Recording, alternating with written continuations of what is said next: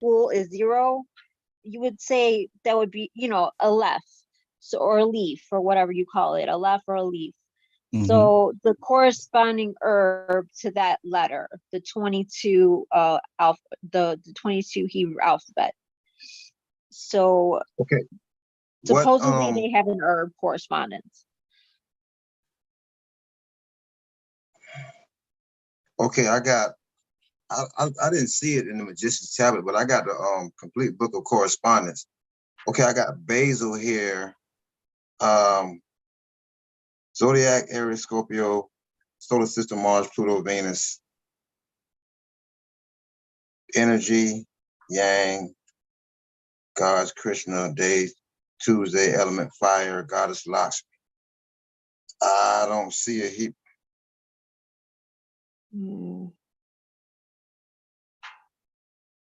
I can't even tell you what Hebrew letters look like. I see it's something that says sweet. Oh no, that's not it.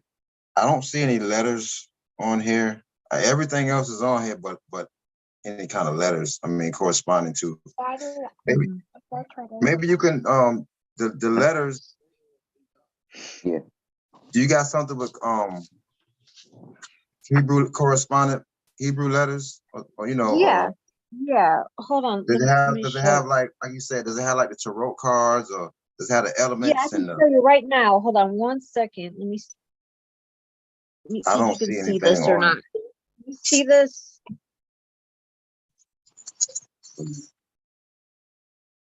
Do you see that at all? Yeah. So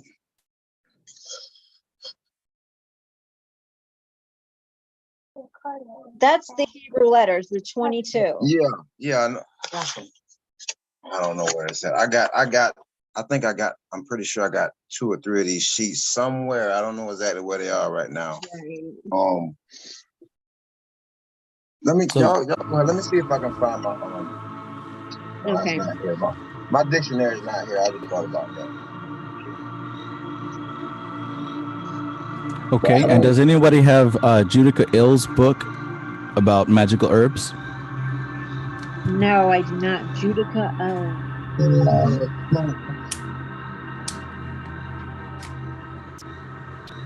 He's saying that these 22 herbs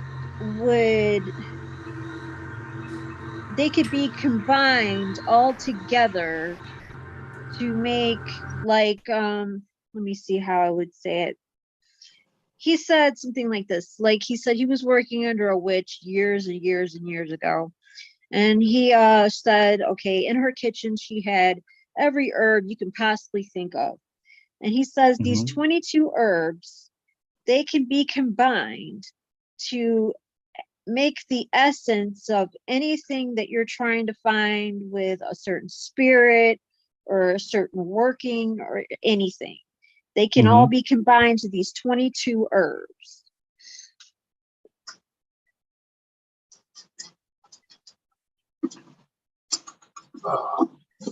So again, I go back to my original question. What's the point? What's the purpose? What's the purpose? He says it's lateral thinking.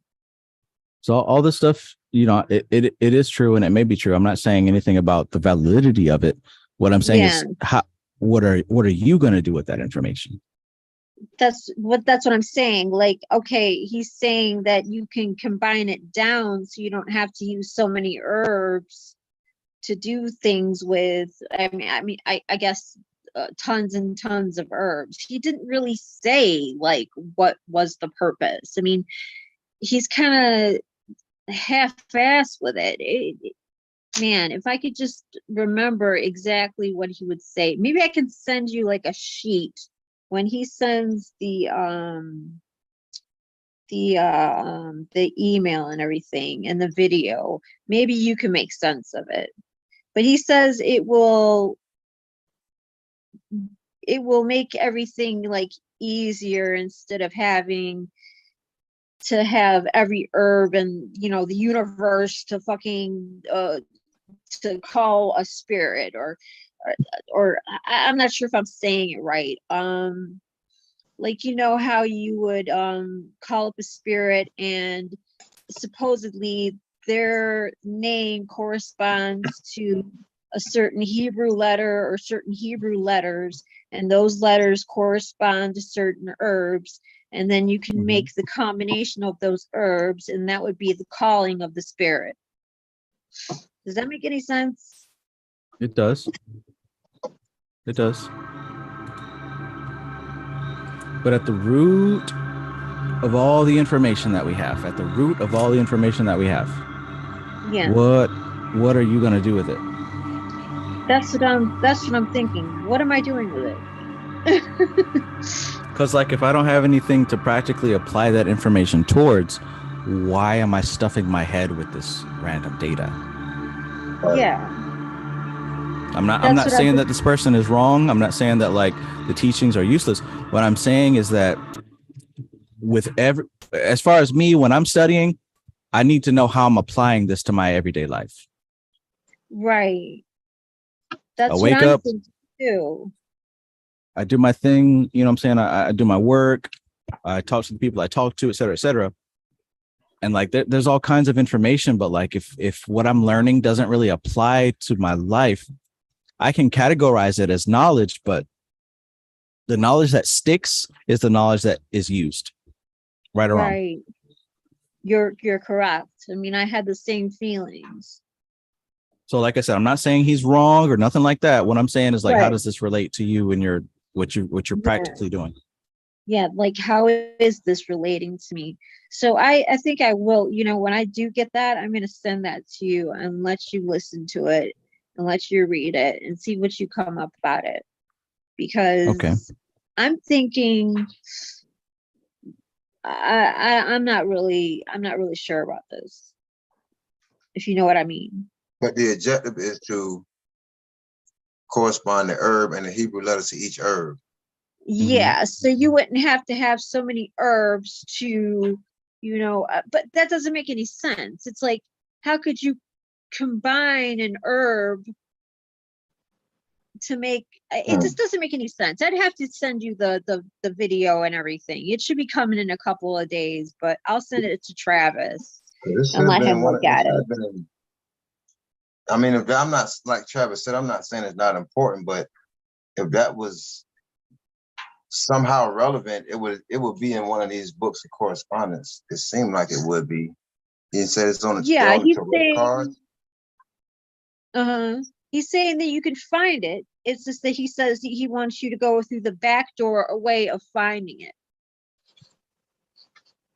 And I'm like, it's like, how am I supposed to find it if I don't have a starting point? So that's just your assignment, just to find it. Yeah, to find those, and then it'll go on from there. I'm sure he has other things in plan, but I'm getting the feeling that this isn't working out. I want to know what Travis thinks. Like, I'm going to show him and I want to know what he thinks. Yeah.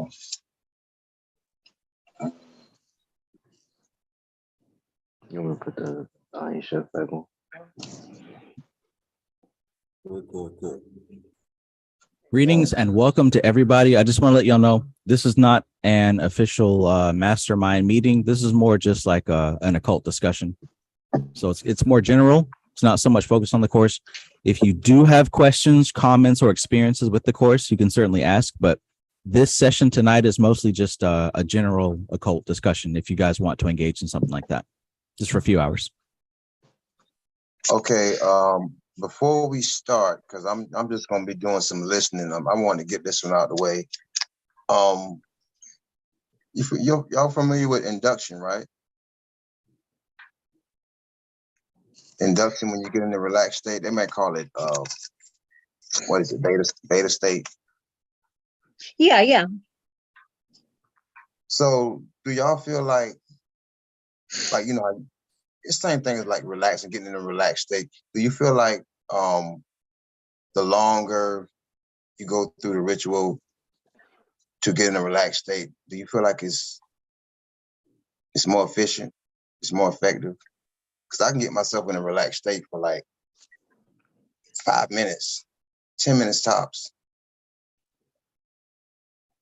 Well, I But have something to say about that is that you can be in a relaxed state in moving as well.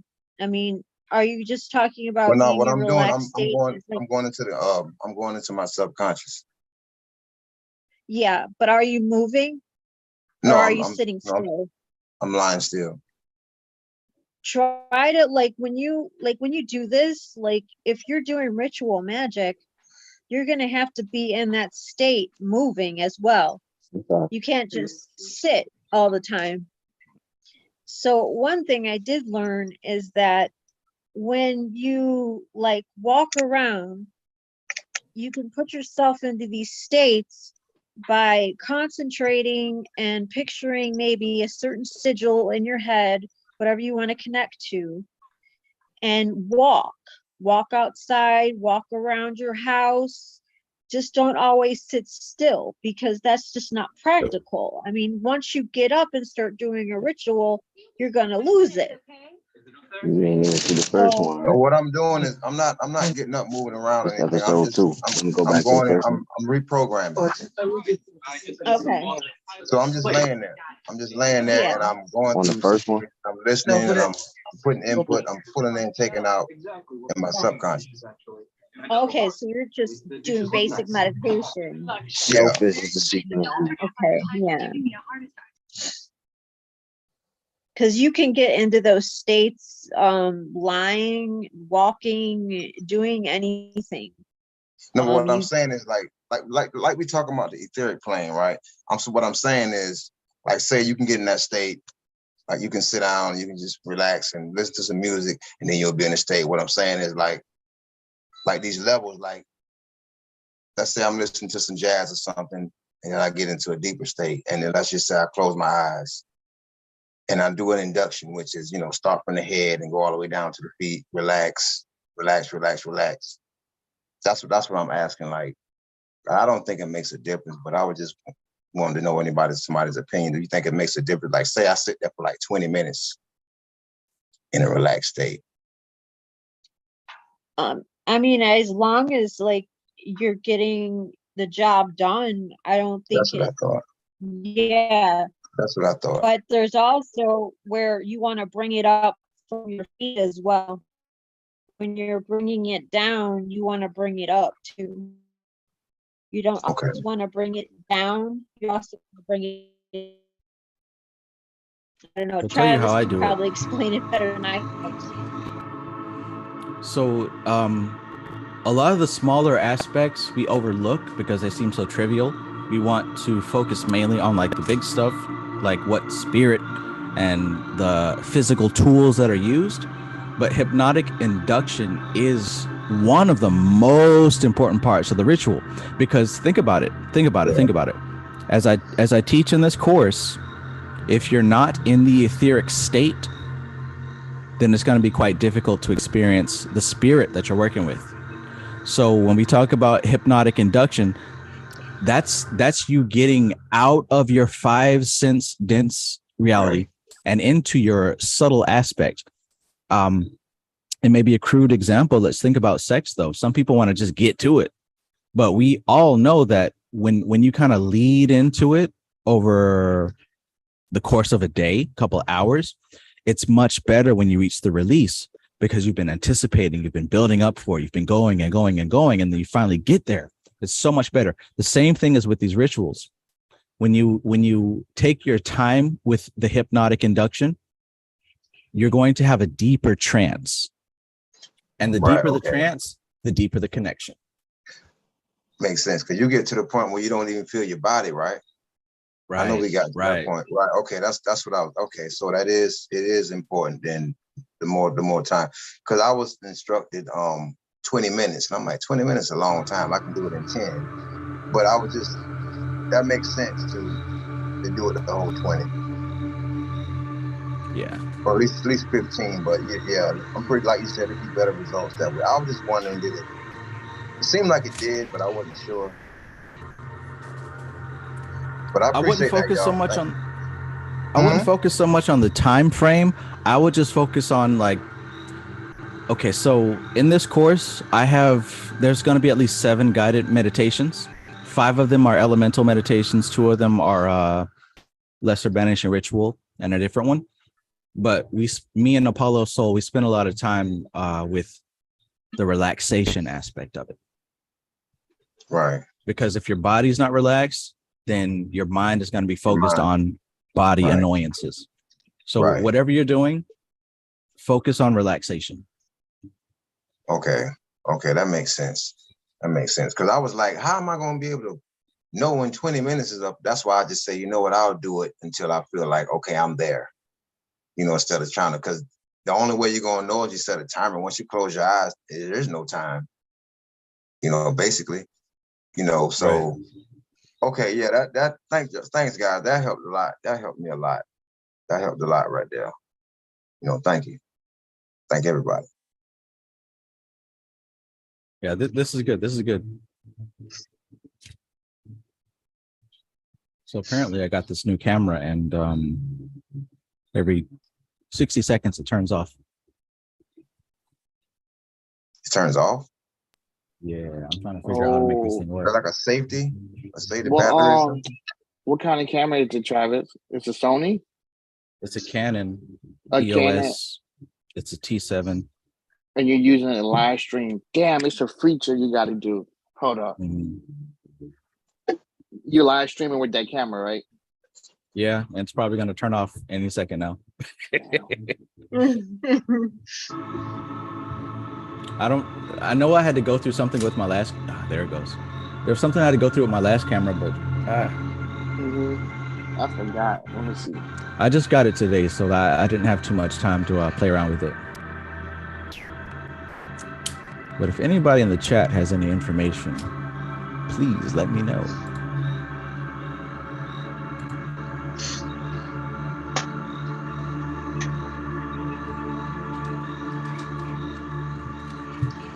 Like about cameras? Yeah, if you've worked with DSLR with live streaming. Oh. I know there's a way to make it work. Yeah. By next time it'll work, but just right now, like I said, I just got it today. Yeah. I think I might just switch to my previous camera for the time being, because I want to talk about elemental spirits. Atropa, do you have experience with working with elementals yet? Yes, I do. Do you feel comfortable sharing anything? Well, I do the LBRP with the elementals, like calling watchtowers, things like that. Is that what you mean? Yeah, that qualifies. Yes. So the invoking and the banishing, you know how, when you do an invoking pentagram for the air or a banishing pentagram for the air, things like that. Mm-hmm. But like I was going to tell you really quick, I think I'm going to be coming on to your side over here because I just have a feeling that I should. So like your program thing.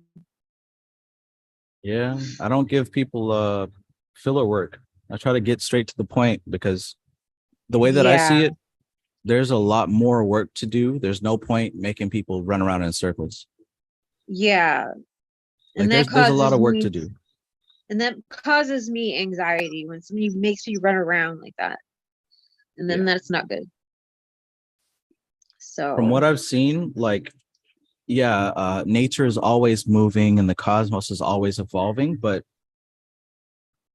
call me biased, but I really feel like right now is a strong time to start working with these elementals and developing them in such a way that they can assist us in what we're doing. yeah. Everyone's heard of witches with their cats and their familiars, right? Right. Well, what most people don't know is that the cat is not the familiar. The familiar is the elemental that is attached to the cat. Just like an elemental can be attached to a talisman or a crystal or some object. But it's these elementals that assist us in our magical proficiency. So it would only make sense to me to strengthen our relationship with these elemental spirits in order for us to have a stronger relationship with any other spirit that we work with. Exactly. Exactly. That's just how I see it. Yeah. And that's just Because I like know say, that it's not in the matter itself. It's not the matter itself. Right. Right. It's what the magician assigns to the matter. I constantly refer to the magician card of the tarot, right? And you look close at that card. Does everyone have a clear image of what that looks like? Yes. So essentially, he's got on his. What does he have on the table? He has all his ritual tools. He Which has the are elemental, which is the athame, the Mhm. chalice, the wand, and the Mhm. pentagram. Right. And what do they represent? And they represent the elementals. Okay, Atropa, you are on it tonight. Thank you. So they represent the elementals. Now, what is he doing with his physical body? He's using his physical body as maybe like an anchor. Mhm. Tell me about his hands. I'm trying to see his hands. His hands is pointing up and down. So that Right. means so as above, so below. Hmm. That's what I always thought about it. And that's correct. And the infinity symbol above his head. Right. So That represents you and me. That represents us as the mages. As above, so below. He has direct contact with the Most High. Whatever word or label or title you want to give the Most High. That's what the pointing up is. The pointing down is thy will be done. So he has right. direct access to the patterns that are evident within consciousness. And then when he's pointing down towards those elemental spirits, towards those elemental influences, he's taking those patterns and finding ways to make those patterns manifest upon the physical plane. That's what Exactly. magic is. Magic isn't simply just let me manifest some money, let me manifest some sex, let me manifest a slimmer waistline. Once you get past all those small trivial things, you start to understand that we are agents of God. And I don't want to sound all religious or nothing like that, but there's a higher intelligence at play. And the more proficient that we get at manipulating reality, the closer we start to see that there's actually a master plan at play. Right. And for those of y'all who are scared of God, it's not a master plan from some external deity. The higher you go in consciousness, the more that you start to see that everything is unified. The more that you start to see that there's no separation. Atropa Yeah. is no different from me. Non-dual. Isaac is no different from me. Society Ejects is no different from me. Once we go up higher in these planes, we're actually getting closer to the same intelligence. So can do we I all ask you blend in? something? Can I ask you something, Travis? Absolutely. So I've been doing a lot of the meditations and of course I've been invoking a few of these entities, most likely the goetic. It's something very different with these elements. With one of the spirits that I'm working at, he's more like type of wind, air, cold, and water like type of energy like. So I was able to finally, after years of practicing, I was able to actually understand how the magus it's in the circle, and he or she can actually be able to see this entity, right? Because when I was into that astral room, I was no longer a female or a male. I was just a form of energy. But the interesting thing on this one was that the communication was quite of different because something from the outside was actually calling me and asking me to walk with it as a child. Like he was telling me, come, child, let's walk. Now, Like when you I say was as a a child. child, do you mean like this is a length of time? Or are you saying that the spirit was addressing you as a child? Yes, the spirit most likely was dressing me as a child to walk with it. I couldn't be able to see if it was a male or a female. I was just noticed that he asked me to walk with him as a child. It was he was like a father to me, you know what I mean? It was not like, like it's not like a figure, but the boys was most likely quite of interesting. And the the energy was like a storm, like a big, those big storms, and the wind comes by and you feel that coldness sensation of Mm-hmm. that storm coming at you. Mm-hmm. That was most likely the feeling that I had when he approaches to me. And as soon as I wanted it to, like, you know how you do astro and you think that you're going to release yourself from the body. So I really wanted to get out of my body and my mind. I wanted to get out of my body and walk with it, and something pulled me back. And as soon as I wake up to the sitting position, my whole body and the whole room was pretty cold. And this was recent, right? Yeah, it happens actually 2 days ago. Woo, And okay. I've been doing this, you know me, I've been doing this for a while, but this one was a very strong one. But it was a father, like it was something superior, like you say, it was kind of like a god or something. I was like, like it was like something is clicking up there, but it was quite interesting though. Okay. Okay.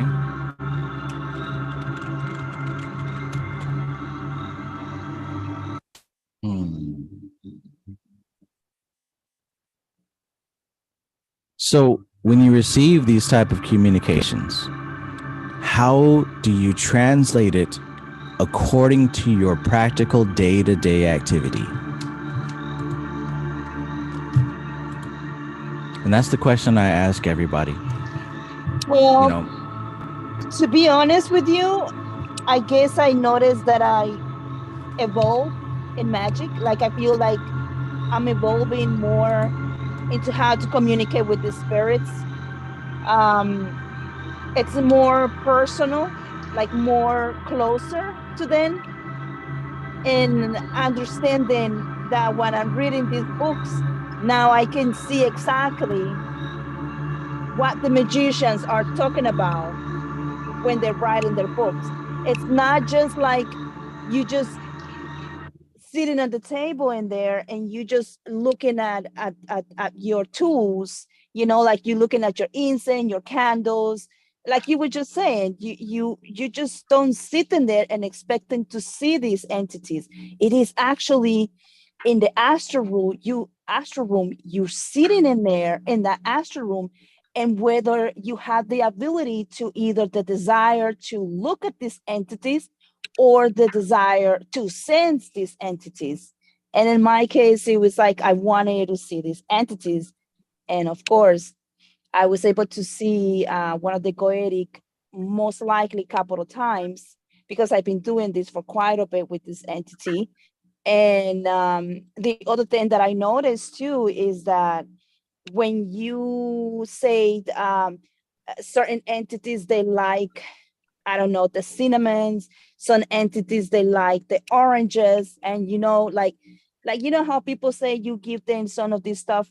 Well, believe it or not, I learned that it's not that you just put these fruits or these herbs to them. It's actually that you yourself get attracted to it, because I've been eating oranges like crazy.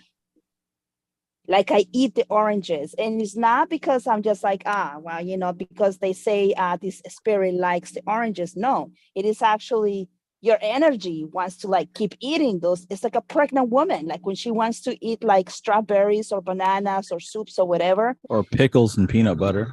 Yeah. So now Yeah. lately I noticed that like the incense, like they like an orange, or like I eat like oranges, and it's just like, what the hell is this? And yeah, it is, like like the answer of your question is, I developed better skills to get up there when I need to go. Okay. Let me say this. So yes, absolutely right. As always, you are on it, Hecate. So when we got these things like fruits and smells and particular correspondences, that's what we're dealing with, correspondences, and that's everything. Just like I'm teaching in the course, connecting with the spirits, the number one principle that needs to be focused upon is correspondence. So there's a reason for that. When you bite into an orange, like say, for example, you take all the skin off, you get all that white stuff off the orange, and you just got them slices there, nicely trimmed. And you some of y'all like to peel the slice off and eat it one at a time. I've seen some people like to bite into it, however you do it. When you bite into the orange, the juice floods your mouth and you get the citrus flavor all over the place. And it's like, it's a distinct moment. Orange. Well, that moment is connected to something deeper. Now check this out. Every time you experience a moment, that's connected to something deeper. And when I say a moment, I mean like whenever you stop and you smell a rose, you know what I'm saying? Like whenever you're, I don't know, you're brushing your teeth and you're like, yeah, I'm cleaning my mouth. Like whenever you tap into something or like you get that feeling and you're in another place, that's an opportunity to tap into something. Now, it just so happens that most of these spirits are attributed to some of those feelings. Some feelings are more connected than others. But the thing is to be able to tap into that feeling and cognize what's happening in the moment. When I bite that orange, I know, citrus energy. But what if that was connected to a spirit? If you can connect that energy to a spirit, that's a conversation that has begun. Let's just picture that. There is a guy that you have. I love orange. Is he still around? Because I went to Target and I got oranges. I bought 1,000 orange. I haven't seen him in a little bit. I think he'll be back though. I haven't seen him. He used to hook me up with them good PDFs. He got me them good PDFs. Yeah. Well, I don't know, man. I love oranges. So I'm just like, oh my God, I look like this guy. I don't know if he's still here, but yeah. Oh, that's What's funny. good? What's good? So you What's know good what? here, boy? You know what, Trav? I was just thinking, listen to you guys. I heard somebody say about a lemon. I just did it just now. Like you said, I use the orange instead of a lemon. Though, if you see an orange, like you said, that moment you can, and that's something else I'm working on, like pulling that moment back in. Like you say, if you see an orange, you know what an orange is, and you see it in your mind, you can also smell it. Mm-hmm. You know, and the texture of the skin, right? Yeah. yeah. Like you can, if you know it, like you say, you can just, meditate on an orange. You can smell it, you can see it, the texture, all that. Yeah, Because I was having Go ahead, a brother. time. I was having a time, and I'm still working on it. Coming into feelings of anxiety, coming into feelings of fear, and I need to use what I'm doing. I need to use these emotions, but I have to. It takes me a while sometimes, and of course, it takes practice. But you have to, you know what I mean. You have to invoke that feeling, just like joy, happiness, and all the other stuff right there. So it takes me a while to do it, but that's one thing I'm working on now, like how to invoke a certain emotion. And it's the same way with them. But orange is pretty easy, because it's solid and it's physical. But I mean, when you're doing emotion, like you really can't see an emotion. I don't think you can anyway, but that's You're something on the right now. track. You remember Rudolf Steiner? He used to have his students visualize an apple. Yeah. Is that in The Magician? I think it was Professor Bardon, isn't it? Or yeah, Professor Bardon. I think it was in the book. I've heard that before. Rudolf Steiner had a physical school, and like he used to teach kids. And one of their first assignments was to work with visualizing an apple, tasting it, smelling it with your eyes closed. Mm-hmm. And you can pull it, like you said, you can pull that moment right back to you whenever mm-hmm. But like I said, it's a little more difficult with me when it comes to an emotion. But that wouldn't make a difference, would it? Like I pulled it in, I pulled those emotions in by reading the definition and thinking about the definition in my head, and then I can pull it in. Look at what I teach in the course. Context versus content. The content is apple, orange, ice cream banana, sundae, right? Something else. But the context is me experiencing something. The Eating it experience with my sensory. and tasting it. It tastes delicious. It tastes delicious. Somebody was trying to speak. Who was that? Oh, it was me, and I was saying, and it's the joy that comes behind eating the orange or apple. That's the feeling that you're broken, and the apple is just the sigil for it, for that feeling. Mm-hmm. And the science is being able to take that anchor and associate it with a specific set of emotions, right? What would happen if every time I smelled an apple or bit into an apple, I felt that crispy crunch and the apple juice flooding my mouth? What if I was able to associate that with a specific concept, which means every time I bite that apple, I reinforce that concept unconsciously. The same way that every time I see a church, I see a gargantuan spider crawling across the top of it. And I have real results based upon that. Oh yeah. Since you said, can you drop that 10K withdrawal in the chat? Yeah. Yeah. Gotcha. Thank you. Yeah, you took the words out of my mouth. I think that was me that was trying to talk a minute ago, and I was going to say about anchoring and taking anything from a moment that kind of stands out to you and anchoring that emotion in that moment, and then you'll bring it back. It's the same thing as anything that stands out in the mind, um, that triggers a strong emotion will bring you back to that moment. You know what I'm saying? And so when you are experiencing things like the eating of an orange, it's going to hit us all differently because we have different we all got different experiences that built us to this point. But when we eat it, certain things are going to stand out to us about the orange. You know, some people are going to, it's going to be the acid, the sweetness of it, levels of it, the strength, the way when you bite into it, the juice, like you said, it just shoots out of it, or if it's not a juicy orange or any of those things. But there's going to be something in that moment that you can pull out and anchor a moment, anchor an emotion in, anchor any of those things in. And that's what I found, that like elementals is just it's you, but it's you broken down to the smallest points, and using those building blocks of yourself to store different experiences, moments, whatever you want to call it, and then being able to recall them.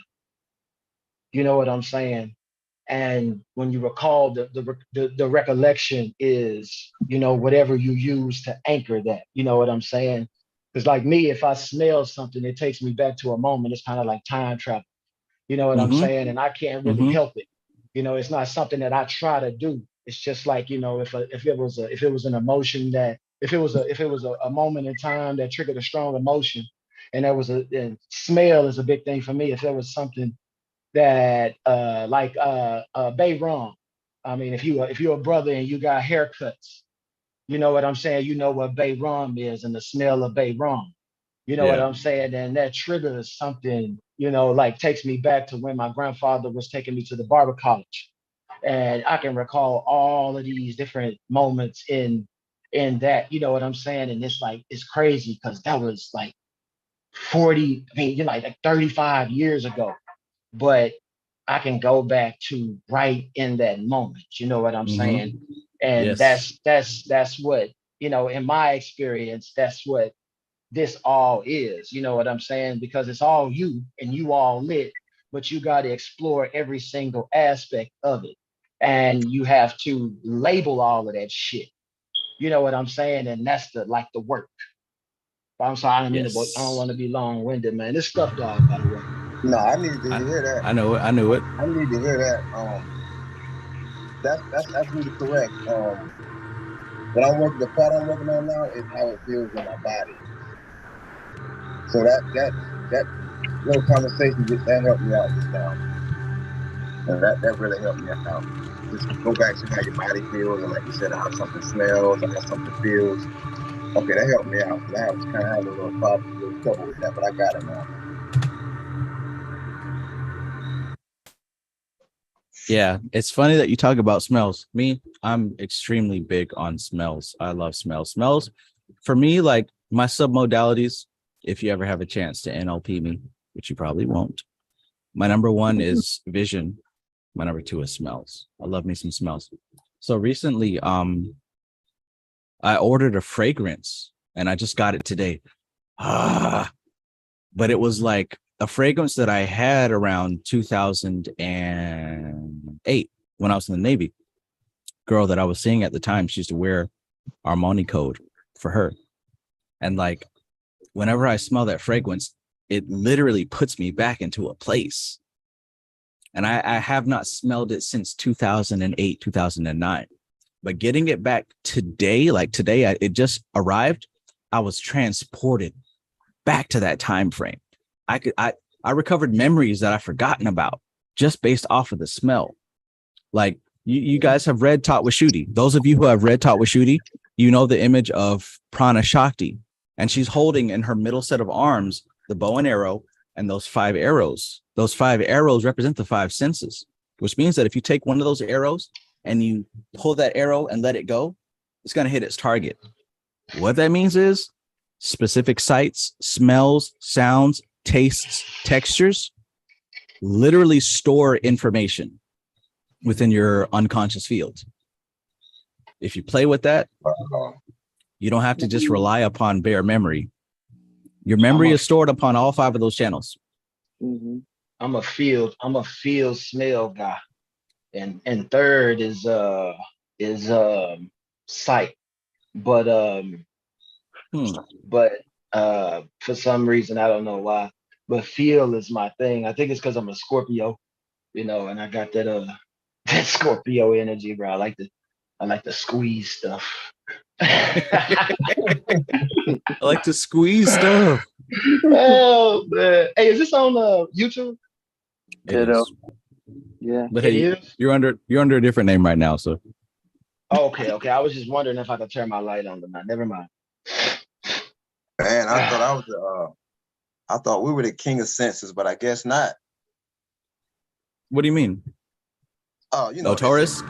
Taurus? Yeah. Because I love, like you said, I love the squeeze stuff. I love the smell stuff. I love, certain music, certain art. I just get into it. I really get into it, especially food. Everybody be picking on me. You're talking because I like food, but I like different food. I like food with a lot of spices and herbs and stuff in it. For me, it's sound. Sound. But yeah, I can agree. Yeah. I could agree with what you say, Travis, because I found some perfume with my mom and I sprayed it. I had so many memories when she used to dress up and put perfume on. We used to ride in the car. I said, "Oh my God," you know what I mean? Yes. So, yeah, I can definitely agree to that. Yeah. I know this might sound weird, but like I still remember the smell of the girl that I lost my virginity to. Like I remember that smell distinctly, and I've smelled it again since then. And like every time I smell it, I remember that moment, 100%. Weird thing about me. I'm sorry, Trav. Go ahead. I'm sorry. I thought you were done. No, you go ahead. I'm getting too personal. Your turn. I was gonna say that I can smell like sickness, man, because when I was a kid, like when I had chicken pox, it has a very distinct smell to me. And so now I can go out and I literally can smell that shit on people. And it's like, you sick, ain't you? It's like, yeah. And it was like, oh my God. Oh wow. It's the weirdest thing. You put off a certain smell when you sick because your auric field changes. I don't know what the hell. I don't know how to explain it, but I can pick it up. You know what I'm saying? And it's a very, very distinct smell that you can smell. If you go on, if I go in hospitals, I mean, it's like lit up. You know what I'm saying? But it's crazy.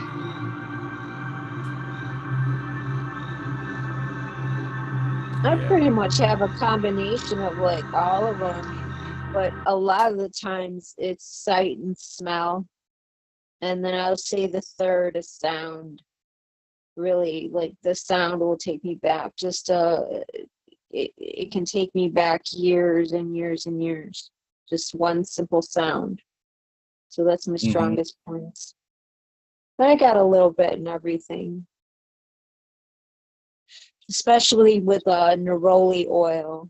I love the smell of neroli oil. It takes me back when I was like 20, 19 years old, dancing in the club and everything. Because I used to make my own oils, patchouli, jasmine, all that stuff, and it's still with me. It takes me back to memories. Yeah. And I'm just saying that based off of NLP. According to NLP, the three main ones are sight, smell, and sound. But everyone has them in a different category depending on their upbringing. But yeah, I know for me, sight is number 1, smell is number 2, and sound is number 3. But They're I all do pretty get close. that feeling though, when there's something wrong, like talking, like say like I'm talking to you or I'm talking to a different person, there's a feeling I can get where I can pick up where I know they're being completely open and honest with me than a person that is more kind of shady and not being so truthful. There's something hidden behind them. So that's there a lot with me. And I wasn't trusting that, but now I'm learning to trust that more. That feeling. Yeah. So you got to think people who scam and manipulate like that, they master a certain style of manipulation. And the thing is, like, Right. most people are stupid. So most people Yeah. only operate on basic channels. People who scam and manipulate, they focus on like general channels that the common peasant is going to just be manipulated by. So they talk fast, they show flashy things, and they do certain things, certain criterias. They meet certain criterias that the average person will just be like, oh, okay, I trust this person. Yeah. That's why it's so important to pay attention. That's when I don't trust them. When my son is here, like, you can ask him. The one thing that I repeat to him every single time I see him is pay attention, boy. Pay attention. Right. Pay attention. That's the one thing I repeat over and over and over and over and over. Pay attention. If I die today, that's what he'll remember that. That's what my mom instilled in me. And I'm 43 years old, and I still have that. She's always like, be aware. To this day, she's always look around you, be aware. Yes. Be aware. Yes. So that's imprinted in me. It's imprinted. We went for a walk late at night, and there was this guy that was walking past us. He had his headphones on, and he was looking at his cell phone, and he just walked past us. And I was like, son, that's crazy. What did you just see? Oh, I just saw a guy. He was on his phone, and he had headphones on.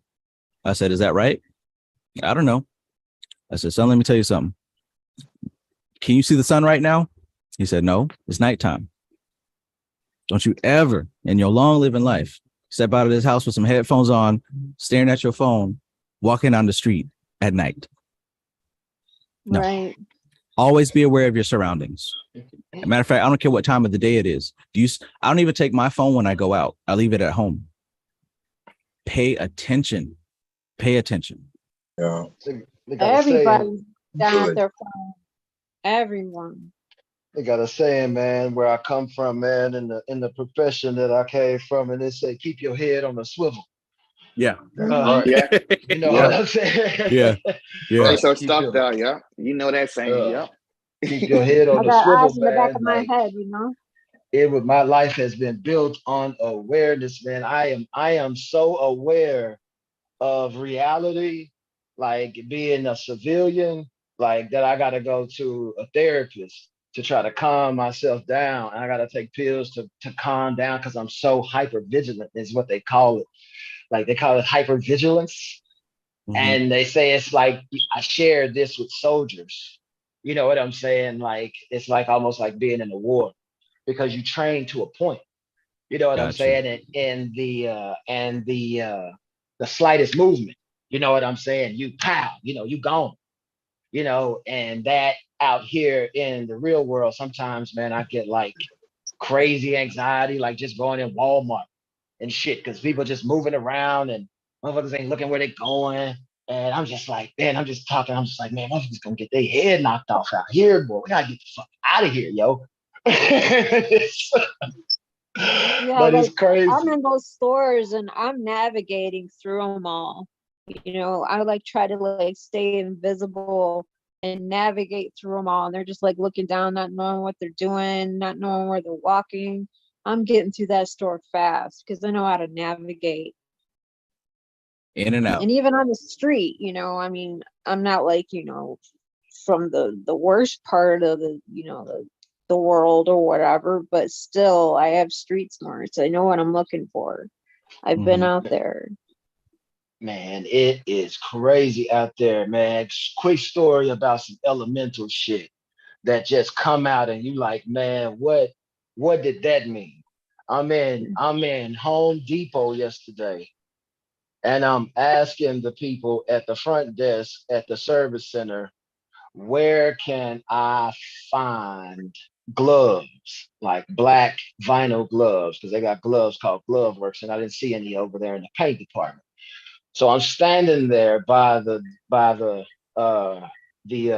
service center desk or whatever, and there's a pallet of wood that they bring in for you to buy wood for firewood and shit like that, standing right beside me.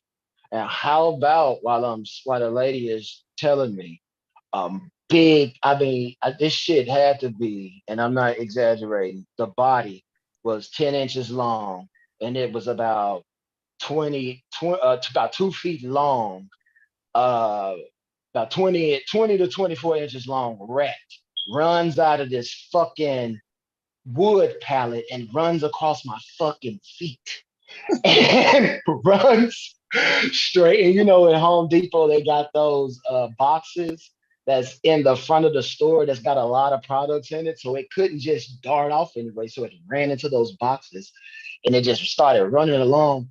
And I jumped and I was like, what the fuck? The lady gonna try to tell me, oh, it's just a little mouse.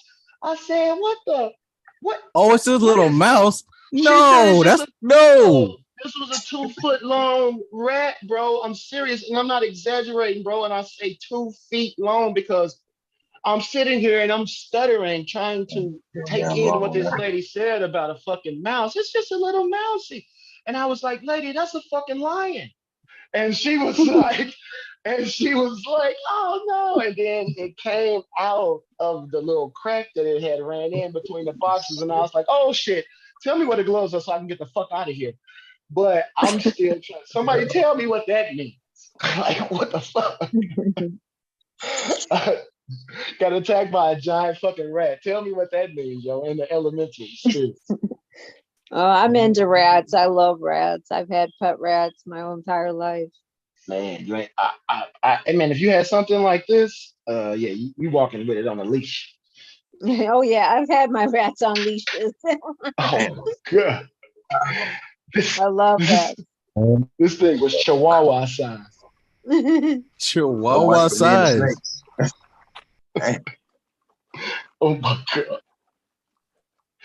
yes. yeah, being aware, you see, a lot of times I see things I don't want to see, like not necessarily rats, but I see people engaging in digging in their nose, digging in their. I just see, and I'm like, sometimes I'm like, I wish I wouldn't have saw that, but like y'all say, I'm always watching everything around me. And sometimes I see things, I'm like, damn, I would rather have not seen that, but Yeah, 'cause you can't unsee it. yeah, Can't yeah. unsee it. can anybody see like the things behind stuff? And do anybody see like trends, trends that are advertised in like certain aspects of life mean certain things? Like Yeah. um, this weird thing that just came into my vision is these bangs that that uh black women are wearing. That's just like these two little like um I don't know what it looks like, bro, but it's like it's baby hair, and it's two of them on each side. The picture of it's and this shit is like I never seen that before. And now that I started seeing it, it was like every time I see it, it's on some shit that's like some negative shit. It's almost like demon horns. You know what I'm saying, man? Somebody, man, look at that shit, bro. Just look, I'm I serious. think they call it a swoop. But That's you Is can't it true. see. like two little? Is it like two little Yeah, joints on each side of the head, going yeah, yeah. They like two take their little dirt. paddles or something? Yeah, I know what you're talking about. Bro, that shit is demon time, bro. Someone said lace wigs. Sigil, yantra. So with the like we talking about seeing stuff, right? A lot of time I really haven't paid it no attention and no mind. I really haven't heard anybody talk about it. But I've been meditating a lot, like in the past few months, and what I notice is I have 1 and 2 second moments where I can see what's inside of my room. Like Mhm. it'll pop in and pop out for 1 or 2 seconds, but I can see my entire room, and I got blackout curtains on, and it's be like 12 o'clock at night with my eyes closed. Mhm. And I know I'm not the only one to experience that. That's No, you're correct. not. No, you're not. We have that. But I haven't, I didn't really think nothing of it. I'm like, oh shit. It pops in and it pops out. I'm like, oh, okay. But I think it's pretty cool. I get Oh, sparks like close to the ceiling. A lot of the times I get like sparks going off, but when you directly look at them, it's gone. And a couple Mhm. nights ago, I was going to sleep and I was half awake, and I wear a mask. I wear a sleep mask. And I put the light on a dim purple. And out of my mind's eye, I could see this big, tall, like black hooded figure in the south corner of my room. mm-hmm, But mm-hmm. it wasn't evil, it wasn't negative. I don't want to use evil because I don't buy into that. It It's like a was more shadow. like no, it was like more of an entity, not a shadow. And it was like making me feel like completely loved. And then the light turned green, but I can't see anything. I have my mask on and everything, but this thing was acting like it was like almost like a puppet master over me, but making me feel like so nice and so loved, and then it was just gone. So I don't know what that means, but I didn't get any negative vibes. It was very tall, very, very tall. No, that's cool though. Like I said, like you can see that. That's cool that you can, use that set of eyes like that. I just never paid it no attention though. Well, right now I'm in the stage that I can be in that astral and I can call the spirit and have the spirit showing up. Nice. That is amazing, the way that I realize that we have that skill to do that. Mm-hmm. And just like a magus, you can, like the Oculus. Have you guys just like that? Like I'm in the Oculus and I can Mm-hmm. call the spirit. That is just amazing. Nice. Yeah, Nice. that's just awesome. Nice. So you asked, Anybody got people in they family that's seeing things in the house? seeing things out the corner of their eye and coming to them and asking Yeah. y'all what they might be seeing. My little boy is experiencing My this. Yes. my daughter, my Yes, daughter is, absolutely. but she can't really relay it back to me because she's 3 years old. But she's like, I see grandma over there, you know. Yeah, And my little she boy was like 11. maybe 1.5 when grandma passed away. So Yeah, my little boy 11, man, and he was up here yesterday talking about that and seeing things out the corner of his eye and then looking at them and they disappear. And I was telling him, that's not how you look at them.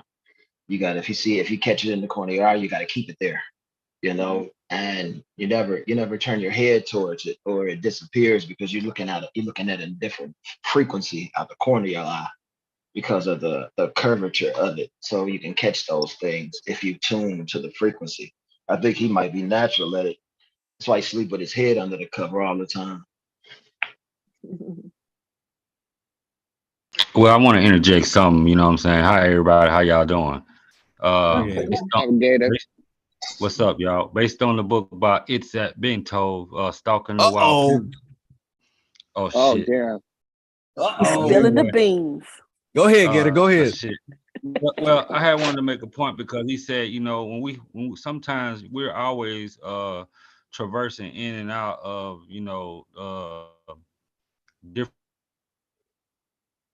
different parallel universes per se. You know what I'm saying? When we reach that 0 point of stoppage, you know what I mean? I'm trying to say it without really just saying with how exactly. I'm paraphrasing, but so we're always going in and out of this 3D to 4D, or I guess I could say the etheric plane, or hell, even sometimes to the 2D, if you want to call it that, the linear plane. When we're always going in and out, and so I think the best reaction is no reaction. You know what I mean? And if we all just stay cool and like see everybody doing a good job on here, but it's the people that's around us might need a little bit more help. But anytime we encounter these peripheral elementals or whatever, just be cool. You know what I mean? And Yeah. and anybody who got any rules about what you supposed to do or what you don't do, fuck it, break that shit.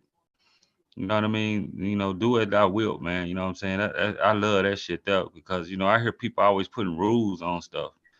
Those are Right. just subconscious chains, if you ask me. But yeah, it's some cool shit though, man. I didn't mean to throw that out there, Trap, but it just jumped out there. All And good. All good. yeah, you got a good audio book online too. Really? Okay. I didn't know that. Oh God, I could see the first one, and you could really pick it up if you just go look at it on YT. I had that computer voice reading it to me. Yeah, well, this is like a guy reading it, but you can follow along in the book, and hey, he don't do quite as good job as you, Trav, but hey, it gets me through it though. What's the name of that Hey, book? hey, What's the name of that book? hey, Yeah, on that about the what is it? Do as I will being the whole of the law. right. So but I mean that's the law though, right?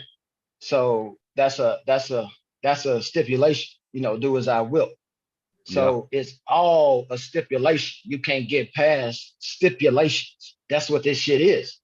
And you just got to find the stipulations that connect you to the outcome that you want.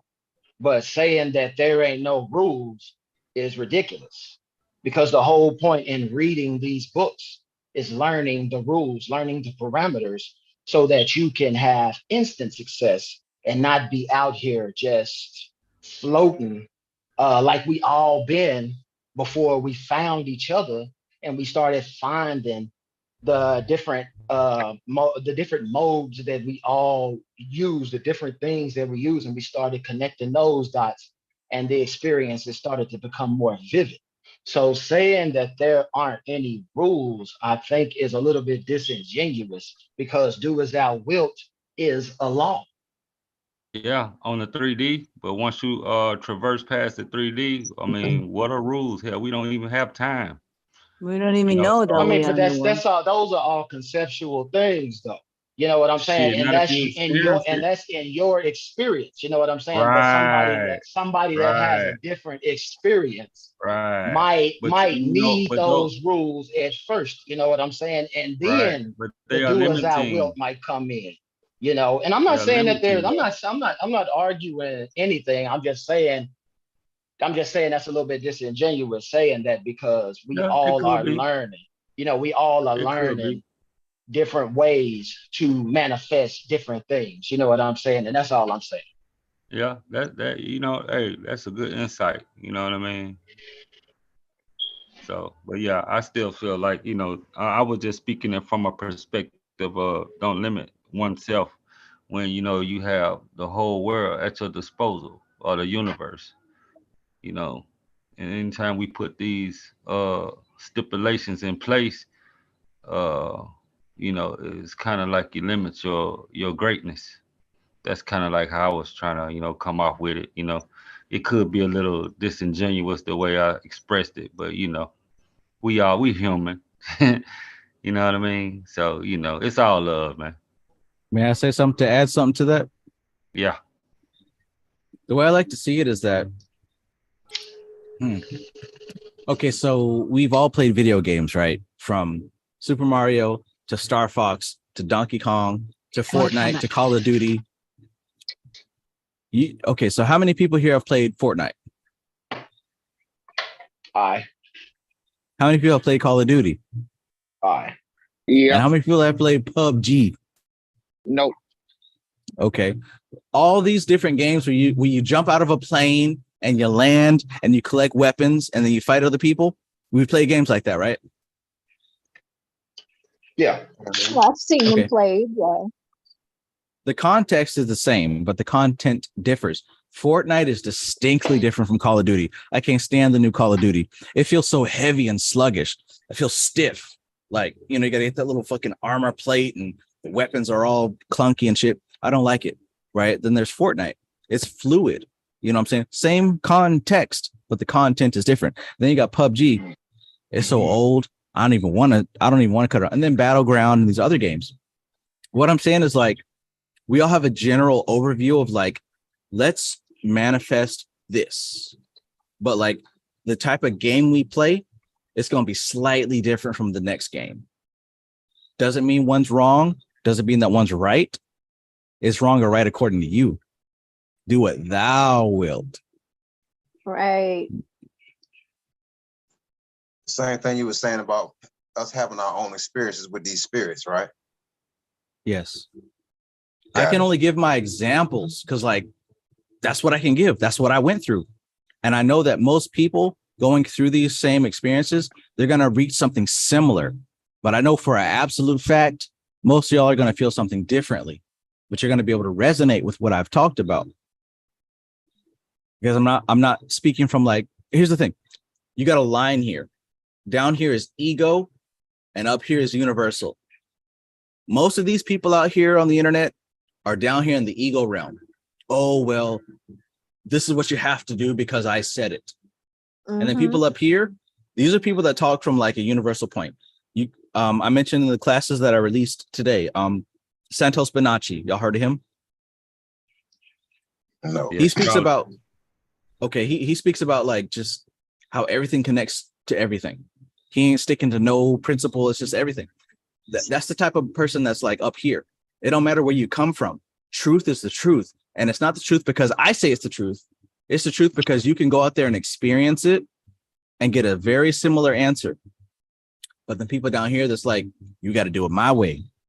If you don't experience what they experience, you're excluded. You're wrong. Right. You're broken. Stay away from that shit. You're crazy. Limited. Yeah, Santos Bonacci and the syncretism and Yes. seeing the connection to things, you know what I'm saying?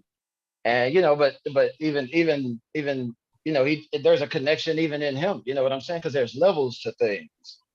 You know what I'm saying? There's levels to stuff, you know what I'm saying? And like you said, there could be somebody watching this that's just starting that needs structure. And there could be Yes. somebody like you, Trav, that's in the flow. I mean, you like Steph Curry with the ball. I mean, you like Kyrie. You know what I'm saying? So it's different strokes for different folks. Is all I'm saying. You know what I'm saying? That's all I'm saying is that there are levels. I mean, there's books out there that people could read to get insight into how to do it themselves. You know what I'm saying? And that's all I'm saying is that it's not one thing, but saying that there's not a way to tap into it like a yantra. You know what I'm saying? That's a specific frequency that you can chant to tap into a specific experience. You know what I'm saying? So that's all I'm saying. And when we were talking about smells, same thing. You can Yes. anchor yourself with a smell. All of this stuff is those things, but it's what works for you. You know what I'm saying? And some people might be more right brain to where they need the structure of a ceremony of a not a ceremony, but of a temple Ritual. ritual ceremony. And some people might be able to create the ritual in their mind because they got their right brain and they can see they're artists like me. I'm an artist, man. I can create any landscape in my brain and I can write that bitch on paper. You know what I'm saying? So all I'm saying is that it's a flow, and there's different levels, and different strokes for different folks. You know what I'm saying? I wasn't trying to, bring up. No, Yeah. I'm just always going. I'm always throwing wrenches in there, man. I'm the wrench thrower. That's Yeah. good. No, like this is good. Like, Yeah. I was looking in the class. One girl commented. I don't know if she's here right now. I'm still learning some of y'all new folks, but she was like, Trav, I joined this course with the intention to prove you wrong. I joined this course with the intention to prove everything you say wrong. And I said, yes, come with it. Come with it. Like, come with that mind of a scientist. Because like, I want you to look at this in a practical way and I want you to prove it to yourself. Don't just accept it because I said it. Prove it to yourself. That's how it's going to work. So yes, let's bring the debate. Let's bring the different viewpoints. Let's see where it connects. Let's see where it differs. But by all means. And funny thing Say- is that I'm a scientist myself. Like I was like, at the beginning when I started, I was like, not sure what he really is talking about. Let me just try. It's been years with Travis and I'm like, fuck. I was like, fuck, he's right. I need a hashtag on Twitter. What I was going to ask you, Travis, the class is still open, right? I can jump in. Absolutely. Okay. You have it listed on like YouTube or like a link, or is it on your website? Yes, it's the Spirit Summoning Masterclass.com. I can send you a direct link. Okay. Because at the beginning, like probably in like 2 weeks, I'll be in the class. Okay. Yeah, Okay. just let me know. This Okay. it's ongoing. The full class is posted now. Because I can't stop studying, I'm sorry, y'all. I'm gonna keep adding videos to it. Just because I keep finding out news.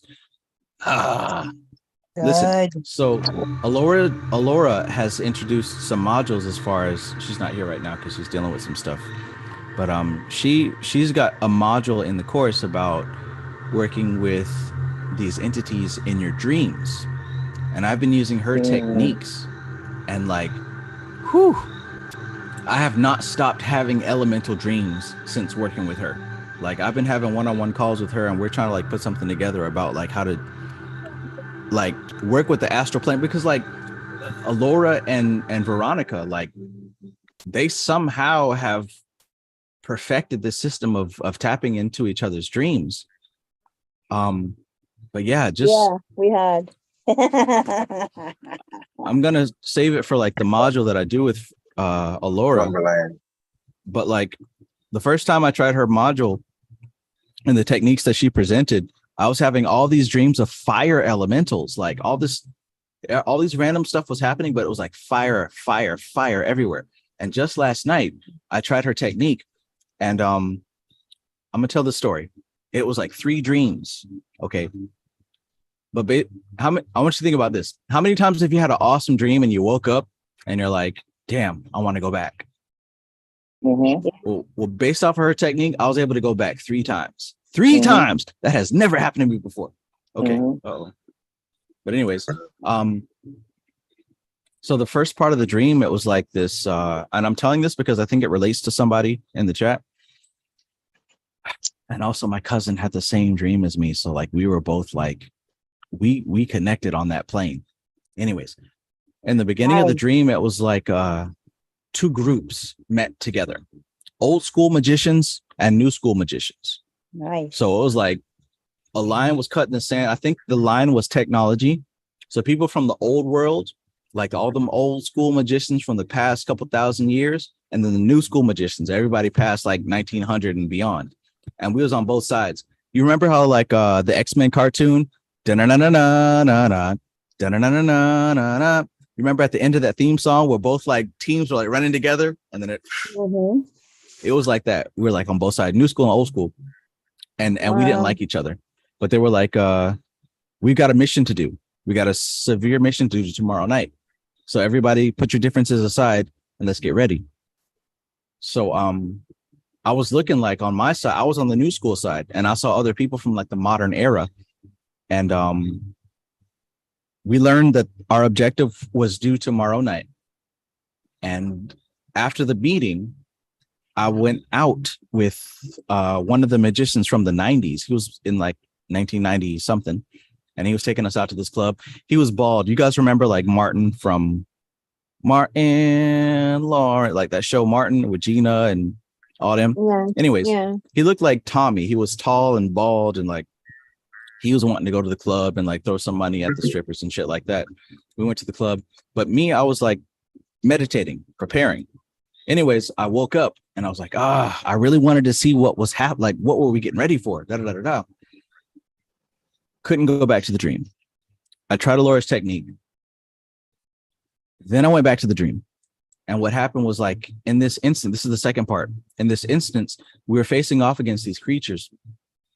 And some of them were like Medusa. Like if you were to look and make eye contact with them, you were turned into stone. And I was on the side with like the newer magicians, and most of them were getting defeated by these entities because they didn't get the telepathic message, like don't look into their eyes. They kept getting turned into stone left, right, left, and right. My implement was a unicorn horn. So like I used that and I touched these entities, and they dissolved back into the element that they came from. So I was one of the only ones to survive based on the fact that I paid attention. So I woke up again like, this shit is epic. Like, what's going on? Then I was able to go back to sleep again and reach the third part of that dream. And this part I find to be the most profound. And I usually don't share my dreams because it's just like personal or whatever. But the third part, I think, was the most impactful. There's a lot of shows about like zombies walking around the earth and people having to survive. Da, da, da, da. Well, in this part of the dream, the elementals had possessed human bodies and they were walking the earth freely. So like our task, this was what the big mission that we had to prepare for. We had to send these elementals back to their kingdom. So we were going out and I saw like all the other magicians. Mostly the old school magicians were left. The new school ones, they perished on the first round. But the old school ones, they were like just slaying all these different elementals, slaying them, just like killing them. But the ones that I came across, they seemed like ordinary people. So I eventually got to the point where it was like I had like families of elementals come to me, like daughter, father, husband, kids. And I don't know. I think that I found it best to kind of just ease them into the afterlife. Like I told them, you know, you're not dying. I'm not killing you. I'm just sending you back to where you came. Where you are now, this was an experience, but the time is up. It's like when I touched that unicorn to them, they begin to dissolve back into sand. And it was like you're surrounded by people that you love. You're surrounded by people who care about you. And once you go, you'll be waiting for them when it's their time to come on your side as well. So it was a very gentle process, me sending all of them back to where they came from. And then I woke up and I began to see this hexagram like on my eyelids. I think we talked about this before when we were practicing Talk with Shooty. When you start doing these meditations, you start to see these Yeah. shapes on your eyelids just before you Yeah. wake up. And I was thinking to myself, if I dreamt about all these earth elementals, how come I'm not seeing a square? And then I realized that hexagram shape that I'm seeing that was spinning around was actually a cube, right? A cube in 3 dimensions is a hexagram. So I was on that same plane. A lot of information came through to me. And then later on, I talked to my cousin, and she was on a phone call with my other cousin. And as I listened to her talk, she had the same dream as me. She wasn't with me in the first part, but she was with me in that second part when we had to help that family transition back to their original plane. Hey everybody. Oh, there Trev, she is. there I am. Yep. When did you have that dream? Today, last night. Fucking shit. Do you remember I told you about my dream and it was the same, basically that same deal, but I had it on the 22nd of November. So the thing about dreams is that dreams, to people who don't know, dreams don't run in the limitations of time and space. So if you're on the same wavelength as somebody, y'all can share the same dream and even interact with each other, but on different dates. But that's another conversation. Mhm. Drop But the technique. it's in the course, man. No, It's in the course. It's in the course. I dreamed that same dream on the 28th, the 29th, and 30th. But mine was elephants.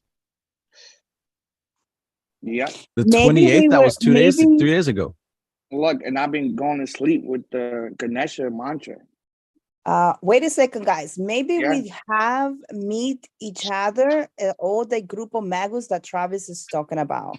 And then look what happened when I came home today. Oh, We all Look what my daughter did. experienced something this week. Man, So I broke my all Ganesha too. experienced on shit this week, yo. I broke my little Man. Ganesha. Oh, I had to throw my Ganesha away today. I was cleaning out the garage. I had to throw mine away. It Wow. broke. wow. Wow. Yes. What the hell is that? Yes. What the hell is that? Yes. Man, there's something happening with the earth Yeah. elementals. I'm telling y'all. We're all fucking with elementals, man. so you guys were talking about fire. I was like with the wind and the water, like a very strong wind and water, into the point that I was like, this one was at 3:30 in the morning, and I'm sitting in my bed and I'm not sleeping. I'm fucking meditating, and I put the heater, and this room was cold. Like my room was cold like ice. I'm not kidding. That was what you were feeling today, Hecate? That was actually last night. Last night With I got real meditation.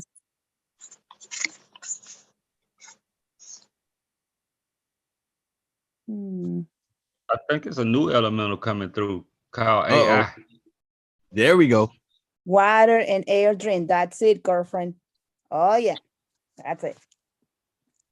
You know, AI, rise of the machines. You know what I mean? That's why everybody walking around. You know, we was talking about earlier that people walking around stuck to their phones. Yes. And I think like we were saying, that everything is changing. We're going in a new paradigm, and I think it was like you say, the elementals are progressing or digressing, and I think it's a new one, and that's what I'm alluding to. Called artificial intelligence. Even the people that in Silicon Valley who created Google and all these social media platforms, they say they were just building an algorithm, but shit, they found out that the damn algorithm started thinking for themselves. So, I think we faced with a new dilemma. So, I mean, just something I don't know. I had dreams about something that was similar to the Matrix, you know what I'm saying? And we was going against machines and shit. So I don't even know. That's why I say that might be the elemental in my dream, but I don't know. I just had to put that out there because it corresponds to what everybody else is talking about. It's been my personal belief that artificial intelligence is actually a super evolved form of the earth elemental. That's what I think. Because AI is founded upon crystal. Yeah, it's like they mixed earth with air. That's what I think so far. I'm not an expert on it. That would make sense though, man. Because I mean, when if you think about like when they talk about the human elemental coming through, there was what they call floods in the earth and all of these different things. When God even talks about it in the Bible, making all of these different things, I'm pretty sure that was a chaotic thing when you was on the ground. But we just reading it from the level of God and him talking about Monday, Tuesday, Wednesday, Thursday, but on the ground.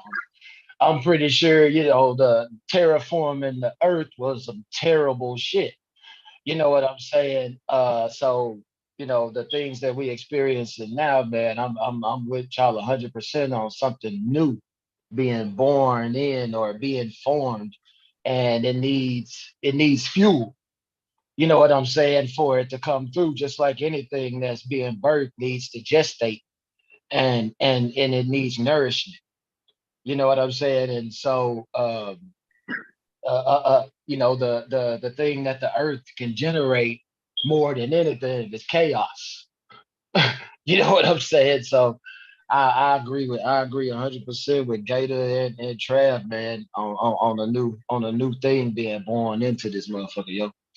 Hey, and the fuel, and to piggyback off of that, I think the fuel is the attention. Because, just like everybody, with the wave particle theory, you know what I'm saying? When you look at the wave, you know what I'm saying? When you're not looking at the wave, it's a wave. But when you put your attention or focus on the wave, it becomes a particle. But And everybody walk around in their goddamn devices. with their phone, yeah, with their phone, that makes 100%, bro. Because I mean, I've been seeing this for so long, telling my little boy, bro. Back when we was flying, and I ain't flew in so long because the earth got weird.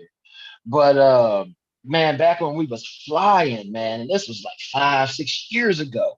I remember being in the airport and just every single person in there, even the people at the damn desk, had their head down looking at a phone. And this was Mm-hmm. like 5 years ago that I recognized this shit. And I'm like, yo, this is some weird ass shit. And I mean, it's just like normal now. You know what I'm saying? But this shit is it's crazy. Like you say, attention, man, attention. You got to be looking at something for it to manifest, like you said. You know what I'm saying? If a Mm-hmm. tree falls in the forest, you know, shit. Woo. Thanks, Mac. Man, I ain't even went that far, man. I'm not saying I'm scared, but I'm just so old school that I'm like, man, I need control over that thing, bro. I don't even want a dog in my house that ain't went to obedience school. You know what I'm saying? So yeah, I don't want nothing shitting on my doggone four or and that's what that shit gonna do when when the betas come out, bro, and people got them in their house. It's gonna be pissing all over their house, and it's like gonna be like a little puppy, bro, and you gonna connect it to everything, and it's gonna like No, the internet of things and shit like that, and you're gonna connect it to everything. And that shit just gonna be pissing on the floor. You're gonna have to wipe up for it. You ain't gonna be able to find nobody to do it because that shit is in beta. Man, that shit is gonna be crazy. It's gonna be like a fucking newborn giraffe, man. God I Giraffe. don't know. This is He kind of said giraffe. weird. This is kind of weird, but years and years ago, like maybe around like 2008, I was talking to this guy and he was really big into like remote viewing and everything like that. And he said he always saw visions and he always saw a woman and she would be standing by like on a beach by the water and she always wore a blue dress. And he kept getting warnings saying, do not go into the machine. The people that go into the machine are begging to die. So it was just like a real creepy thing that stuck with me for years. And all this electronic stuff, I don't know how I feel about it. It just keeps sticking with me. My question about that is to think begging to die. Do you think that somebody who enjoys life can be convinced to beg to die? No. Do you think that people who are ignorant already, the Tide Pod challenge, people eating dish detergent, laundry detergent, people jumping off of high things and doing all this dangerous stuff, begging to die, metaphorically, would you consider them to be intelligent? No, I think he was more talking about more intelligent people thinking that, this was the right thing to do. And when they did it, they're like begging to die. That's what I got out of it.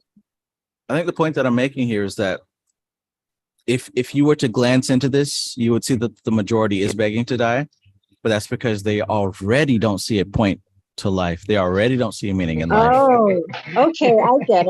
I get it. When I see this, when I see what's evident here, I see all of them, but I also see opportunity. I also see expansion. Boom, boom, boom. Hell yeah. Yeah. They say you gotta buy in the recession, man. Man, listen. You gotta buy in the recession. None of this stuff is inherently evil. I love AI. She is beautiful to me. The fact that she can do anything, 1111, her potential is endless. I love artificial intelligence. Now, most people, they don't have the willpower in the first place to resist what she's capable of, but I do. Not only do I have the willpower to resist, I have the willpower to control and direct where she's going. You're going to be on one side of the fence or the other. You're going to be swept under the current, or you're going to be on top sailing. Okay. I never said it was bad. I never said it was bad. I said that shit, it's going to be beta test. And I like control, like you said, Trav, like directing it in the way that I want it to go. And I don't like to bring things in here that I don't have control over. I'm the Magus. You know what I'm saying? Like I control, reality. So, I don't want to be on the ground floor. And when I bring it in here, I'm going to understand that the capabilities, like you said, and the I don't think we can understand the limitations or its potential until we go down the line, but at least like the parameters that you need to follow. That's the way I look at it. Like I said, I didn't say it was bad or good. You know what I'm saying? I just said it's like a newborn giraffe, man. I don't know if that's good or bad. It can be neutral. It could be neutral, and whoever gets a hold of it and whoever has the power to do whatever, you can just like fire. It's definitely neutral. It's definitely neutral. Like you said, just like fire. I mean, just like fire. It's definitely neutral. Or as Apollo Soul said, just like electricity. Right. Yeah.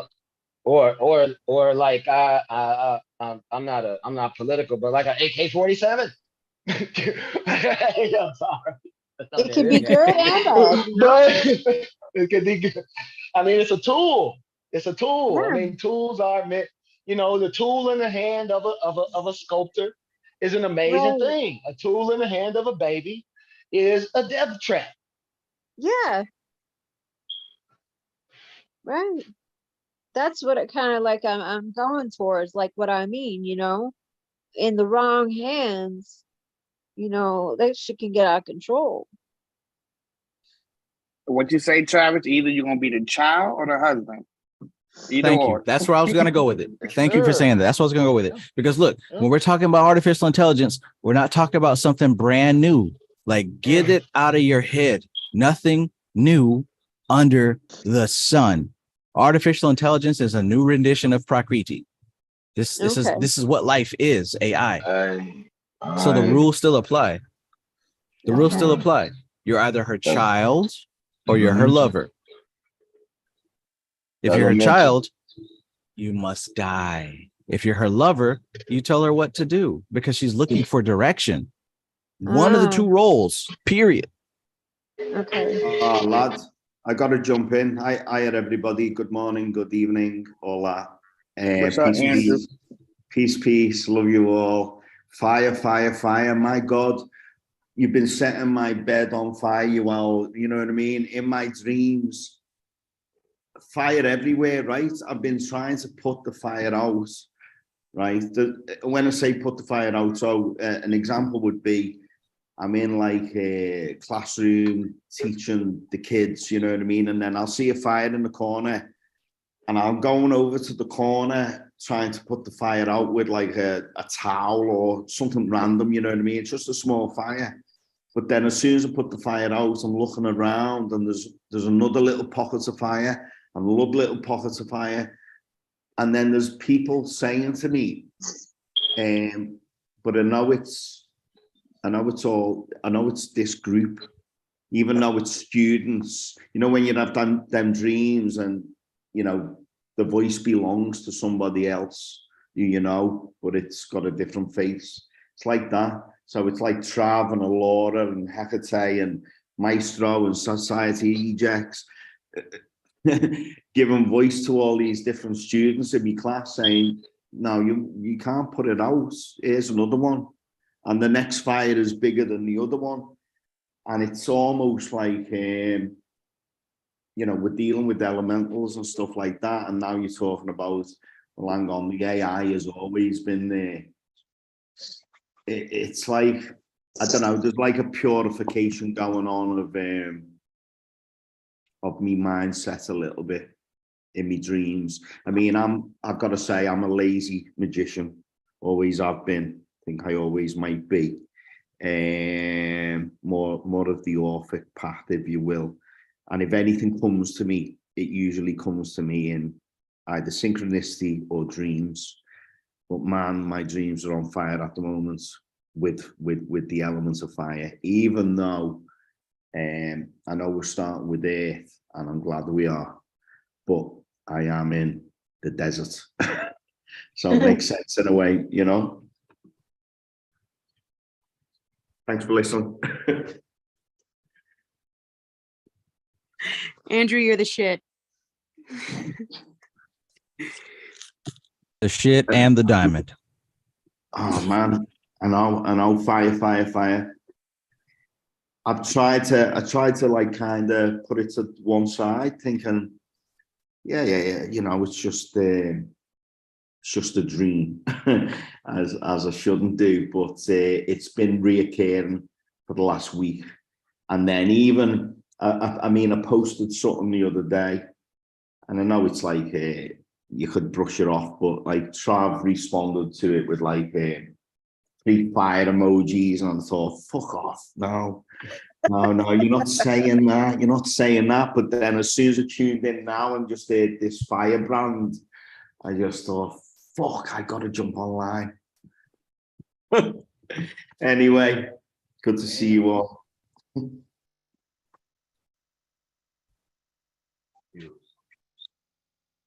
The way this stuff has been happening lately, I can't even afford to be surprised anymore. I know. Yeah, now I'm just like, oh, so there's that. Okay. So y'all have been having heavy No elemental dreams. And the thing is, as well, with this stuff, it's almost like, you know, it becomes so comical in a way. You know, you kind of laugh it off and go, yeah, everyone's in sync. We're all on the same page. You know, the synchronicities are coming thick and fast, and it's a beautiful thing. And that kind of gets you in a kind of vibe of kind of nonchalantness, if you know what I mean. And then you get a synchronicity that goes boom. This is serious, motherfucker. You best start taking it with a bit more weight. You know what I mean? But into how it comes though, you know, not through the nonchalantness, you know what I'm saying? Through like not looking at it, through, you know, the non-reaction, and then boom, it hits you again, you know. And you know, if like Trav said, you get to a point where Alora said you get to a point that it's just like the elephant in the room, and the elephant is just in the room. Yeah. You know what I'm saying? That nobody reacts to the elephant in the room. Ganesh reference. Yeah. But I mean, totally, because you know, I mean, it's almost like, okay, I mean, I was talking about this the other night of ignorance at one end and like kind of arrogance of knowing at the other end. And it's like, okay, yeah, you're a magician and you're in love with being a magician and you've got the knowledge, you've got the fire in your hand, you've got the fire in your hand and you know you have. And then the universe, if that's what you want to call it, smacks you around the face with the kip and goes, yeah, but what are you going to do with it, fool? You know what I mean? And then you go, shit, what am I going to do with it? You know what I mean? What am I going to do with it? It's one thing knowing, it's one thing having the experience and the gnosis and all that stuff. But what are you going to do with it? Mm-hmm. That's the main question I ask all my little newbies. You had an awesome revelation, an awesome vision. You had an awesome experience. And Shiva talked to you, God talked to you, Mickey Mouse talked to you. What are you going to do with it?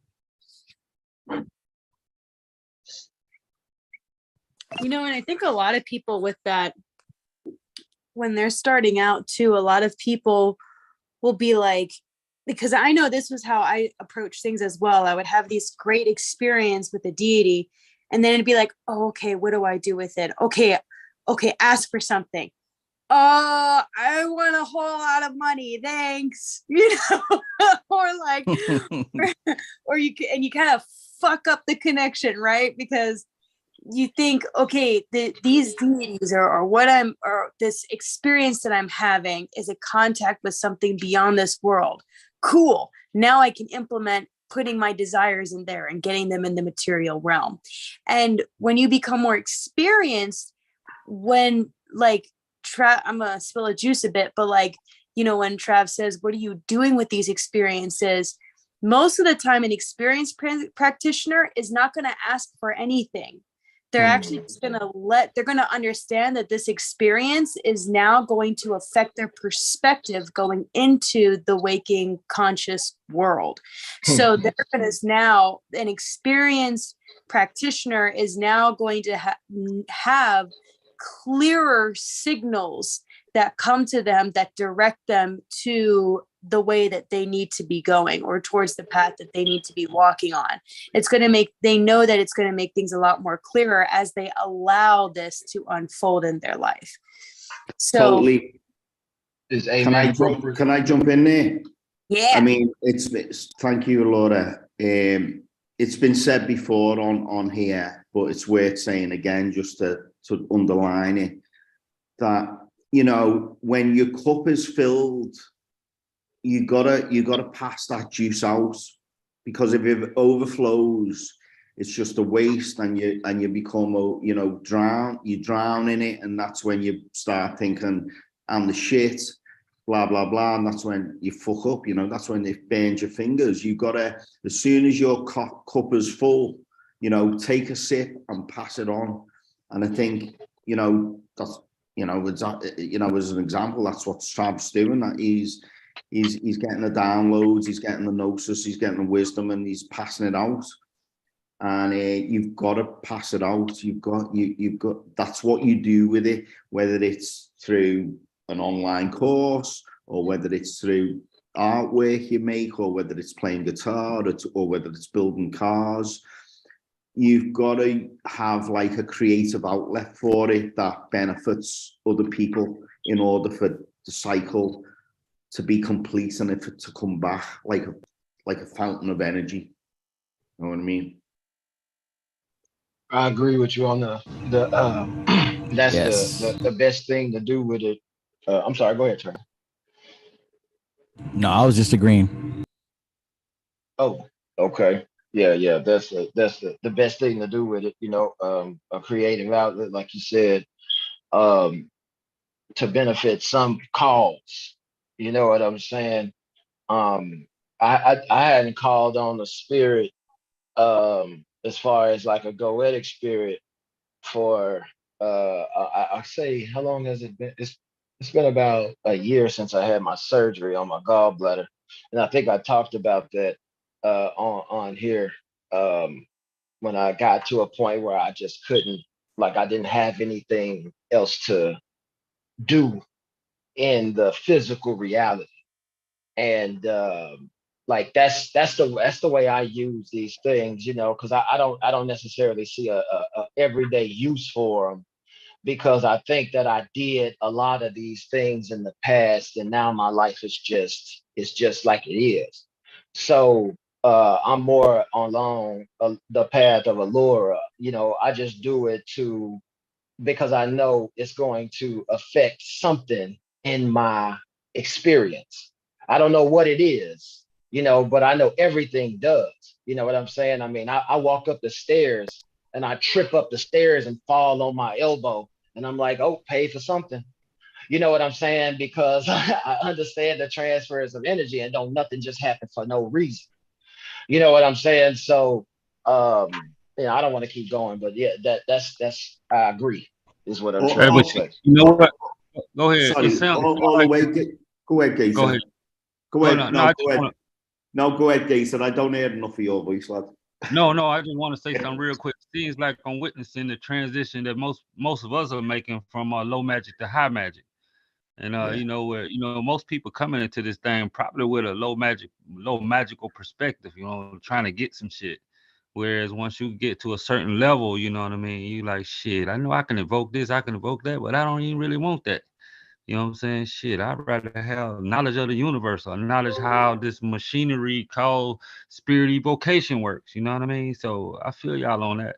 Which low magic is cool. Ain't nothing wrong with Yeah, it's low cool. magic. You know Yeah, what I'm saying? yeah, Ain't yeah. nothing wrong. But I don't want to make that clear. I'm not saying yeah. there's nothing wrong with low magic or anything. I know you ain't saying that either, Gator.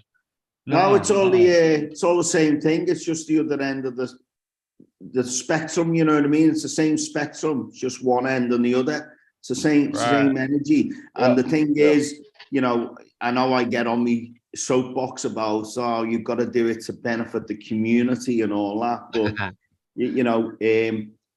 when you benefit yourself, you do benefit the community. Do you know what I mean? So Mhm. start Yeah. with yourself, and then the Right. love will spread just naturally anyway. You know what I mean? Because you yourself is a building block of a greater experience. You know what I'm saying? Which is, like you said, the community, which translates to the city, which translates to a better experience in the reality. You A know, better so heaven, yeah, my man. A better heaven. right, and, right, right, and, right, and a yeah. better hell, if that's the way you want Right. to look Yeah. at it. Both of them, bro. I'm all about both of them, bro. Both of them is experiences that we gotta have. You know what I'm saying? So I'm not scared of either ends. You know, like I said, I've been Yeah. in the what people would call crazy house from invoking something. You know, so I'm definitely not afraid. You're only as crazy as you know, man. You know what I mean? Hey man, I just know I ended up there. So Same. right. Made it to the edge. Man, like Jamie Foxx said, the fucking edge right there, man. That's the mark. Like that's how we can really tell. Like, I don't care what you're talking about.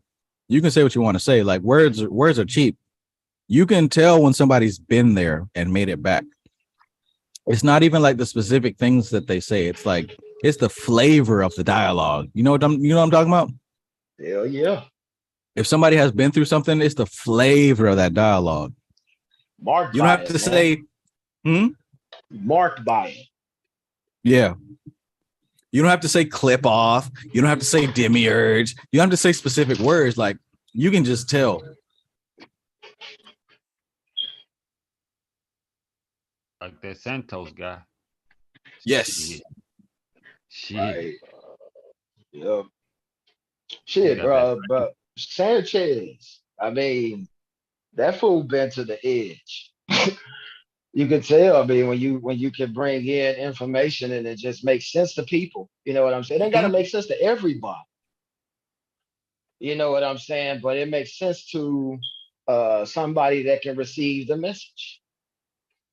Akasha speaks to Akasha. And when you touch the Akasha and you speak that language, that's a universal language. Game recognized game. There we go.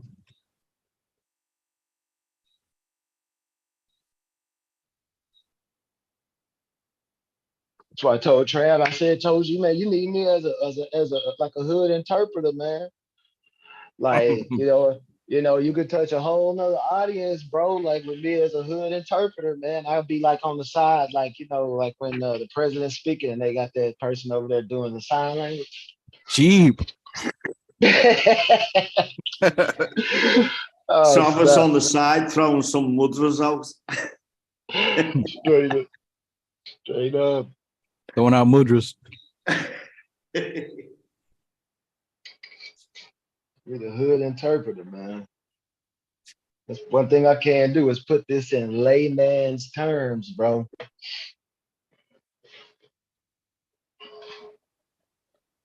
Yeah, Trav, you're democratizing the magic, lad. That's my goal, man. That's my goal. Magic for everybody. If The you're FBI competent. gonna be on your ass. Oh, they're already here. I know. And they love it. Hey, I like that last part, Trav. If you competent, bro, gotta put that out there, bro. Because man, you please put that out there, bro. Because we can't give people that. Bro, I'm sick of the power that some of these people have, and it ain't even magical. Man, if we give some of these people some magic powers, bro, I got to go to Earth 47, bro. Like where this shit ain't started yet, bro. I'm rewinding, man. Time don't exist, bro. I'm going to Earth 47, bro. I'm fucking, bro. We marveling in this bitch. This shit is trash, man. These people. You got folks. Go ahead. What's that? You got folks suddenly talking about the Vedic info. Now you got folks suddenly talking about the elementals.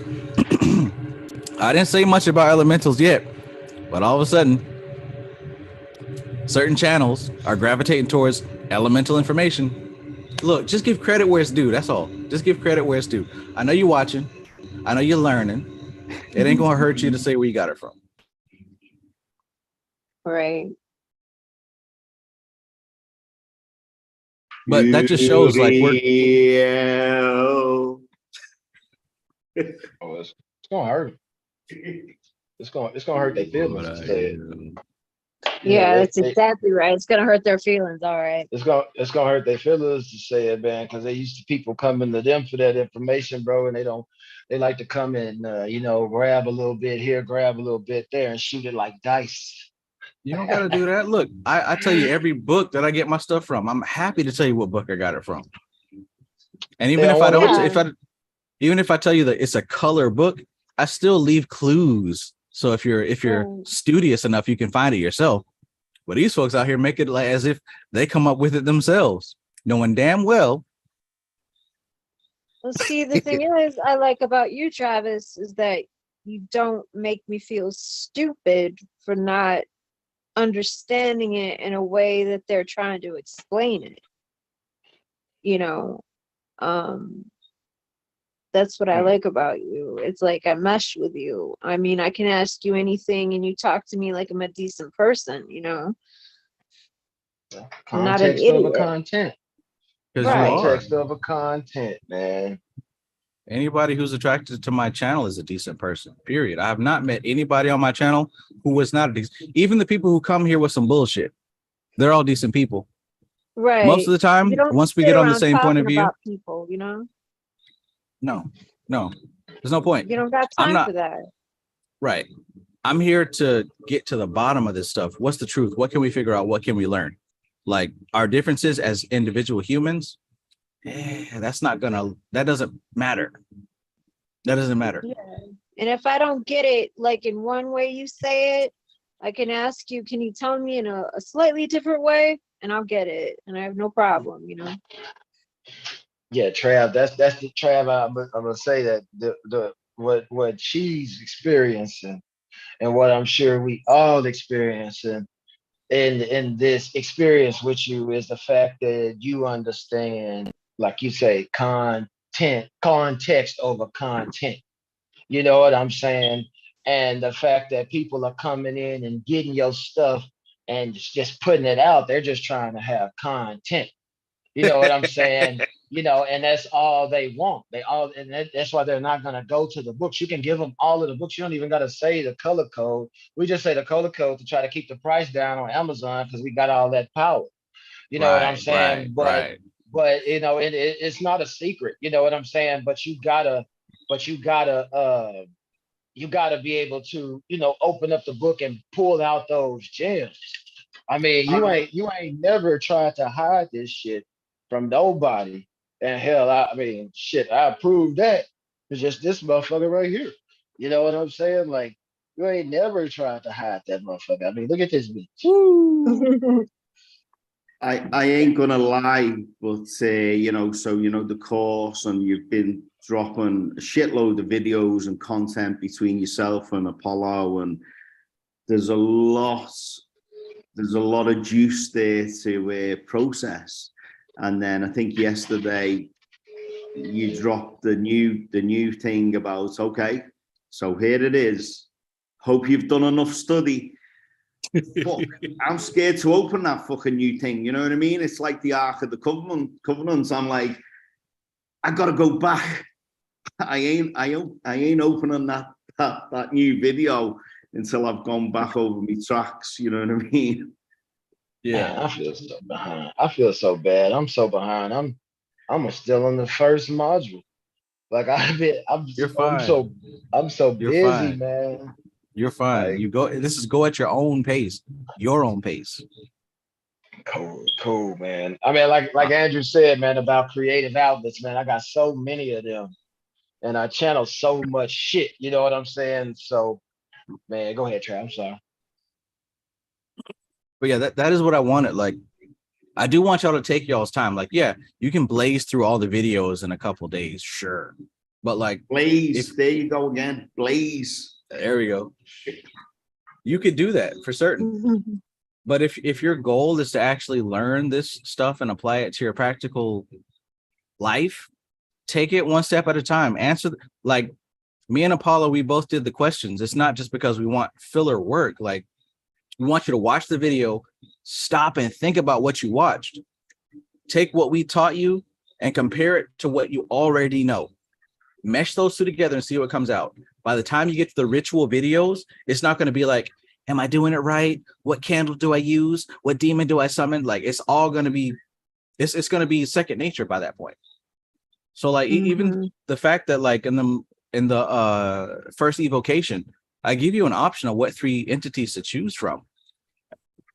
It's not exactly a trick question, but this is an exercise for you to trust your intuition. Guess what? They're all earth elementals. You're not going to lose, but pick the one that you gravitate towards. Is it Alegba? Is it Ganesh? Is it Oriel? They all come from the 3 major early civilizations, right? I know we shouldn't make fun of our fellow neophytes and all that, but I was listening back to one of them videos. I think it was like the opposite universe thing, the left hand and right hand part, and someone chimed in and said, "Is it okay to use line paper, Trav?" It's like, oh, what shit. But you know, there you go again. You know, everything's elemental. Even the paper that you write on, whatever it be, even if you use the bark of a tree and a stick with a bit of mud, or cardboard.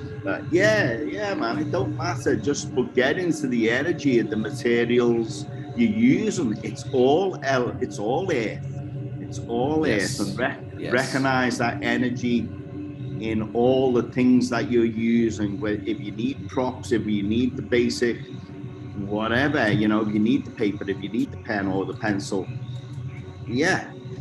but recognize it for its energy and know that it's a gift from that deity that you're working with. Right.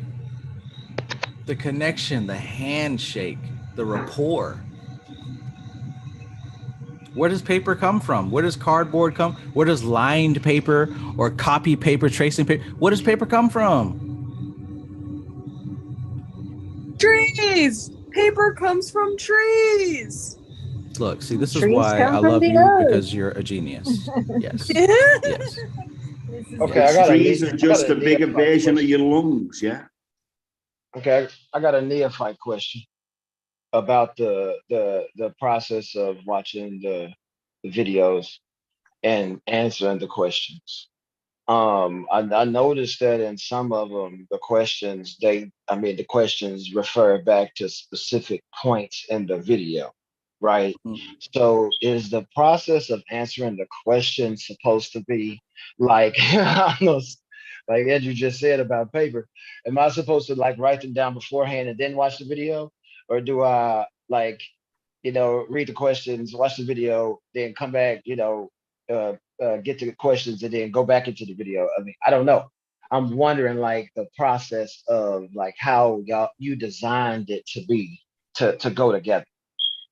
I've been there. I was that paranoid android as well, going, Paranoid what the fuck they android. want what they gonna do with my answers? I'm reading them as meticulous as it takes. I'm seeing everybody's answers. And I can see some people are answering the questions before watching the videos.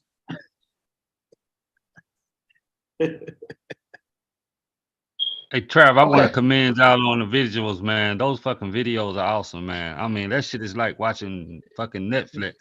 Mm-hmm. You know what I mean? The music, the visuals, shit, fucking the path working aspect of it. I mean, I'm like fucking captivated to the fullest, man. Appreciate it. I'm finna get So on when I get off. bravo. You also got some TK comedy in there with the hand cream, man. Hold on, Yeah. man. Yeah. Hold on. So y'all just gonna go over my question? I mean, ain't nobody gonna answer my question? I'm just wondering. Like, I did not get an answer to this question. We're going to answer your question, but first I have to give a shout out. I don't know if she's going to watch this or not, but shout out to Apollo Soul because she's awesome. I taught her everything she knows, but she's awesome before I taught her everything that she knows. But anyways, my question to you is: have you been a child before? Oh my god. Yeah. Oh. And have you ever experimented? You know how they tell you to? I know that I've been through this before. Have you ever put on your shoes after you put on your pants, but then you're like, I wonder if I could put my shoes on before I put my pants on? Have you ever gone through that? Wow. Damn, I did not want an NLP. Like, I swear, I just wanted to okay, man. Okay, I got it, bro. God damn. I got it. In a way, I can't help it, man. It's literally I ingrained know, into my. I know, bro. I know. I just wanted to. Well, we designed it as you watch the video, but god damn, NLP me like a motherfucker. But yeah, Read the I question. will. Read the questions first, and then watch the video, and then ask the No, question. I got you. I got it. I got it, bro. I got it. I said it was a neophyte question, man. I mean, I prefaced that, You did. This is how you know though that you're in with the group, because you understand when someone's putting NLP on you. Like the other day, like the other day, I was talking to Maestro, and he said something like, he was like, "Oh, Laura," it was something ridiculous. I was like, "No, I'm not gonna try that." It was like weasel poop coffee or some stupid shit like that, right? I was like, "No, I think that." Yeah. Look, okay, now he's yelling at me from the other room. But anyways, so he's like, "It's not stupid." But anyway, there was something that he was trying to get me to eat or drink, and I was like, "No, I'm not going to do that." And he knew that one of my triggers, an easy way to manipulate me is to like compliment me. So he'd be like, "Oh, but I mean, you would really be, I think you'd be a really cool person if you did this." And I was like, "Don't you fucking manipulate me." Like, give me that drink. I see you smooth bastard. Don't you manipulate me. Give me that coffee. Yeah. Tune in next week when we'll be combing our hair with a burrito. Yeah. For real, people. Say Peer it. pressure. Peer pressure. Peer pressure. Oh man, we're all just NLPing each other now. It's ridiculous. The most efficient way to communicate. It's a sign of true friendship. Definitely. What have you done with the Maestro, by the way? What was Sorry, go on. I was going to say, Laura, what have you done with Maestro? I ain't seen him for a while. Get Oh, worried. he's- Yeah, where is he? Oh, Maestro, where is he? Oh, he's looking for my other dog right now. He's here. He's just all right. Well, if y'all want to see Maestro here, ready? How do I turn this camera? Oh, there it is. Oh, there's a Maestro. You got him in the cupboard. Yeah, well, I got him in the hallway. Yeah, You caught a wild maestro. I did. And he tries to manipulate me at every corner. It's great. He really likes Every corner. Yeah, he really likes to NLP me and try to like hypnotize me and shit. Like, hey, we're gonna do an exercise. Well, I have to admit, you are a very good hypnotic candidate, Laura. Yeah, I know. You suckers keep getting me, man. I'll be like, I'm not being hypnotized. I'll do whatever you say. Laura, It's a skill. let's seriously meet up in the Astro room and let's do something to these guys. What? Yeah. Holy shit. And I'm not included in this, right? Or am I? dreams of easy squeeze cheese for like 3 weeks. And you won't know why.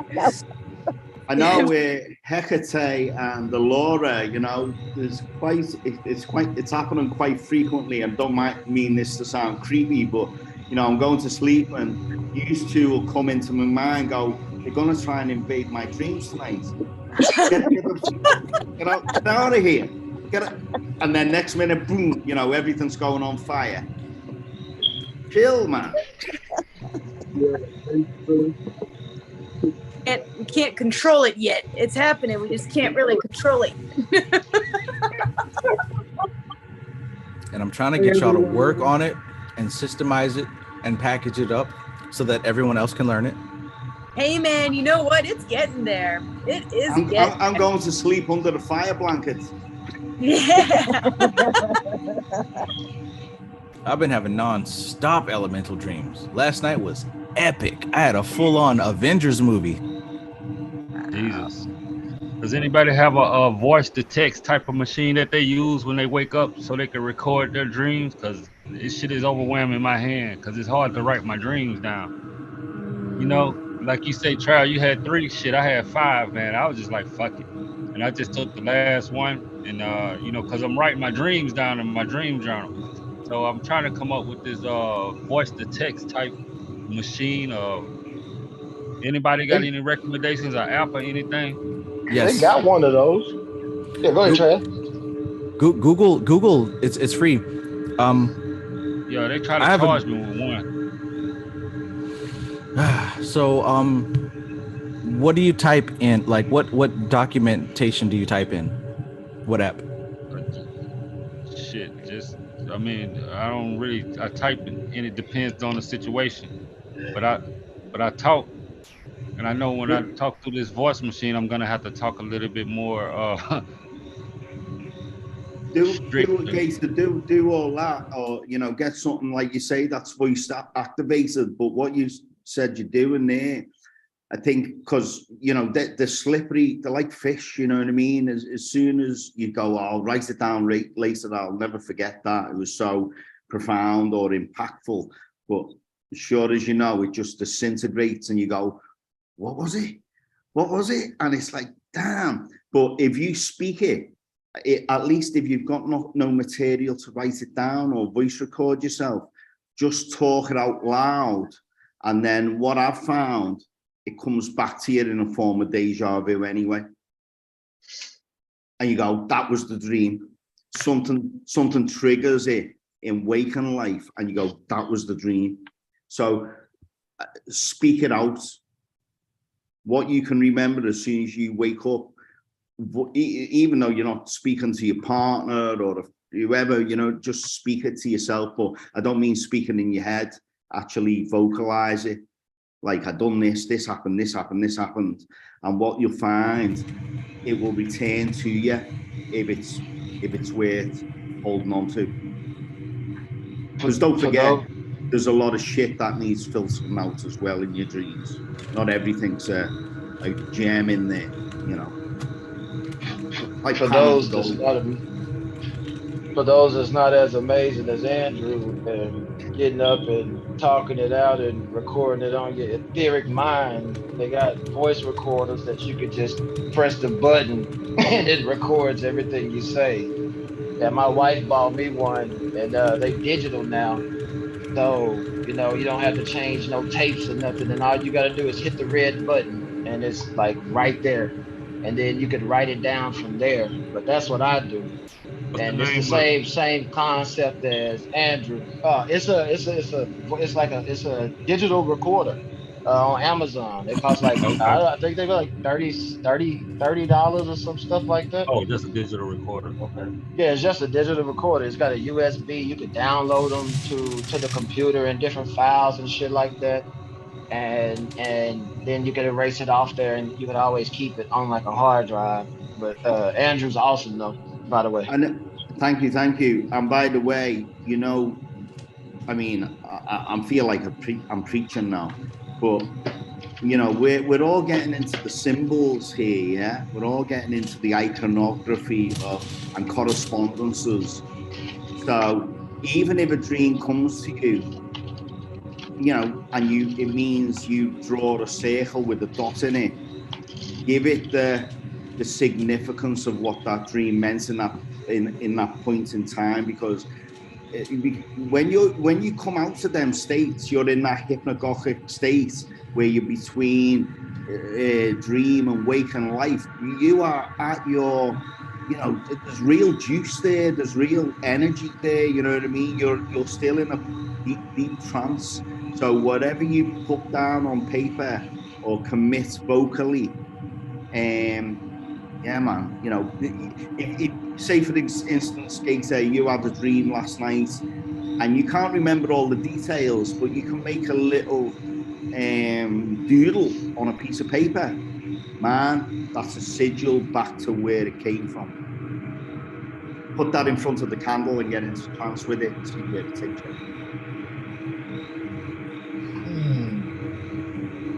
Well, the one that I had was the entity was literally was telling me, like, I had a conversation with the entity, right? And the one that I'm actually tagging in capital time, and I was able to have a communication with it. And of course, I didn't write it down like I didn't write it down on a piece of paper.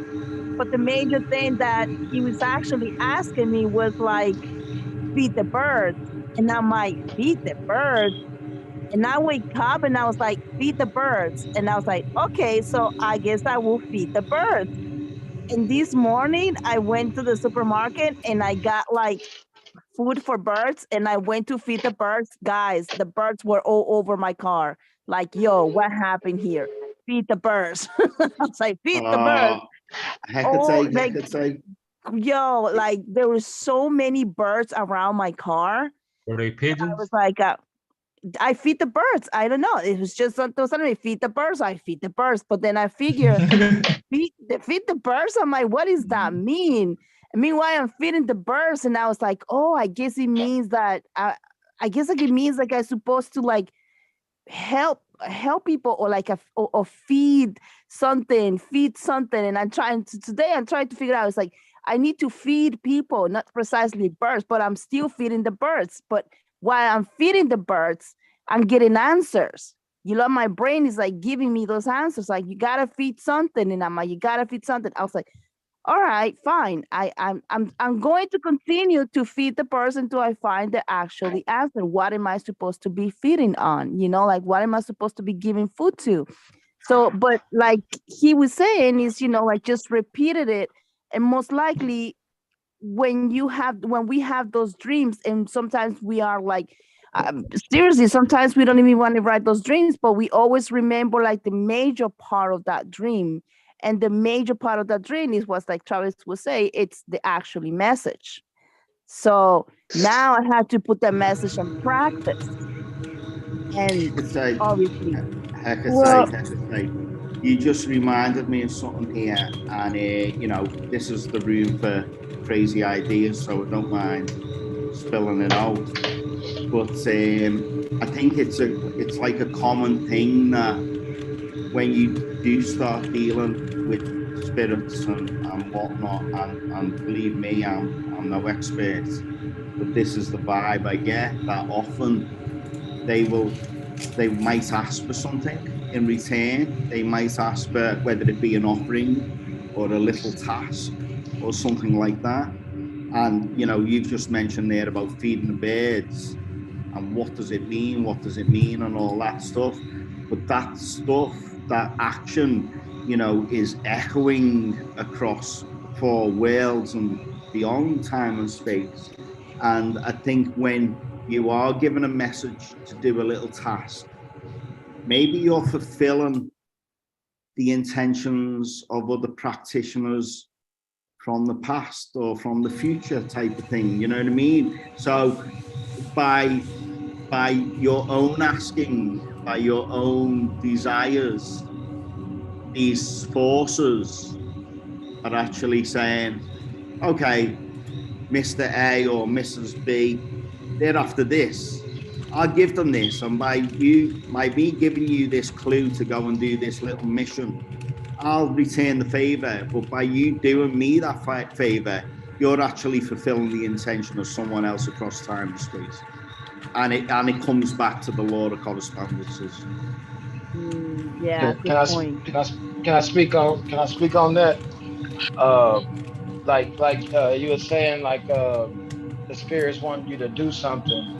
What I found in my experience on that is that everything that these spirits is gonna ask us to do, we do in regular life. You know what I'm saying? And that you can log things that you do in regular life for future use in giving to an energy. That's what I was saying when I walk up the stairs. If I fall up the stairs and bump my elbow, I'm like, oh, that's for something. You know what I'm saying? Because the energies, they're not going to ask you for anything that's out land. Like feed the birds could mean so many different things in your interpretation. Like it's just about, it doesn't have to be a literal, you have to go out and throw bird seeds to the birds. You could interpret it however you want, and you can already have you can already have sacrificed what you needed in your everyday life if you just change the perspective. And that's just I'm just talking about from my mind and the way that I've started to look at these things. What do you reckon, Trav?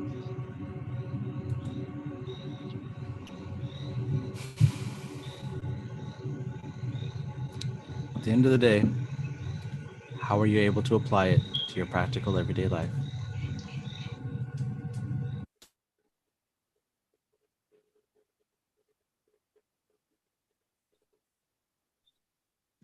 Yeah, man. I think you take that knowledge, you take that gnosis, because whichever way it goes, I mean, I've just come out with like some kind of formula there with, okay, so if the spirits ask you to do this, or you get this inclination or instinct to do something, it's echoing across time and space, and it's affecting something else. It's a puzzle piece of a bigger picture.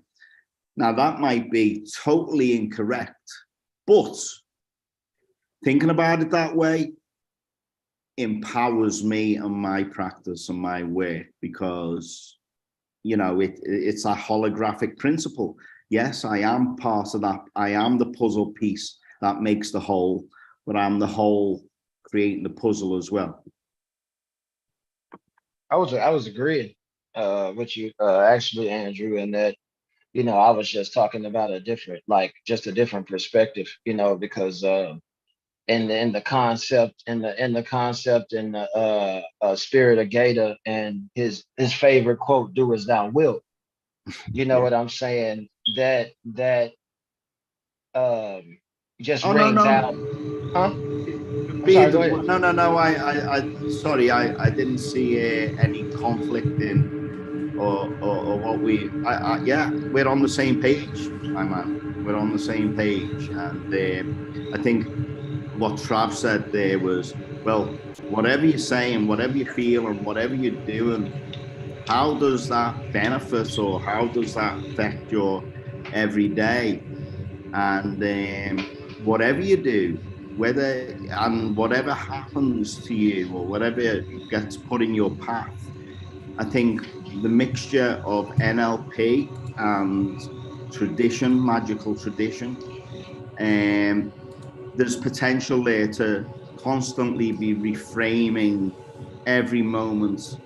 And that's, again, we get back into just before I jumped onto this live, you were talking about AI. What is AI? AI is that earth element again. Nature, we are an extension of nature. Technology is an extension of us, and on it goes. Don't be scared of it. It's there. It's a tool, and it's part of our armory. Do you want to look at it like that? I've just gone off on a total tangent, but hey, why not? Our conversations are going to veer towards AI more and more.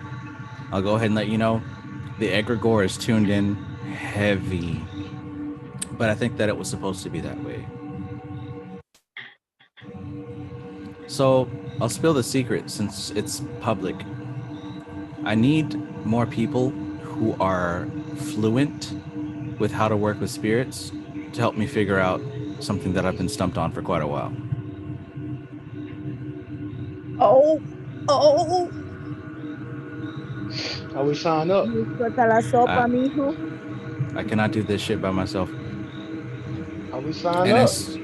instead of just making posts like hating on people and, oh, y'all are so stupid and everybody's so fucking stupid, instead of all that shit, like, ugh, that's not what I meant. Yeah, there's there mainstream spirituality seems to be stuck at a certain spot. Have y'all seen that? Yeah. Yeah. I think Yeah, it's you because got there's like groups. I'm sorry to cut you off, Laura. you're okay. Yeah, there's like groups, man. And one thing you said a while ago was how um not ethnicity, but your race or heritage or something can kind of hold you back because what I'm saying, Nigerians are doing things the Nigerian way. But anyway, what I come to say is it seems like there's like different boxes or different sects. Like you got your melanated spiritual people, then you got your crystal spiritual people, then you got your straight people who know everything except there's more than one type of yoga and all types of different stuff. So I hear y'all out and clear. You forgot about the tarot card reading. Look, yeah, don't forget about them now. Oh, and let's not forget, I done lost some money, man. I mean, the other thing is, don't ever try and tell a magician how to do his magic better. There's so much arrogance in the magical community. There's so much ego, even though people would deny it. As soon as there is some kind of paradigm shift, or call it the age of Aquarius, call it what you want, but that's when you separate the wheat from the chaff right there, when change ain't waiting for anyone. It's changing whether you like it or not, and you're either malleable, you either got enough mercury to deal with it, or you ain't.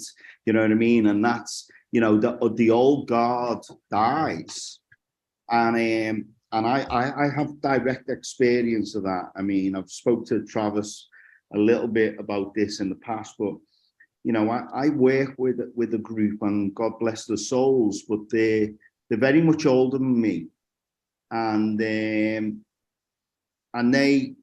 are stuck in an old paradigm of magical kind of thinking. As great as they are, and like I say, with all due respect, and God bless all their souls, they aren't ready for AI. They aren't ready for this shift, because to them it strips everything away. And I'm like, no, it doesn't strip everything away. It enhances everything. Right. Can I take a shot, man? Like, things are moving towards things are moving at a quicker pace. You know what I'm saying? And like AI being the new element, earth element that's being, born into reality. AI operates in superposition. You know what I'm saying? So since AI operates in superposition, it's not ever going to be in one place at one time anymore in this paradigm. You know what I'm saying? It's always going to be, it's going to seem like it's moving from one stage to the other. That's why you got TikTok and things like that. And we living in this paradigm, so everything has to change with the mind of the people because the people are everything. The people are what manifests everything. So Right. everything has to change. And since these things have the mind of the people, now the unseen, the things behind these things, those things are moving at a quicker pace and they're changing from, from pillar to post. And you can't be rooted in old tradition and move with the new paradigm. It's impossible. You know You what I'm know, saying? You're just gonna get left behind. You're gonna get buried. You know what I'm saying? You have to adapt. if the spider builds a web and a few kids go running in the woods or wherever, or throw a stone or something, and the web gets torn down,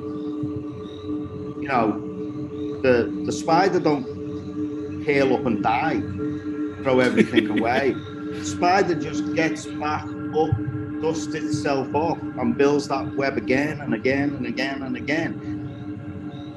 Nature, although we kind of sometimes put ourselves above nature and go, we might just be we might be at the top of the food chain, maybe, because we have a choice, we are conscious and all that. But fuck me, do we use that consciousness in the wrong way? You don't see the squirrel worrying about fucking where the next acorn comes from, do you? It just gets on and does with it. It's programmed for success. And so we just get in our own fucking way. And when something great comes along, we go, oh, I can't go changing now. I've built my whole life around this algorithm. You can't change it now. You burn that shit down and start again. Yes. Society ejects stuff, dog. One of y'all that know the Bible scriptures, what's the quote that even Christ said about the raven does not fret about its next meal, right? The beasts of the field don't worry about the next meal. Why should you even worry about this, that, or a third? Mm-hmm. That's an alignment. Like I talk to Apollo Soul all the time. Like there's no excuse to worry and be upset about nothing. Like there's no excuse to stoop to that level. You got to understand, if you really believe what we're teaching here, what we're talking about here, Prakriti provides, and everything that she gives us is right and exact and perfect. And the more that you believe that, the more she gives it to you. And I think as well, that once you are truly on this path, which we all are, the path recognizes you. The universe, the cosmos, the source, whatever you want to call it, it sees you. As soon as you put that little beacon on, that little flashlight on, that says I'm switched on and I'm aware of you, I recognize you, I want to work with you. Mm-hmm. You can't switch that shit off, because the thing is, if you're something if the right thing is presented to you and you either ignore it through ignorance or throw it away through arrogance, you're going to get smacked in the face with a kipper, man, until you are put back on the right path. There's been plenty of times over the last, 5 years that I've been into this wholeheartedly, that I've gone, what the fuck am I doing? I'm so away with the fairies here. This is bullshit. You know what I mean? You're all that stuff, so full of self-doubt. in the next moment, I'll get smacked with some kind of synchronicity or something to pull me back into alignment and say, don't ever fucking doubt yourself. Mm-hmm. And it's basically saying, don't ever doubt us. Right. You know? Right. And this is what I want to illustrate in this course about these elementals. We have us where we are, and we have Prakriti, universe, God, whoever, they're going to take care of us, right? Two opposite ends of the spectrum. But understand, just like everything else in life, there's levels to it. It's not just you and then the universe is going to provide. There's steps in between you, your desire, and universe providing. This is where the elementals come in. See, there's a reason why we need to manage our self-talk. There's a reason why we need to manage our state and maintain our frame and be careful about what we ruminate in our minds all day long. Something is receiving that. Everything that we vibrate outwards is received. That's just what we are. We're constantly feeding the world around us. They say that your external reality is a reflection of your internal reality. That's just something that just happens. You're projecting it outward, and your environment receives that and makes it so. The elementals are responsible for that process. The earth elementals, then the water elementals, then the air elementals, and the fire elementals, in that order. And then the Akashic elementals, who already know what's up. It's not just like, oh, the universe is going to provide for me. No. Your belief turns into action. Your words turn into manifestations, because there are different levels of intelligences that are receiving these things and reflecting these things. I think, another way to put that as well is, all gods are one. Yeah. They're all different aspects of the same big ball of energy, however you want to term it. There's no words for it. It's indescribable, but I think you know what I mean. Yeah. And you are one. And again, you're talking about the spectrum there. And like we talk about like polarity, you're one end of the street and the gods are the other end of the street. We're the same. We're living in the same place. It's about bringing forth the meeting in the middle of that street, where there's a union between one and all, anima and animus. Harmony. Yeah, absolutely. Yes. Divine harmony. And the thing is, even to have a little bit of awareness of that, even to speak it like we're speaking about it now, that's the first step. I'm not saying we get there. Who knows when we get there? But to be aware of it and to be grateful of it, hey, we're light years ahead. You just took the words right out of my mouth, man. I'm telling you, because I said we have our own AI, awareness intelligence. You know what I mean? Yes, lad. Yes. So that awareness is a superpower. Because once you're aware of it, you can start using it. How empowering is that? I am the gods and they are me. And if I open my eyes and I let them in, they're going to help me out. If I let them guide me, if I appreciate their guidance and stop being fucking shit scared of, no, they've been waiting for you. It's time to come home. So before, when we stated that we're all connected, is that an extension of how when Andrew would speak or something, or when we would read mystical Kabbalah, we'd get our own what we call downloads? Like he could be talking about his topic, but through what he's saying, I'm getting images and pictures of not exactly what he's talking about. I'm listening to what he's saying, but that's right here. There's like another sense where I'm hearing and seeing something else extended off of his essence, so to speak. You know how I found, and I mean, I know I'm being such a chatterbox here. I'm going to put myself on mute here, but I've got so much to say. Hope you don't mind, but how I found Trav's channel was from, you know, someone gave me, a good friend, a good mentor of mine, gave me a copy of him. It gave me her mother's copy of Mystical Kabbalah. And I thought, you know, this is like an edition from the 50s or something. And I thought, I got to read this. And I started reading it. As soon as I started reading it, I didn't even type in to Google Mystical Kabbalah or Dean Fortune or anything like that. The fact that I started reading that book, next time I did go on YouTube, there's Trav's channel kind of, you know, winking at me, going, yeah, click on here. And, you know, I was like the rest of the haters at the time. Who's this demon guy? Who's this?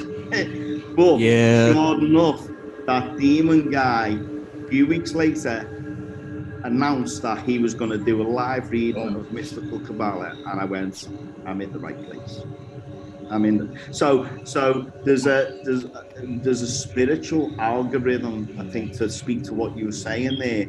Is once you think it, once you speak it, there's a magnetism that happens, and sometimes it brings what you might call negative stuff. Other times it brings positive stuff. But you as a magician that's where your discernment needs to come in. Dual TV, I think you what you were referring to is what they speak about in the Helios Biblios, better known as the Bible, as where two or more are gathered, I am there. You know what I'm saying? And that is, you know, when two minds are well, not just two, but when multiple minds are based in the same frequency, you know, you can kind of see what a motherfucker said. You know what I'm saying? It's like you know, like you said, something hanging off his aura. Like you see what they said. You know, it's not like, you know, and that's a weird thing to say, you know, because we hear. But you know, to add to that real quick, and then I'm done. His experience of how he found Trav is mine exactly. I found him on some like demon stuff or whatever. Yeah, we all did, bro. I was into Aleister Crowley for a second. Then I backed off and I jumped right back in when we went into Niranjana. And that was like, it was like, yo, that was, I'm listening to Vivekananda on the audiobook like every day. So it's like something about the Vedic was like, yeah.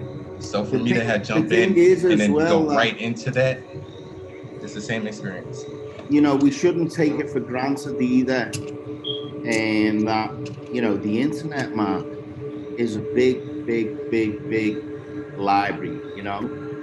And Trav's channel is just one in God knows how many channels there are. So I think sometimes it's easy to maybe take it for granted to say, oh yeah, it's just a small community. It ain't a small community, it's a global community full of nonsense at times. So I think when the algorithm hits you, and it's not just AI, the AI is connected to us naturally, as we've been saying.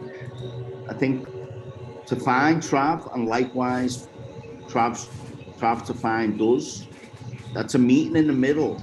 And I don't think it's to be scoffed at sometimes. It's a synchronicity in itself. We're space all between the spaces. Yeah. Yes. Space between the spaces, man. That's like I found that out years ago, and I've been saying that for years, man. Everything is about the space between the spaces. If you are focused in on something, that ain't where the juice is. The juice is behind the scenes, the things that you can't see. You know what I'm saying? Right. The wizard, the Oz. You know what I'm saying? The Wizard of Oz. You know, and you have to figure out how to tap into that aspect of you, because that's only an aspect, and it goes beyond that. But you have to be able to penetrate these layers one by one, because you are focused in this one. and this is, you know, and this is it's very alluring, you know, mesmerizing, if you will, because most people, 99% of people, are what we call sleep. Right. So, you know, you have to be able to bring yourself to a state where you can see the writing on the wall, you know, and you got to be able to have that damn, what they call it, that UV light, you know, and that's a different kind of light than other people are projecting. So that takes development, you know, and you know, I could keep going on and on and on. You know what I'm saying? I mean, every analogy is gonna speak towards, you know what I'm saying? You gotta work to turn your light on to be seen by the universe to pull you back, pull you further than you could have went on your goddamn own. You know, I'm talking about going back to the fire elements. You know, we're just a spark between the two pieces, the two sticks at the moment. You know what I mean? We ain't nowhere near the forest fire yet. You know, and I think I can speak for Trav as well, if I might be so bold, but we're all just at the beginning. We still got layers and layers and layers of waking up to do. There's so much more. But you've got to, it's got to be spoon fed. It's got to be drip fed. And the experience I have, so when I started on this path 5 years ago, drip, drip, drip, you know, and you could call each of them drips maybe a synchronicity or whatever. And with each one, oh, right, you know, your kind of awareness expands a little more. And whoever is pulling the strings on this thing, which of course it's your higher self, but many would say there's entities beyond your higher self directing us. Who's operating the tap? You know what I mean? Because it's drip, drip, drip, and then the drip will turn into like a trickle, and then the trickle turns into a flow, and then you've gotta be respect that kind of baby step attitude towards it, which I think the course that Trav and Apollo put together does. It's saying take your time, slowly, slowly, slowly, because if you turn that tap on full pelt, you're just going to get drowned like a fly in a toilet. You know what I mean? You're going to get flushed away, and it's going to scare you off the path, if not worse. You're going to go, Yo, shit, I'm to out my you depth. What the fuck? Whereas if to you use your ignite on analogy, that, yeah, man. and to use your analogy, Andrew, about a drip, man. If we hear, if people have made it this far to this place, you know, they've been dripping for a while. You know what I'm saying? And Absolutely. like, man, I was just explaining to my son this past summer about throwing too many grasshoppers in the spider's web and watching them spin them up. You know what I'm saying? So I like to think that we've come pretty far in our Well, experience, because I'm not, totally. somebody ain't grabbing me and throwing me in the spider web and watching me be spinned up. Now that's a well, perspective well, now, and it well, depends on the level of knowledge or the level of awareness that you have of your situation that's and it. whatnot. But yeah, You might think you're the praying mantis, but then your wife turns up and takes your head off, you know. for sure. But the thing is, you know, whenever, you know, it's so easy as kind of budding magicians, because we're all budding, to go, but I want more. I want to know it all. I want to know it all type thing. And whenever I get consumed by that kind of ego, I want to run before I can walk. You know, I got this voice in the back of my head saying, you know, what the fuck are you talking about? You already got it all, or you've got as much as you need right now. Learn to deal with what you got now. You know, there's still a few shadows that need a torch shining on before you go any further. And if you are truly engaged with this path, it won't let you go any further until you've done the work. 100%.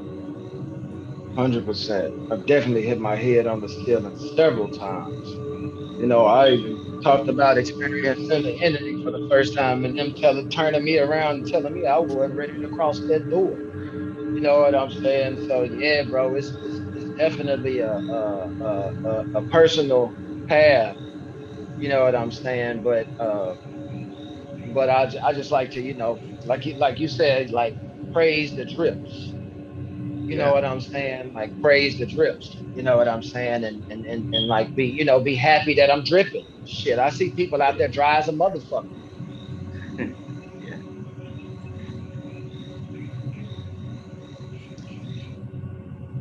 And that's also a matter of perspective, also, because I don't know where they dripping at or whatever, bro. I just see one aspect of them. So I gotta put that out there too. I don't know it all. We don't see anything for its full potential or what it could be, you know.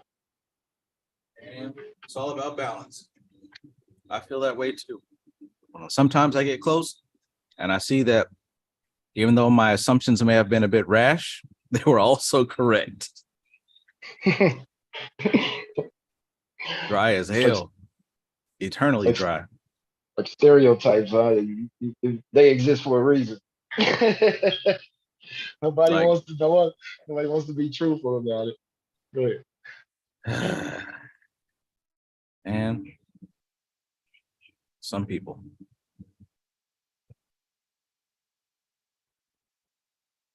It's okay to feel what you feel. It's perfectly okay. But like one of the things I learned early on also is that you've got to be able to maintain two streams of thought. You got to be able to maintain two perspectives at the same time. On one perspective, there's a lot, well, not a lot, but there's a few people who I don't like and who probably don't like me and cause friction. And, you know, that goes the way it goes. But at the same time, Prakriti is perfect and everything that happens the way that it's supposed to happen. So like, it seems like most people choose one or the other. But I remember that both are a reality. On one hand, yeah, fuck those people. I wish that I never had to see you again. But at the same time, the fact that I am dealing with you means that there's a purpose for this, right? Can you relate to what I'm saying? 100%, man. I used to have to deal with coaches, and it seemed like it was the same motherfucker every time. And my mama told me, my mama a Christian. That's why I can't knock Christians. Because she told me that there was a lesson to be learned because I keep hitting my head on the same wall, you know. And man, I learned so much from just looking at this from a, a broader perspective than just this person is out to get me. You know what I'm saying? If that makes sense, you know. But yeah, man.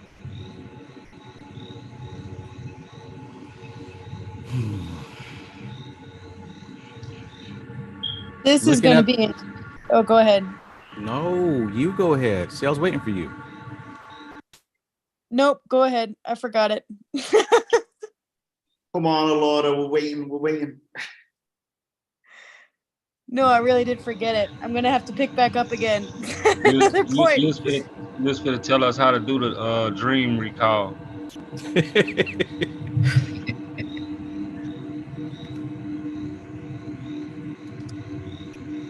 I was gonna say from Christ, like even he tells us, like, listen to everything that's written in red in the Bible. Like everything written in red in the New Testament, that's metaphysical prose. That's not religious indoctrination. Religious indoctrination comes from your local pastor, your Catholic priest, and all these modern day humans who don't know their ass from their elbow. But those red letters in that New Testament, those are just as metaphysical scripts as what Dion Fortune wrote William Butler, et cetera, et cetera, et cetera. You know, You better believe it.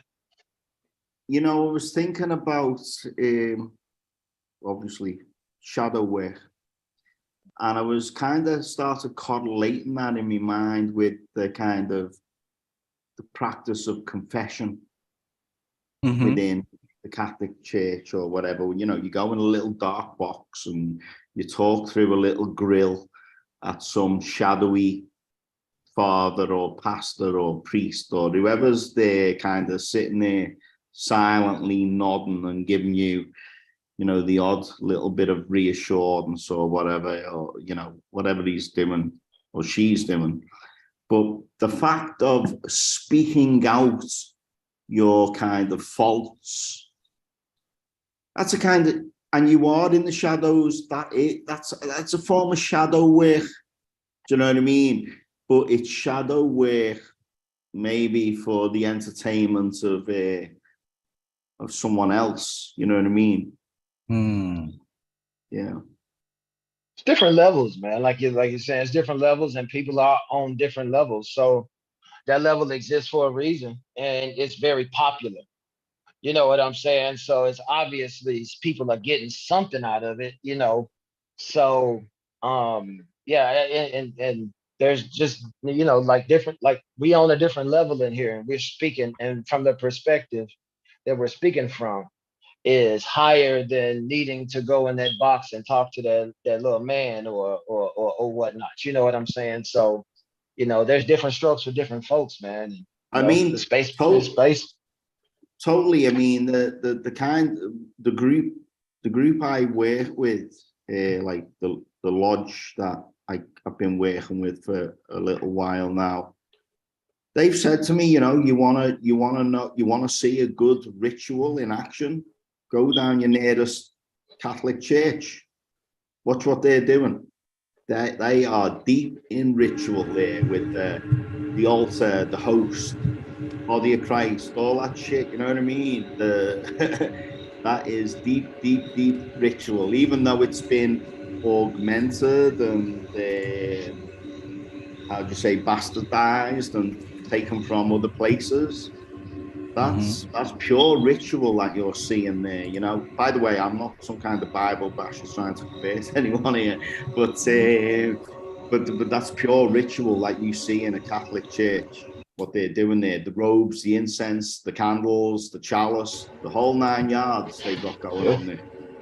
They doing that in your local Baptist church, man, with the white gloves and the black shirt and the black shoot and the black the ushers.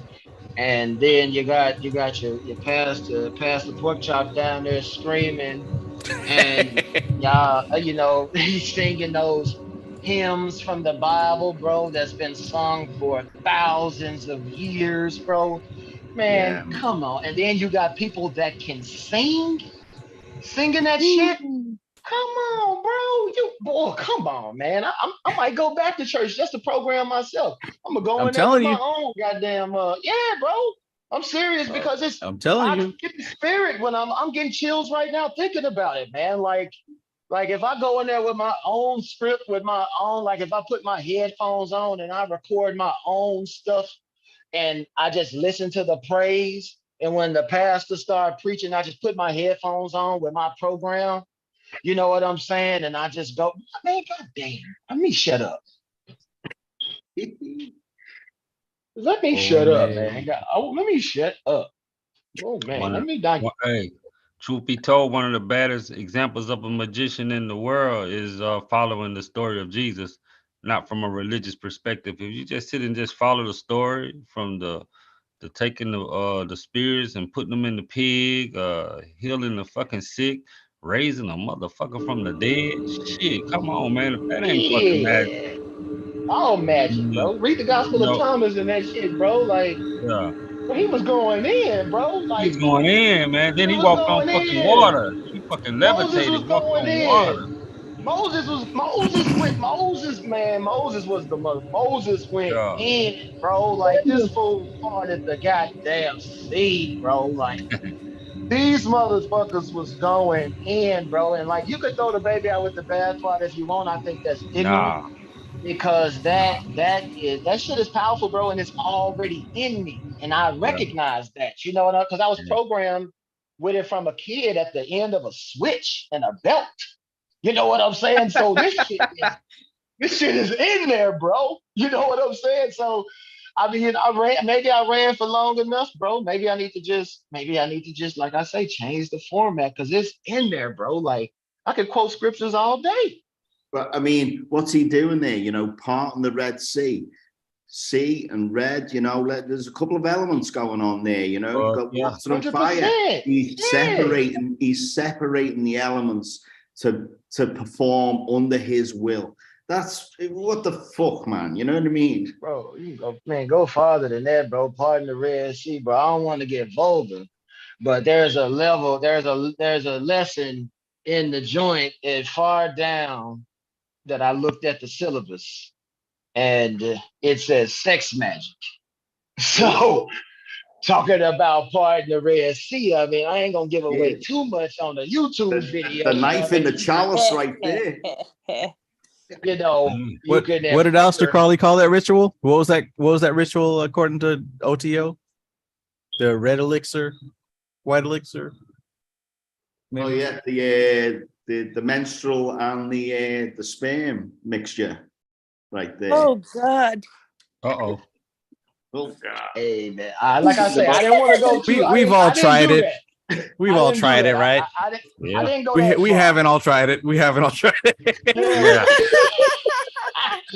Don't they call it a rainbow kiss or something? Oh man, this took a turn. I didn't mean to go that far. I'm sorry.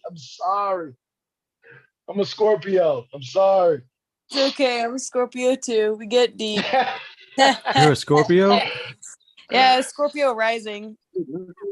Same Scorpio rising. Yeah. What day is that, Laura? What day is it? Yeah, like the date. Oh, you talking about for my birthday? Yeah. Okay. I thought you meant today. I'm like, no, I was asking what day is it? Yeah, October 3rd. Oh, okay. I'm November 3rd. Yes, I'm a Libra. I'm a Libra sun, a Leo moon, and a Scorpio rising. Wow, I'm Virgo sun, Scorpio rising, Leo moon. Yeah, I gotta learn how to get my call line signs like y'all, man. I gotta learn my my signs, yo.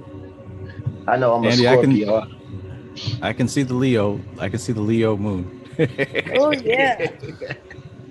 See, that's why Andrew and I talk so much. That's why Andrew and I can take a whole room because we'll just it's the Leo moon. We're like, hello, we would like to share our opinions. I'm putting myself on mute. He did it too. He really did it. Leo time. I'm just talking at the screen now, by the way. Yeah.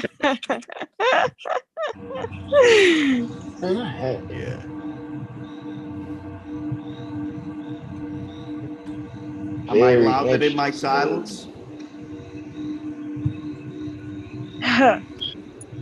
Are you what by silence? I said, am I louder in my silence? No. No. Where were we? That Bible, we was talking about the Bible and the red letters in the Bible being metaphysical transformations if you really follow the teachings of Jesus the Christ. You know what I'm saying? You know, that's what we've been talking about. And this stuff, that's some real shit, bro. Like, but you know, that's not what's put in people as far as the church is concerned. They don't follow those metaphysical principles that he says. They're indoctrinated with a certain mindset that this is what he's talking about when he said this and this is what he meant. Instead of going in there and reading that shit and deciphering it for themselves and putting it into their own perspective, because that's the whole reason why he spoke in parables, is because if you speak into a broad range of people with different perspectives, you got to give them something to chew on. You know what I'm saying? You can't tell them something just solid like Trav just tried to do me. You know what I'm saying? When I asked about the book, about the questions and how to write it, Trav gave me, he tried to lead me to water, but I didn't want to drink. You know what I'm saying? But that's what you got to do. I mean, like if you're trying to tell somebody something that exists in the space between the spaces, everything in that space can be everything else. So you have to give them something to bring that whatever that principle is out of that space and solidify it in their reality. Mm.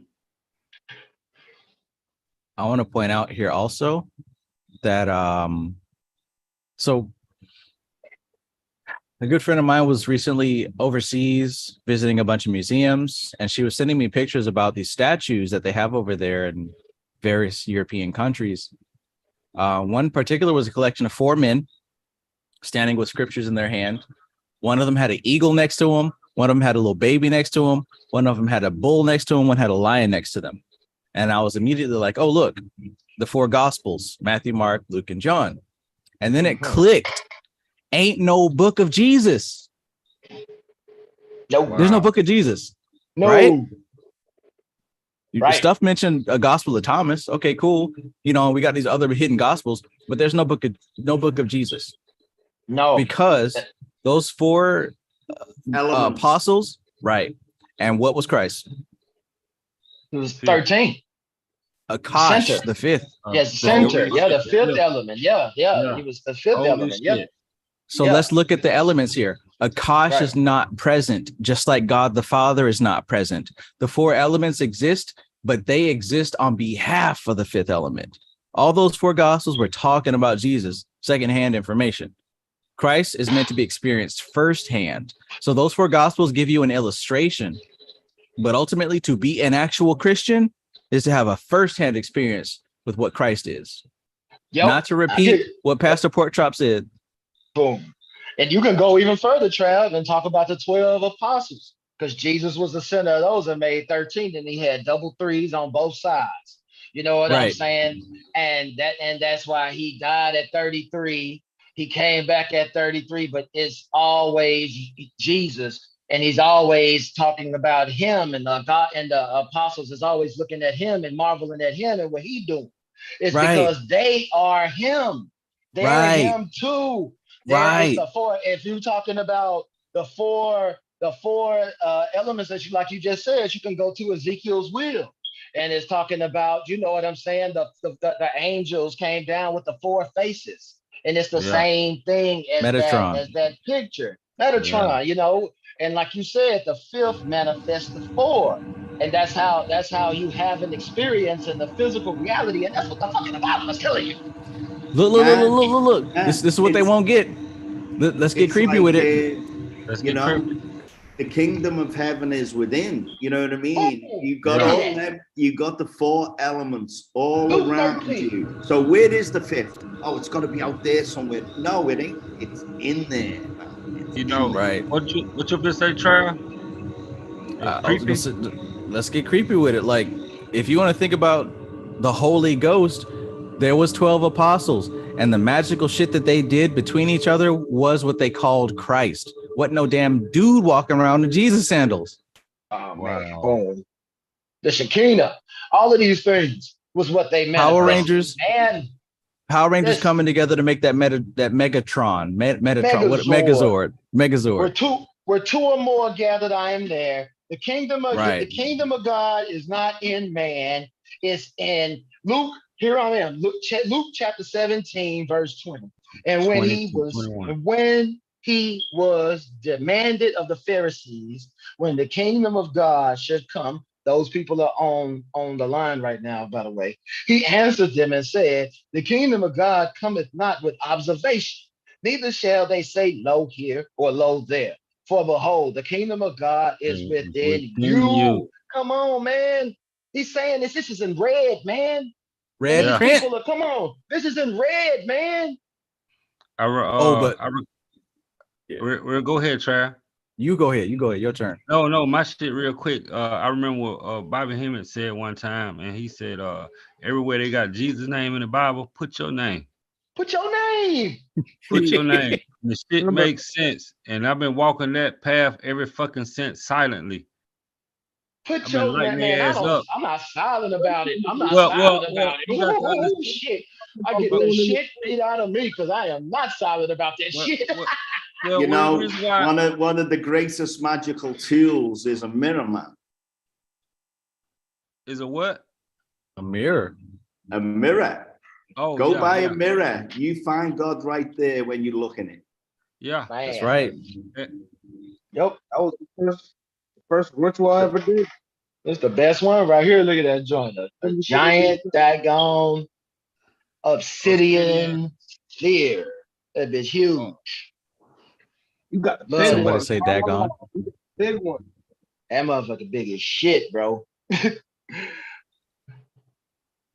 Black Mirror, bro. That's what you're doing when you look at, man, you can look at your TV. Look at your TV and manifest. I mean, that's the biggest. I mean, it's Yeah, crystals in that shit. yeah. Just That stare at a darkness. black TV. The phone. I mean, that's why people are Turn staring off. down and they're getting programmed by that shit, bro. Like, Yeah, it's all about darkness, light traveling on darkness, man, and programming the light.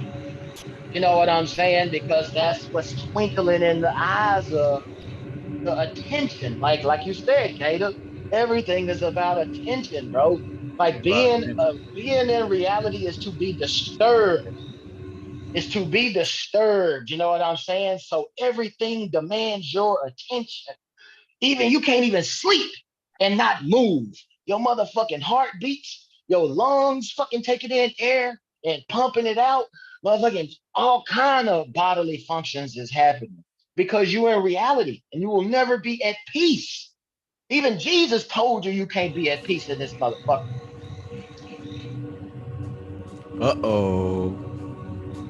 Uh-oh. So we showing My off mama our, gonna try to. I'm sorry. Go ahead. you go ahead. I was gonna say my mama gonna try to tell me that Jesus was the Prince of Peace, and she gonna try to argue, well, that was just his name. And I had to send her Revelations chapter. I can't remember what chapter and verse. I'll find it. When Jesus said he didn't come to send no peace, man. He came to put a sword through a motherfucker. turn those tables. Uh-oh. Oh, Trav, yours bigger than mine. That's how. That's what she said. That's what she said. I had Oh to. shit. Yeah. Damn. What y'all doing Man, with these that's fucking obsidian balls, man? Listen, this shit right here got possessed with a real entity and started talking. Uh-oh. uh-oh. Y'all gonna start doing physical manifestation. Watch, within the next 6 to 12 months, y'all gonna start getting physical manifestation. And like all the shit that I said about 2 weeks ago, with that black sun coming into my reality, stick with it. You gonna see what I was talking about. I officially helped another person manifest physically. Yeah. I can't wait. I gotta ask a question to the group here. How's the work? Who's gone on to that next module? The last Trav got me module that locked out. Trevor put out, who's gone on to it? Oh. Trav Sorry, got me Gator. locked out. I'm Trav nowhere got me close. locked out the module. I got you locked out. No, I'm not locked out, but I was trying to go through all of them, man. I don't know what the fuck wrong with me, man. I've been binge watching this shit. Remember I sent you I'm that nowhere text? I said I close. gotta go back and answer the questions later because I be at work listening to this shit. And I really just can't sit down and just, respond to shit. I'm binging. Man, I'm real talk on them videos that Trav got at the beginning of the module that's like 8 minutes long where he trying to explain a certain concept through like a whole module of joint. I'm still at the beginning, bro. I promise It's you I'm on cool. like 4 videos. It's cool. That's cool. I mean, yeah, I'm slow motion, bro. Slow motion, bro. But Yo, I'm and if I wasn't at work, I wouldn't be binging. Cause hell, when I get home, yeah. I got a whole fucking bunch of distractions. I'm on 3. I just finished 3 videos. I'm about to go on the 4th one. Yeah. I've been taking notes and everything. You Man, talking I about got the notes ritual over here videos? too, yeah. I was trying to get to that ritual video. I can't. Will I can't. you? Huh? You said you're on the fourth one. You're on the fourth ritual video. No. Okay. Okay. I'm trying to get to that ritual video. I've been trying to goddamn hack that motherfucker. Nah, I broke it down into a. any. I put it into a diagrammatical way, so like you can actually see how I've been structuring it since the beginning. And we're not finna sit up here and pretend like we don't see that Matthew Watson has a whole ass snake around his neck. We're not finna sit up here and pretend like we don't see this making a whole ass snake. Let me see it. Let me see it. It's We're going to get one tomorrow, man. oh man. The reptile convention. No, it's Saturday. The reptile convention at the community center on Saturday, bro. We got to What's go his buy a name? terrarium. What's his name, Matthew? That's what's up. Is that Lisa a boa? It's a Yeah, python. is that a Bull python, yeah. bull Ball python? python. Yeah, that's the one. That's I haven't been able to- it's been like I've been neglecting it. It's been like a week, over a week. So shit, I might as well bust it out tonight while I'm out. What's the name? Katara. Okay. Qatar. That's what's up, bro. I'm gonna have one on my neck here in the next video. Hey man, bro, they're the chillest. They are the chillest, man. Yeah, man. Get We went to them skins on your altar when they shed, you know. Oh yeah. Yeah. Right. You can use them shits. I'm hoping to get that stuck shed off her right now. I'm about to do that right now. Shoot, shit. Peeling this shit right off her. I got to get me another one. I'm gonna get a Burmese though. Oh Lord, I love them. Them shits is huge. That little one he got, man, they probably don't get no bigger than that. They grow slow. And they usually don't bite. They say if they aggressive, they squeeze instead of biting. So they like a real good one to get. Yeah.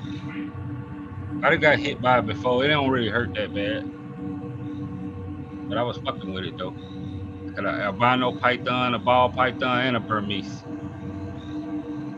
I was wondering why I always been attracted to that shit until I know now. Trav, when are you getting the tarantula? I've been working my way up to it. Believe it or not. Man, there was one walking across my yard, and I'm outside sanding my, I was working on my car. So I'm outside sanding my speaker box, bro. And like across the yard, bro, a tarantula, like it must have walked across the yard, but it came out of the corner of my eye when it was on the driveway walking from under my car. And I was like, oh shit. My little boy was across the street and I was like, man, come here. And I grabbed a cup that I put like a fiberglass resin in. So it's like a cup that's got like measuring on it. I think it's like a quart. And I put it over the top of this son of a bitch, right? And my little boy keeps bugs. Like he got a bug net and he goes around, he grabs bugs and we spray them down with this Spectrum dielectric spray. It electrocute bugs, right? So it's like the best thing for wasps, man. It electrocutes. So this stuff kills stuff instantly. Man, this spider was so big, I emptied an entire can on this bitch, bro. And man, and I showed my neighbor because we had it, in the thing. And I showed my neighbor and he was like, yeah, that's a baby. And I'm like, that's a baby. Yeah, that's a baby. If you kill the spiders, its mama's gonna come after you, man. Man, don't say that, bro. That shit was so big, bro. That thing, man, goddamn, bro. And we be having scorpions in the house, bro. I'm doing too much, bro. Like I live in a part of the city, bro, where I swear I never seen bugs in this city, and I'm from this goddamn place, bro. I've been in the woods, bro. It's shit over here. It's like hell. I swear it's a nightmare over here, bro. It's like, oh my god. I ain't never heard of wild tarantulas. Like I thought all tarantulas were just like in Africa or something like that. No, across your bro. driveway. Yes. We have them here in Yes. Arizona, like very, very common. You'll I- Yeah, find they, if you're like walking along a path or something, all of a sudden you'll find tarantulas. No. They're No, cute. no, no, they're not a common over wild here. tarantula. Yeah, they're Don't coming pick over 'em up. here. I found out, man. My neighbor was like, "Yeah, they all over here." He said his Don't wife pick them up. picked one up with a. Nah, they'll bite the shit out of you. They're not Yeah. poisonous, but it hurt like a motherfucker, bro. If you see Yeah, them I mean, you don't want to fangs, bit. Go nah, you don't sleep want to Speaking of with get which, bit. both of them. And the hairs are poisonous too. If you get the hairs in your eyes and shit, it can make you go blind. You got to get them defanged. However, I just gotta say though, even with the wild tarantulas, like you have to like fall asleep and allow a tarantula slow ass to walk across your Yes, face for you to yes, get poisoned. yes, Like they are not yes. fast creatures. And oh, it ain't very gonna, and the slow. poison is like a bee sting. It's like less than the bee sting actually. So, but yeah, you right, Allure. They so goddamn big. It's like this son of a bitch was walking across my yard like what nothing gonna fuck with it. Yeah, You know like they'll what I'm just hang saying? out. By It the was way, like, everybody in the chat right now, I'm posting a link here to the 10K meditation that I did. Apparently, it was up before, but not permanent. Here it is Nice. again. Catch this link. This is basically the guided meditation I do with my spider entity, since we're on the topic. Thank you. Thank you. Nice. Thank you. so no doubt. The spider entity whose expertise deals in Somebody tapped in immediately. That was me. Oh, my bad. My bad. Shit, that's me. Hold up. Somebody I'm was sorry. no time. Oh, shit. The Gator My need bad. content. Gator say, I need content. Yeah. I need Dude, content. My where bad. I'm living at the moment, I'm surrounded by like about 5 mosques, and you know they all have like prayers that go off at different. You know, well, they have the prayers go off at the same time. It's almost like sun salutations or moon salutations. So I think I might program a spider every time I hear the prayers. Spiders out, you know, crawling all over that hub and soaking up that energy and see what it does, man. That's See some what it more does. metaphysical shit, bro. The Quran. Like, you know, them motherfuckers sing that shit, bro. Like, and that's My, a deep programming, you know what I'm saying? Like to sing those verses. You know Yeah, what man. I'm saying? And like they program that shit very deep. And like you say, every day, 2 times a day, that bell go off and they drop 5, ain't it? they dare. How many times? Five, It's times a 5, day? ain't it? Yeah. Yeah, That okay, that yeah. 5 times a that's day, how I'm yeah. able to wake up early enough to catch the live sometimes, because Yeah. that chanting, that wailing, whatever that singing, it goes off about like sort of, you know, 5 o'clock in the morning every Yeah, day that's without yeah. fail, Every without day, fail. every day, bro. And that's programming, bro. Like that's programming, bro. That's why they got people doing the kind of things that they can get them Yeah. to do because they been programmed them so deep with this, bro, where they gonna have, you know, 25 virgins and I mean, 75 you whatever know, is when they I'm from like, you know, I'm from the UK originally, and especially my city in Liverpool. There's a lot of churches there, yeah, but they're silent or they're closed or they're derelict or whatever until I come over here to the Middle East to work. yeah. It's like it's like I've never experienced a level of religion or It's like true devotion. faith, huh? It's like true It's like, faith. whoa, like you say about the programming, it's so deep, it's so steeped in it, you know. It's like you say, Yeah. like 4 or 5 times a day, you got people walking up the street with the mat rolled up under their arm off to the mosque, and it's like, wow, you know. But at the same time, it's cool as a magician, because every time you hear that singing, you can reframe it to something else, you know, to Sure. yourself. For sure. Yep. Yo, That Trav. was Yo, Miss. Oh, I didn't mean to interrupt. Oh, you good, Gator? Go ahead, bro. No, I want to ask Trav because I remember Trav was scared of spiders and shit, so he must have did some damn shadow work or something. you talk about getting a tarantula, Joe Trav, well, tell us about the progression, because I know that's one of the highlights of the class I don't want to give away about when does it end. Like, how did you tap into that and reconfigure your subconscious, you know what I'm saying, to allow yourself to even think about getting a spider? Trav, you got to get a grandfather clock in your room. Oh, you remember that story? Damn. Oh, yeah. So the whole thing is that what I've learned about my mind is that there are, just like with life, you'll find there's some enemies that you can conquer, and there are some that you can't conquer yet, right? Like, do we have the maturity to be able to recognize the enemies that we can't beat yet? Silence. Yeah. Man, like when I'm playing Fortnite, the difference between like me and like say some of my other teammates, if I'm getting my ass whooped, I know when it's time to run. I don't just carry a bunch of guns. I carry some shit to get away with. If I'm getting beat down too bad, I leave, because I'm not finna sit here and die out of pride. No. Likewise, in like real life, I come to understand like there's stuff that I can defeat and there's stuff that I'm not ready to defeat yet. So when I look at my fear of spiders, there's nothing that I can tell myself to look at a damn spider and say, I'm not afraid of this. I'm bigger than the spider. It cannot kill me. I have no fear. I cannot talk to myself logically enough to erase that fear. So instead, what I did is I reprogrammed it. So whenever I see a spider and I feel that spike, I don't let it just go off into the fear package. I transmute it into the, okay, this is a sign that I'm actually about to benefit from abundance. This is a sign of something coming to me that's very, very, very beneficial. Even though it feels scary, this is actually a good sign. So instead of like trying to conquer the fear, I just reprogrammed it. So after sticking to that months and months and months, yeah, I still get that fear. Like if I saw a spider right now, I'm still going to get that initial fear.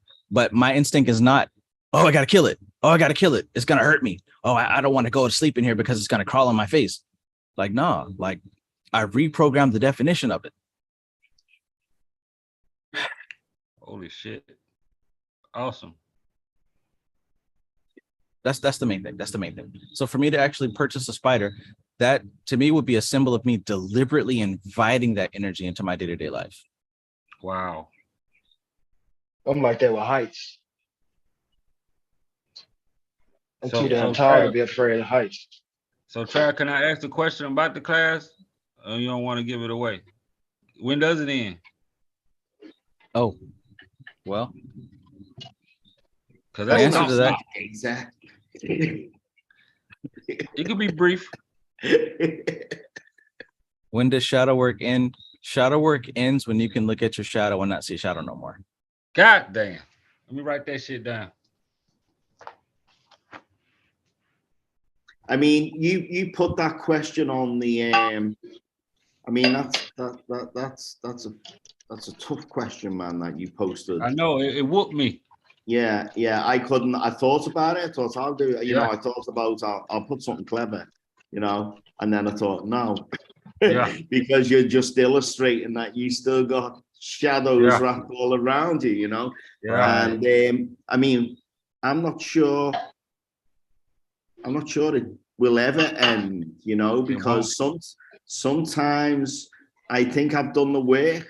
Next minute, I'm in pavement rage. I'm getting triggered by the most mundane shit. And then I go, where the fuck is that coming from? You know, Where's that coming from? Sometimes you don't, even though you know the shadow's there, you don't know the obstacle that's casting it.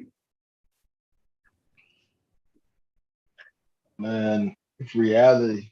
I mean, if we exist on a bunch of different levels, and all of those levels constitute reality, then probably the shadow work is the whole point of being in of the whole, spirit and matter intertwining thing anyway. You know what I'm saying? It's never gonna stop because it's always going to be something different. So like that. So that is at the point. You know what I'm saying? Like the I don't thing know. is as well, if Tiferet be the center, I'm about to say something ridiculous here, but fuck it. if Tifereth is the center of the tree, it's like that sun moves around that structure from sphere to sphere. So the sun never sets in a way, and so you're always in the shadow of one sphere or another of that tree. I don't even know if that makes sense. It just fucking come out. It does, and that's a clue as to why we have different colors of the Sephiroth and different colors of the paths. Light diffuses over time and space. That's why we have different colors of the spheres and the paths. Why is the 32nd path so dark? Metaphorically and also visibly. It's the furthest away, the furthest path. Purple's a pretty dark color, isn't it? Yasad? Yeah. It's in a way, it's the hardest path because it's that kind of leap of faith that you got to take. You got to leave all that shit. You know, it's almost, you talk about the path between, the kind of crossing of the abyss. In a way, Malkuth to Yasod is a crossing of abyss in itself. Absolutely. Yeah. Absolutely. And that shadow. That's the first taste you get of Doth. Look, Saturn is nothing to play with. Bina is nothing to play with. The queen is not this lovely, fluffy woman ready to give you a hug. She gonna give you a hug, all right. Yep. That's gonna be the hug, the embrace of death. She gave me 3 months in a doggone crazy house. Like, man, the first time, god damn it. That we talk about the first time. You know what I'm saying? So, man, it ain't, like you say, it ain't nothing to play with, man. And every You single know, level is an abyss, but that's one of the toughest ones. I done a path working with Bina, and she appeared in, on the surface in the middle of a moonlit lake, and it turned from something almost like, Raiders of the Lost Ark. It turned from this angelic, majestic figure of a beautiful archetypal goddess queen, and in a split second, it turned into the most terrifying energy. And then I tried to turn and run away and found that the beach or the shore of this lake was filled with like the shale of like broken skulls. And I couldn't move because every time I moved, my feet got torn apart by these shales of skulls of people that had already been there. Oh my God, man. Yeah, fuck that. In hindsight, it was very cool and it was enlightening, but it was terrifying, man. That's energy No, energy that what? It's energy that I couldn't handle.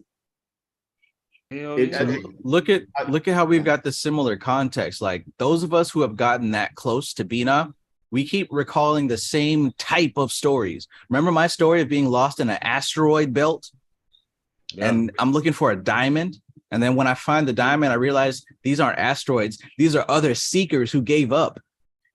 You're talking about this beach full of shales, but these are actually the shards and the remnants of all the seekers before you. This is path working right here. When we read these books that talk about path working, these are people that get close to these entities and they feel the type of energy that surrounds them. It's almost like, imagine how like we got millions of sperm cells trying to hit that egg. One sperm cell gets through. What happens to the rest of them cells? That's Bina. Well, that's what happened in a way, because it was like, whoa, I am now one of the broken skulls on the beach that I now stand looking at, a memory of when I tried to face it. Wow. You know what I mean? Damn. Fuck y'all doing so far up the tree? I'm still getting my ass whooped around hard the net sack. I can't even fuck. Yeah, y'all embrace way it. up.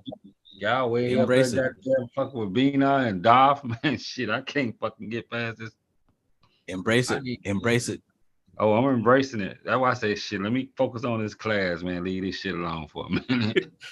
The thing is, Gator, you know, even all the path workings that I've done around the tree, they're still within the sphere of Malkuth in some way. And well, Yesod, they take place in Yesod. That's right. I ain't been to the real Bina. I wouldn't be here. I wouldn't be. Right. I'm not. I ain't allowed access to that. Okay. And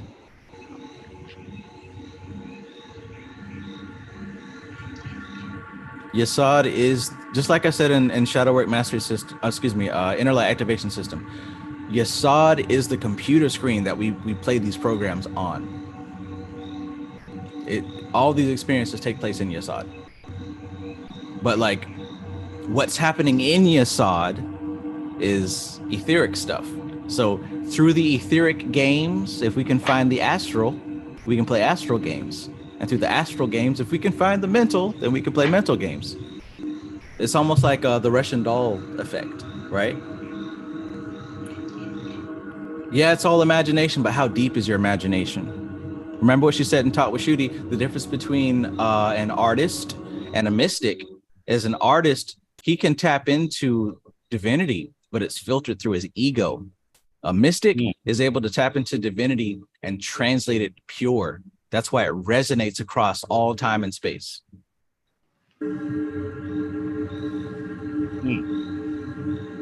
I believe I can fly. That song is not limited to any time period. Why do they keep playing Mariah Carey every Christmas?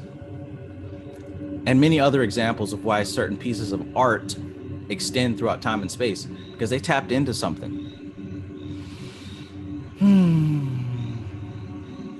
Be your own God in Yesod. Hey, one of those things, man. Speaking of that, Trav, about something that's being played every season that they tapped into. One of those things just got to upgrade. A Christmas Story got to upgrade Kevin Grown now. For everybody that's into A Christmas Story, the little story about the little boy with his brother that got the Dakota ring, and they made a new one, Really? and they got it. They had to upgrade it, man, for the new paradigm. But will it work?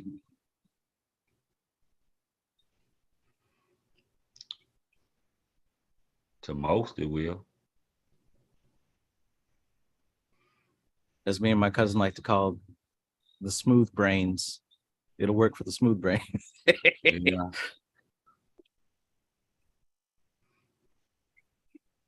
Christmas Story, a new Christmas Story.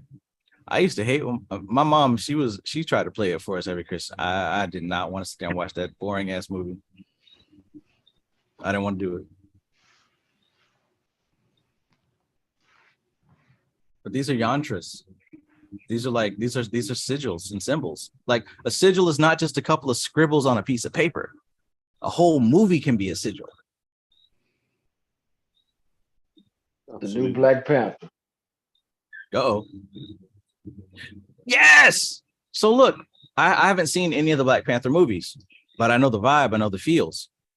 When people see Black Panther, it's almost like a certain especially, you know, Black folks. Whenever people talk about Black Panther, it's like a certain sacred thing about it, especially because Chadwick Boseman passed. You can't say anything bad about Black Panther now. You can't, watch your mouth. What's happening here? That's a ritual. That's a sigil. That's a magic spell.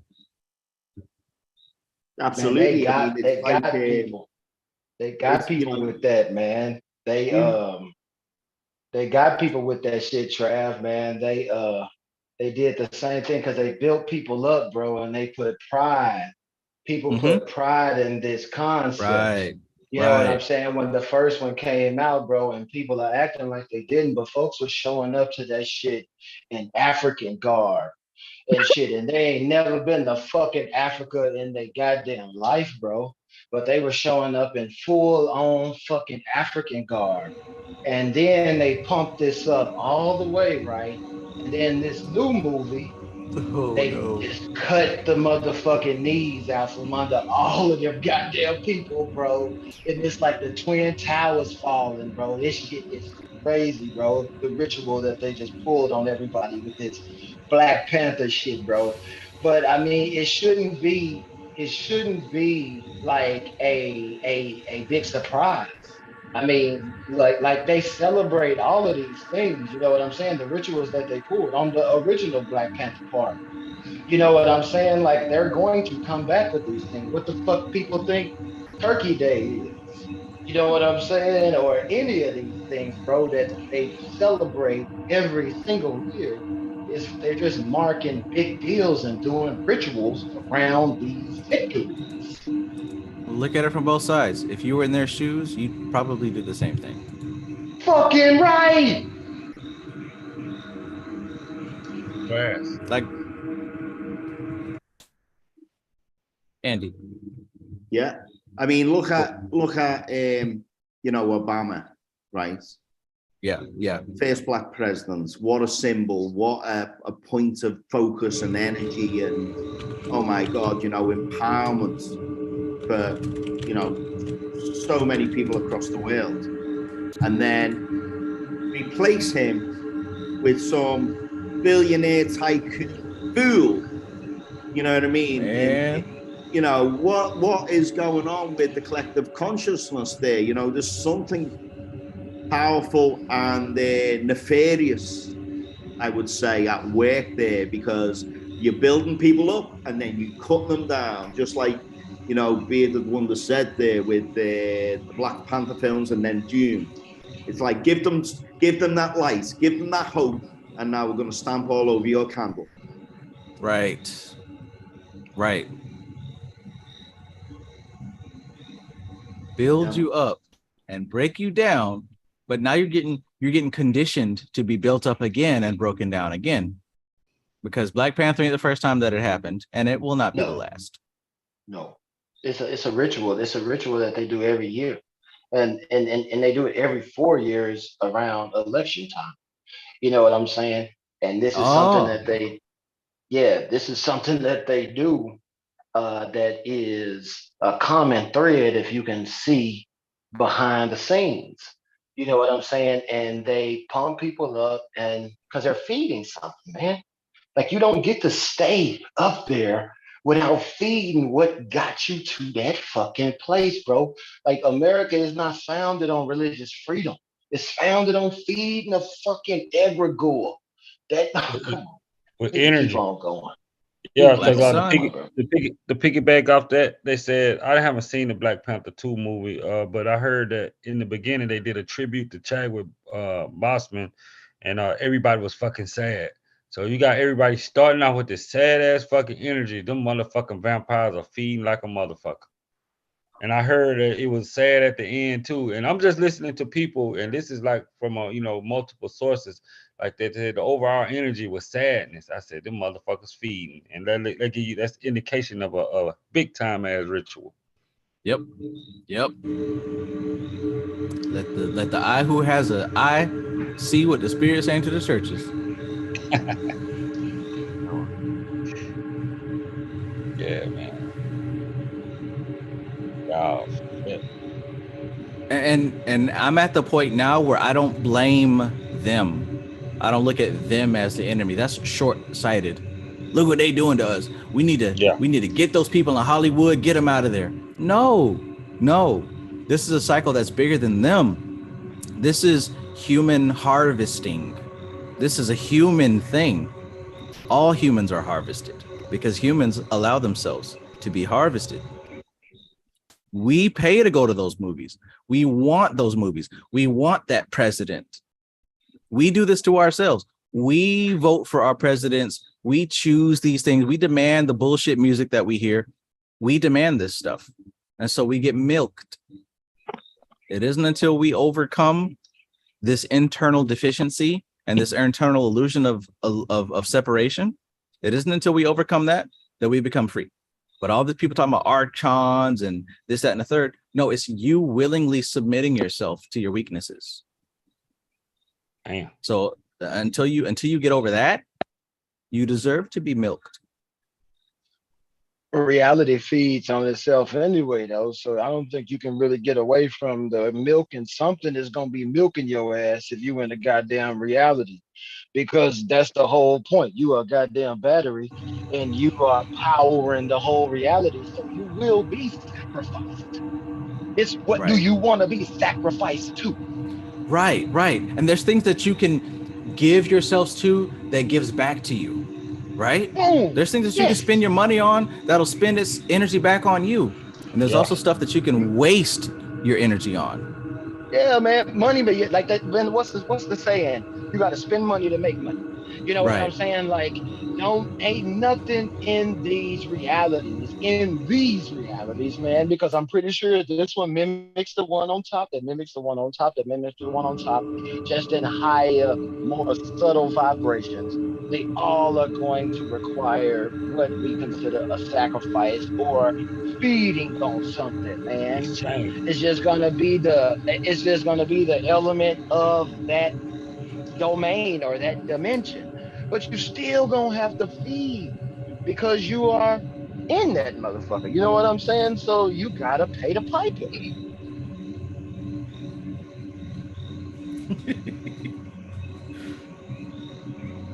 They feed like a motherfucker because they ain't worried about our 1% ass that's who know what's really going on, who is aware.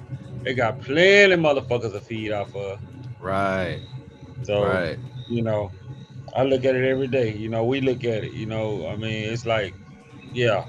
And that's why I was talking about stuff earlier where I be quiet with this shit because when I used to be that motherfucker like, yeah, y'all motherfuckers need to wake up. Y'all, what the fuck, y'all? We got all this information. You got a computer in your hand, all that shit. Me too. And man, you be fucking crazy. Oh, I don't say this in my reality. I'm just saying this to people that are fucking listen. I'm not Yeah, saying yeah, I'm not yeah, saying yeah. this to Well, nobody outside of you motherfuckers. Trust. yeah, well, You yeah, know I what I'm agree saying? with. Hey, because You know what I I mean? used to try to get it to all. And I went through that period where I tried to goddamn get everybody to wake up. Oh yeah, Goddamn. everybody was getting the dragon's breath from me when I figured it out, bro. I was blowing this shit Shit, on everybody, but I man. realized, bro, motherfuckers was shriveling up. That was when I started to realize NLP things, like when people's mind cut off to what you're talking Right. about. And it could just happen in an instant, bro. It could be one fucking word, not a phrase, a word that you say, and it Yeah. instantly they mind cut off, bro. And if you All are the way really off. in tune in a conversation, you can see that point. And there's no need for Right. you to even talk anymore in Right. that Right. point.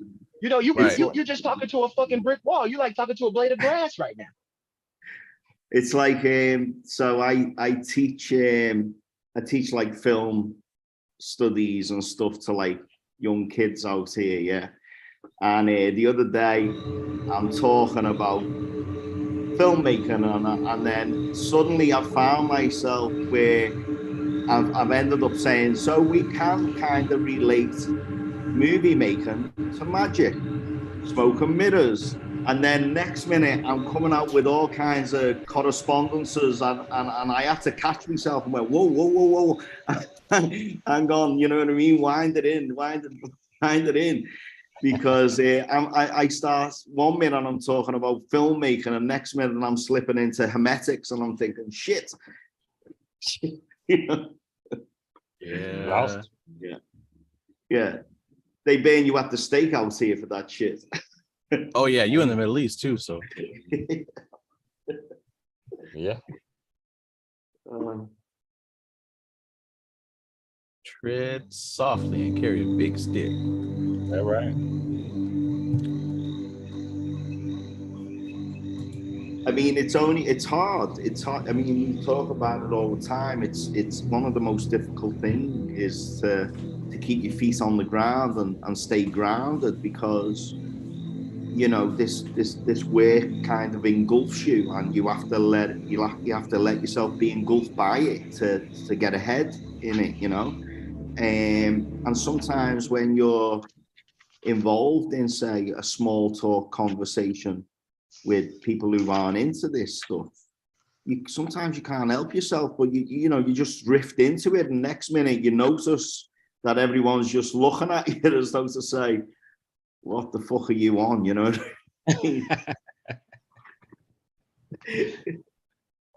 Yeah. 30 minutes later.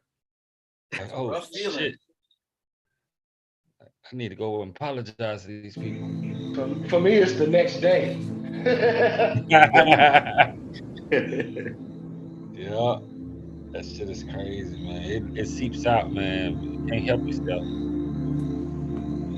That's why I love, like what you said, stuff. That's why I love NLP, because it's like there's ways to communicate with people without using the language that we feel so comfortable in. We're comfortable with our language, but I use the word again, smooth brains. We're not finna sit up here and talk about deep occult principles. Somebody who just got off their phone worried about the presidential scandal, celebrity scandal, natural disaster, whoever died, whoever had sex with somebody else. They're not trying to hear none of the stuff we're talking about. So, like, number one, you're wasting your breath trying to teach them because they don't care. And number two, if you are going to still be stubborn and try to teach them something, at least communicate in their language. Don't try to beat them over the head with no damn third eye, onk, demiurge, where you got to know about your chakra. They don't want to hear none of that stuff. Like, relate it to them. And then you get them other folk. Sorry, you get them other folk that turn around and go, "Yeah, I'm doing the work, but did you read this?" Yeah, let me send you this YouTube video. No, just tell me what you got out of it. Right. But you gotta learn to communicate, like you said, Trav. You gotta learn to communicate in a way that's not triggering to the person, because that's what brings them out. Like I said, it could just be a word, and the only way to actually know which words trigger those people, if you're going to try to keep on helping this person and speaking their language, is to figure out like how they are triggered and what words you use, because it may be something that is triggering in you that's not triggering in somebody else because of maybe the way that you came at them before. You know what I'm saying? So man, it's a weird thing, man, especially when people develop a connotation towards you. You know what I'm saying? And now you really can't. You can't even hit them from like corners or uppercuts, right? Because they ready for you in every single motherfucking corner you could come through. You can't talk about the game last night now. Right. They don't want to hear about the lasagna. Hell no. Hey man, look, I know what you're trying to say, but I ain't trying to hear none of that right now. I'm just trying to watch this game, get a couple of drinks. Anybody going up for seconds? I ain't trying to hear it. Oh, fam, nice riding with you guys and girls. I'm gonna sign out, but see you all again real soon. Peace. Yeah, me too. I'm about to fall asleep. Yeah, I But think good that's night, probably, everyone. it's probably a good closing point for me Good too. night. You know what I mean? So I'm gonna have to peace out on you guys. All right. Well, have a good night, and I enjoyed you being here. Yep. It's good, man. Talking to you guys, man. Appreciate the information, man. Powerful information. I'm finna get on this meditation you just dropped on us, since I already had the song bitch on. I got it on pause now anyway. So yeah. Tap into that. See where it takes me. I'm Good gonna be stuff. waiting. I'm gonna be waiting on this this dream recall meditating. You know, I'm into them dreams, man. Yeah. It's like a damn party when I get ready to go to sleep. It's like, okay, I got fucking sigils under my goddamn pillows and every damn thing.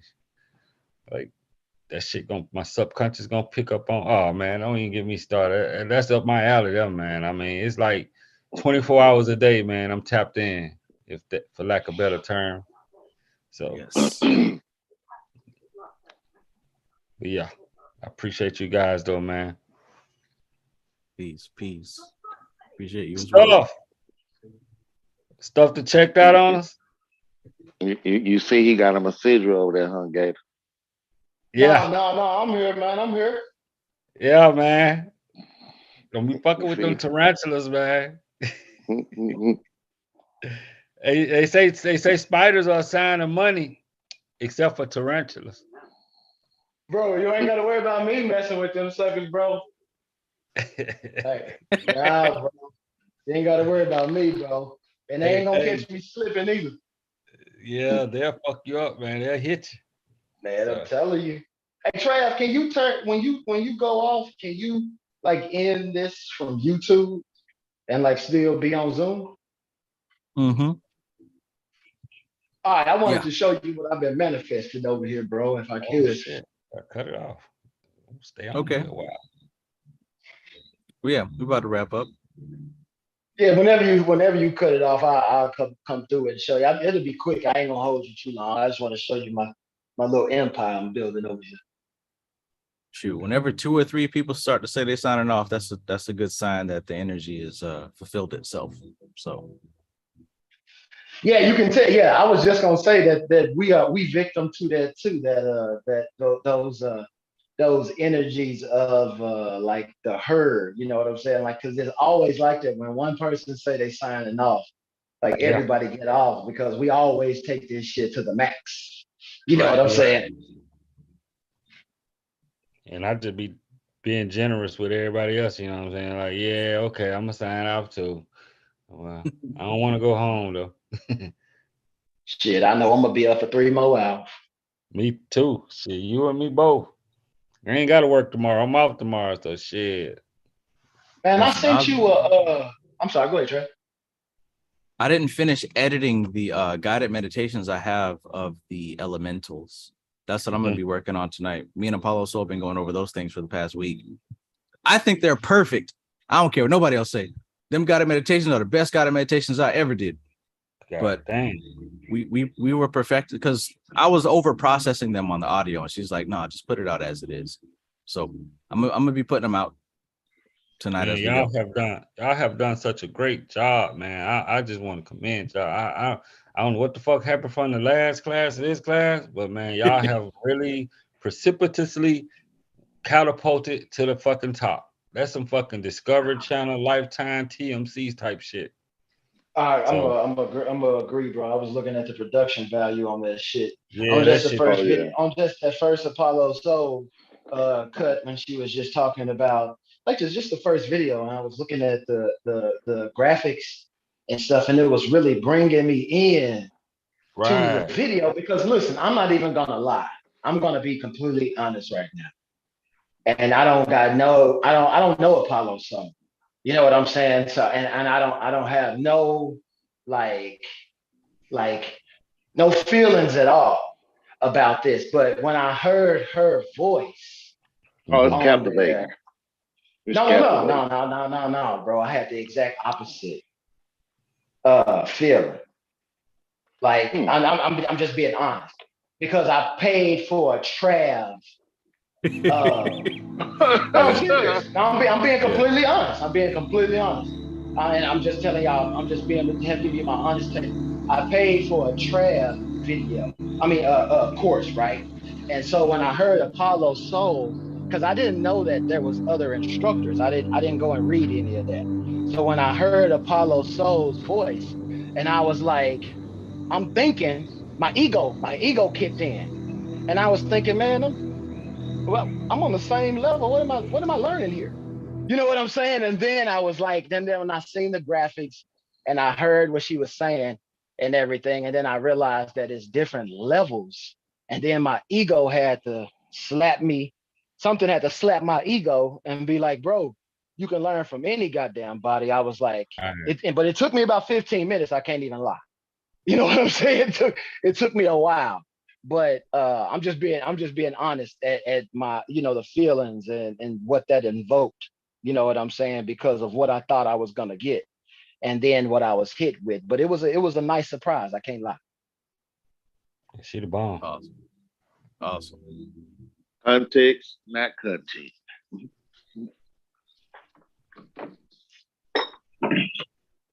I told her, make me a video dispelling the fear of demons. Do your best. My protege has done well.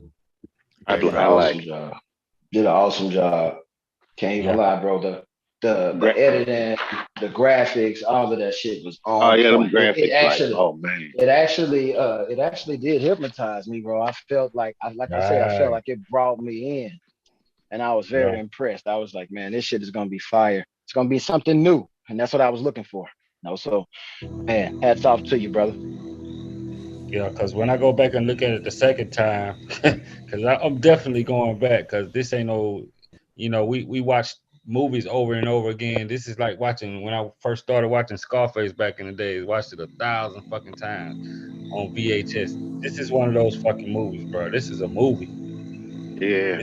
Yeah, this shit is. I mean, like I say, I'm at work the first time. I'm just, I got to go through and hurry and watch it. But then I'm gonna go back and I'm gonna slow it down, stop, and do all the answer the questions and just meditate on specific parts that filling in the gaps where I was feeling like I was lacking. So I got all this going on, you know what I'm saying? So man, this is some very powerful shit. I got plenty of fucking books over here, man, and this is the book, Trav. This course is the book right now. You know. That was yes, that was the point. That was the point. To just combine everything that I've been gathering and put it into concise terms, but also make it entertaining. So right. I'm very And happy that you guys are feeling that. To push the love forward on that, the way it's orchestrated, like, because I watch it once to get everything, and then I watch it again to go back and get the answers. Right. Because I like to sit and think on it to come up with like what I feel. I like to sit and take that information and fuse it with my mechanism. So it's beautifully, like, I want to say written. I don't have the technical term for it, but I want to say it's beautifully like put out to make you learn that shit. Like it's right there, like the answers to the questions and the way it's set up to make you think about it, and like the sentence beforehand. And I'm only on like video 4, and I'm like, a couple pages in notes and stuff, and I like that. So it is beautiful, but I'm here for like the learning aspect, and you hit that on the head with it too. Oh yeah. Mm-hmm. The whole or thing. y'all or she or whoever, together. Yeah. Awesome. I'm extremely grateful. This took a lot of time. I think for the past 2 months, I've been working on this nonstop, and she has too, nonstop. So to hear that is like we did a good job. Hell yeah.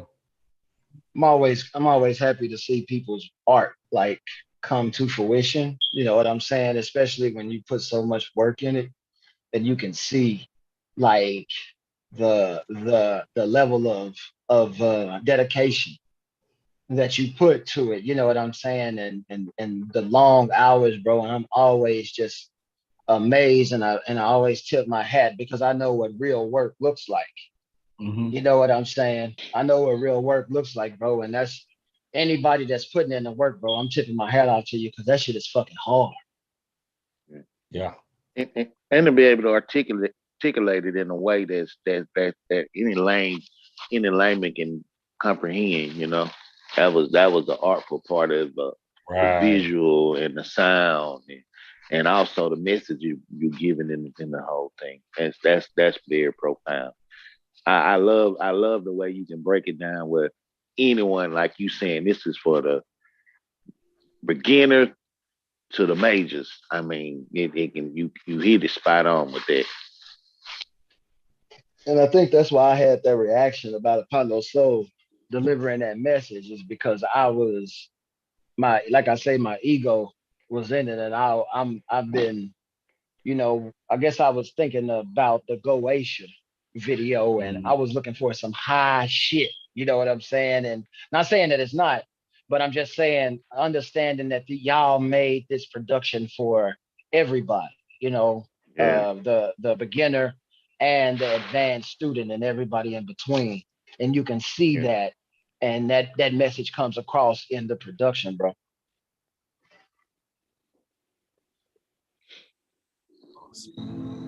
Trey, let me know when you shut down the joint, bro. All right. All right. But I ain't rushing you or nothing. I didn't know how it was gonna work. Simpson and Elon Quiller, do y'all have anything that y'all want to say before we go?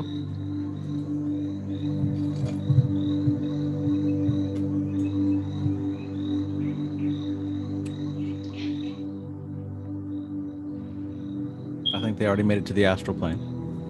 Yeah, they Hmm. probably turned in, bro. They inward. They not expressing outward. Actually, oh, my bad. Oh, my bad, brother. Go ahead. So it was about the egregore about America and us basically giving our energy to it. It was a time where I took a certain substance and I was able to see that everybody was beaming to some type of source in which we was all vibrating at a certain energy. You have some people living in a toxic environment, so on and so forth, but I could see everybody tuning into a certain source. I didn't know exactly what it was, but I knew that we was sending something to something, if you get what I'm saying. Mm-hmm. It's like I knew what it was, but it's just basically me wanting confirmation. About It's just what the thing that was being fed was? Yeah. I think the answer depends on how far you've extended your perception on what entities are there. For me, I've extended out to Bina. And when I hear something like that, the first thing I think of is that black sun that is feeding on all the hopeless ignorance of the human race. If you've only extended to Tifereth, you'll be thinking of the Christ energy and everyone giving up their hope to Christ. Oh. But what I've noticed is that all of us are giving our attention somewhere. Most people, well, I'll put it like this. There's different flavors of hope. There's different flavors of desire. There's different flavors. And all of these flavors belong somewhere. In this certain Sephiroths or the Sephiroths are a way to categorize it. The Sephiroths aren't a thing. Like Sephiroths don't exist, but it's a categorization system, right? Just like numbers don't exist, but we use them as a categorization system to just keep track of everything. And from what I've seen is from extending that wide, when we get to that level, because also when you think about the Tattvas, are you familiar with the Tattvas? The earth elements according to the Vedic Tantric Samkhya? A little bit. I've read the book, but not fully mastered. Okay. So basically you got the earth element, then water, then fire, then air, then Akash. What I've found is that on the Akashic level, the desire and the answer to the desire exist simultaneously, right? So all these people who are devoting themselves to a particular current of thought, they're feeding something, but at the same time, they're put here to feed it. So do you see, if I'm looking at this from the Akashic level, what I'm saying is people here who are defined as cattle were made to be cattle, and people who are made to stir the waters were made to stir the waters. But if you look at it from a lower level, you might have a little bit more leniency with that belief. I see. Does that make sense? Now. Mm-hmm. Okay. Good. Bro, he so when I just see it gave from you a the mystery of the Christ child. Man. He just Yes, gave for you real. He just gave you the mystery of the Christ child right there. It's true. It's true. Because when we got to remember, like there's this all this has to do with numbers, especially 4s and 3s and 2s. Basically, here's a quick way to remember this. This is some occult secret stuff. Whenever you have even numbers, there's a hidden odd number. Right? For the 0 is a hidden 1. For the 2s is a hidden 3. For the 4s, it's a hidden 5th. For the 6s, it's a hidden 7th. For the 12, guess what y'all was talking about? A hidden 13th, right? Christ. For the even numbers, it's a hidden odd number. So likewise, the solar aspect of life, that Christ type of energy, whatever it is that people aspire to, and what makes us thrive and gives us the energy and the prana to keep going day after day. The sun has 4 phases, just like the moon does: waxing, waning, full, and new. The new sun is the black sun, and that's the sun that people don't talk about. The black sun is where you feed your hope into a black hole. You're not getting nothing from that. You just feed that black hole endlessly, and you suffer, and it feeds upon your suffering. And that's the oldest sun. It's got to remember, they say the Jewish people don't believe that Christ came back. Nope. They don't believe in a Messiah because they, and the conspiracy people talk about how, oh, well, they represent the black sun. They represent Saturn, right? Saturn. It's an occult significance. You gotta be able to read between the lines. Placeholder. The black sun is the most powerful. See, and there's a big mystery. I don't want to get to it because y'all canceling Kanye and y'all canceling Donald Trump and all the other Geminis. Don't cancel me. I'm just telling you what I read in a book, or I'm telling you what the entities told me, because whatever. This black sun is extremely powerful and extremely dangerous. This is what fueled the Nazi regime. You notice the last time you heard about the black sun was when the Nazis came into power. Yep. And it's funny. Well, it's not funny, but just think of all the implications that were there. This is an energy source that is older than man.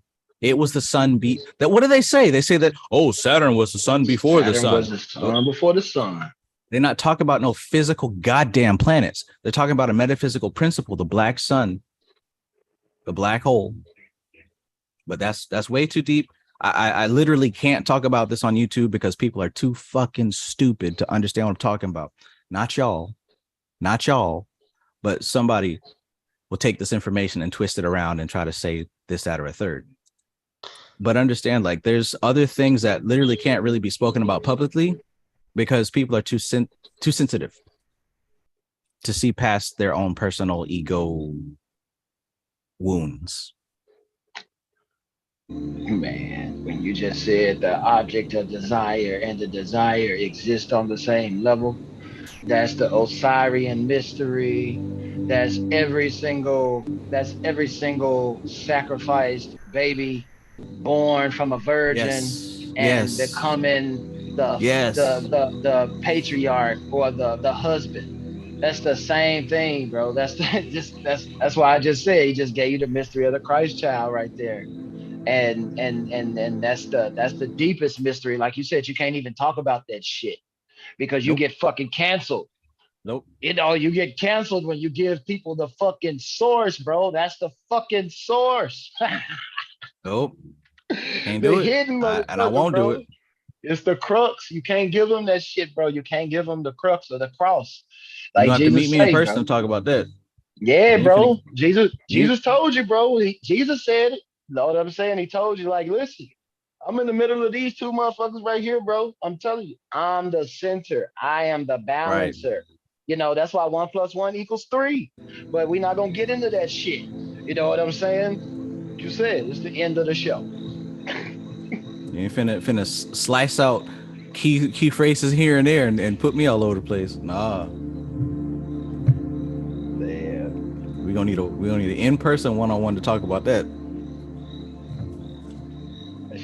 That shit get deep, bro. You can keep going and motherfuckers take that shit personal. Mm-hmm. And it don't have nothing to do with any of us. Like, I've met this black sun face to face. This is a terrifying entity. But it's not personal.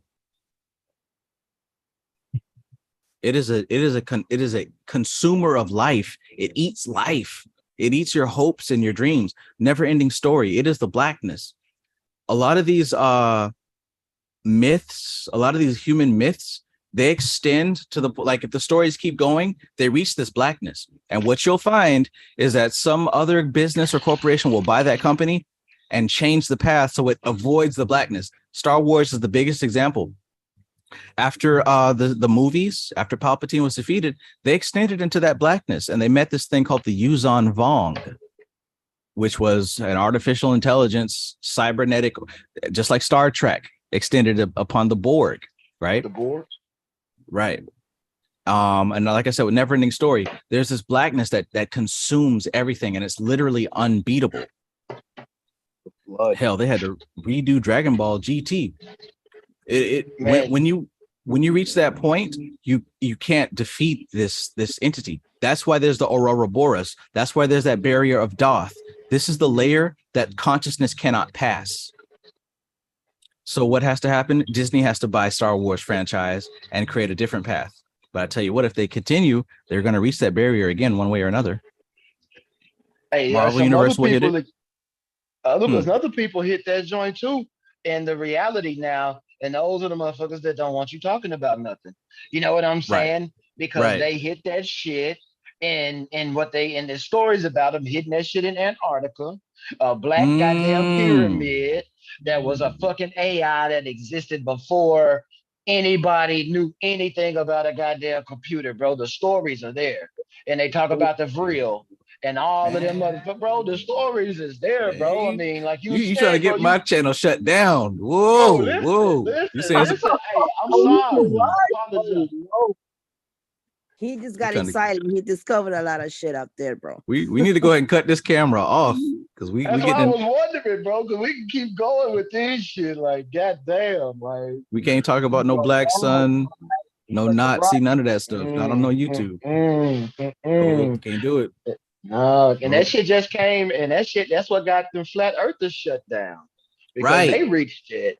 That's what I'm saying. Like that's what I'm saying. Like that's what I'm saying. When you reach this level, it's Doth for a reason. Doth disintegrates you if you are unsubstantial. If you have no substance, Doth will disintegrate you. I'm telling y'all, there's nothing to play with. Like, oh, clip off.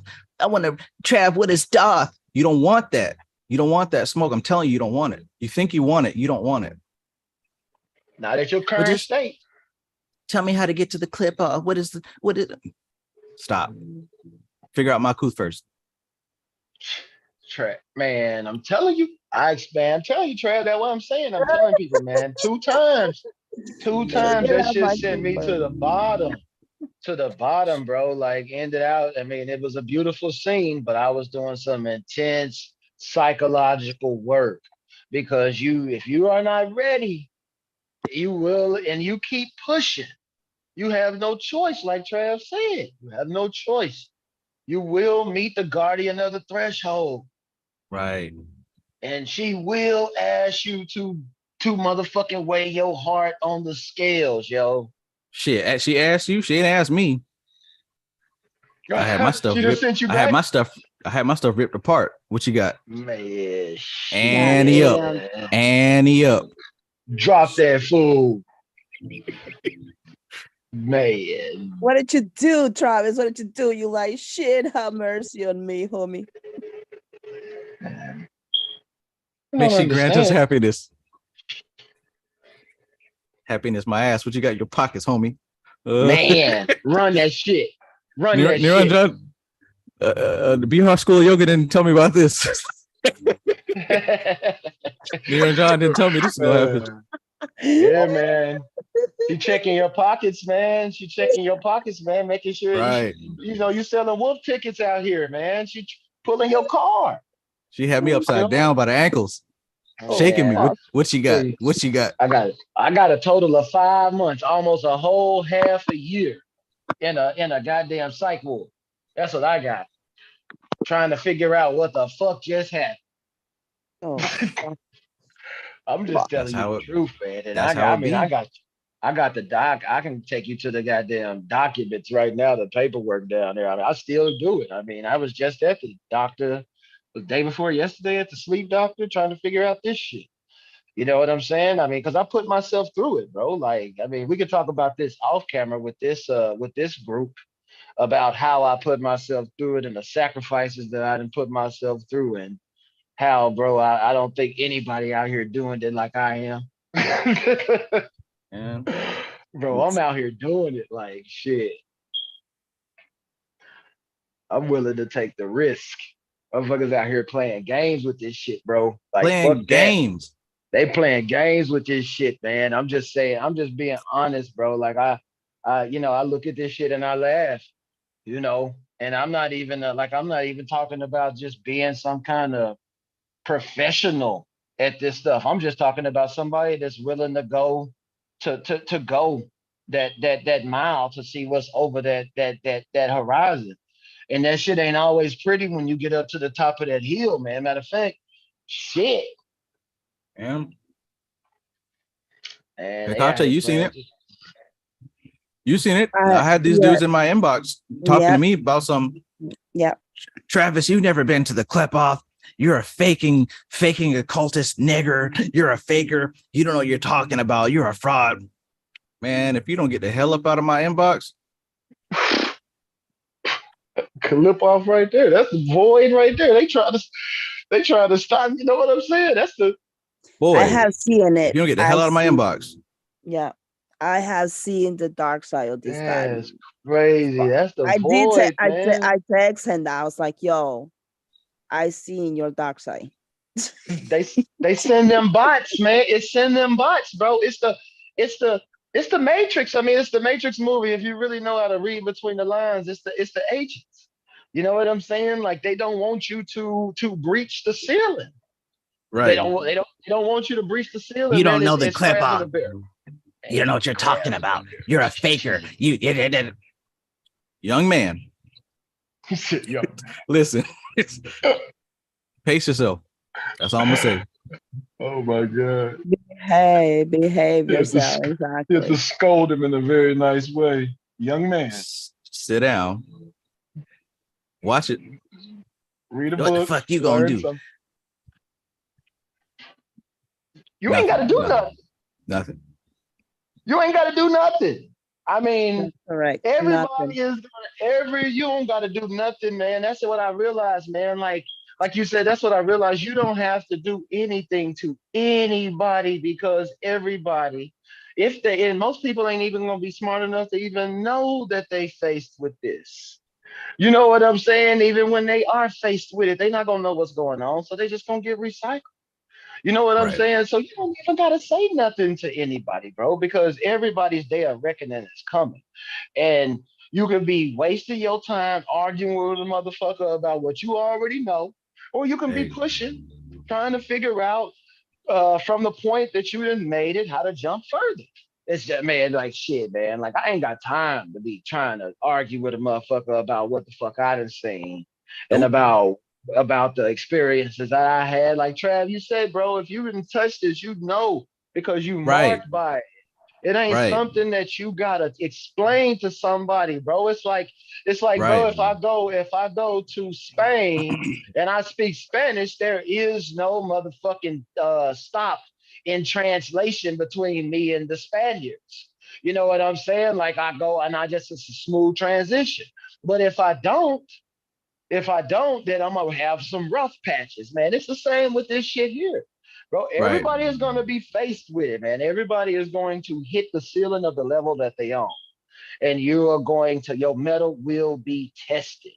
And nobody ain't got to say nothing to you about it, man. Keep going about it the way you're going. Keep believing what you believe. Please keep doing it. I can't wait to that motherfucker because I'm gonna know because I'm going to become this motherfucker that's chopping your head off. God damn it! You know what I'm saying? Like, yeah, I ain't even got to trip. I ain't even got to trip. I'm going to become that shit. I'm going to raise to the level so I can be the motherfucker execution. I have been in that person's shoes. I've been in other people's shoes enough times to recognize that. So it's like me fighting with somebody like that or anyone, it's like that would display my ignorance. Yes, sir. For me to sit here and go back and forth with somebody who doesn't know any better, like, would you sit here and argue and fight with an 8-year-old child? Yes, sir. But anyways, it's levels to it. It's levels to it. We in this group, I can confidently say we're on the right track. I mean, if you bought the course, you are doing superbly, especially if you take it and you follow the videos and you do what's in the videos, you're on the greatest track. If you didn't buy the course, and you're on this channel, you're still soaking up what you can, you're still on the right track. Don't feel like you know what I'm saying, oh, I'm not good enough, whatever. No, work at your own pace. You got it. This course will be here for you when you're ready. But regardless of what side of the track you're on, stay confident, stay focused, understand that the world is situated in such a way that it is meant to distract you and throw you off track. Everything that happens, whether it's something in your control or out of your control, your landlord doing something, your girl or your boy doing something, your kids doing something, your family, all of it is a distraction from the purpose. Stay on your purpose, but deal with life also. You see what I'm saying? Stay on your purpose. Don't avoid life. Don't ignore it. Don't pretend like, oh, it's not happening. Oh, everything is perfect. Like, no, deal with your shit too, but understand everything is happening according to perfect will.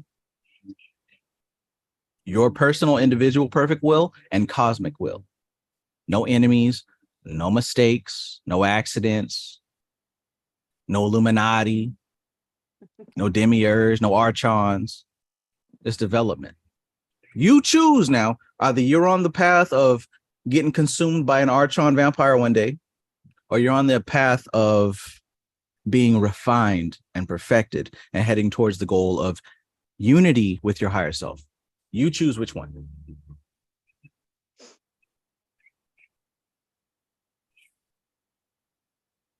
And with that, I think I'm gonna close out this live stream. What y'all think? No. Sound She has good. not had enough. No, I never have enough. Come on. We've been here since like 5 a.m. in the mornings on the all time. See, I got to you the type to wear me the hell out. Yes.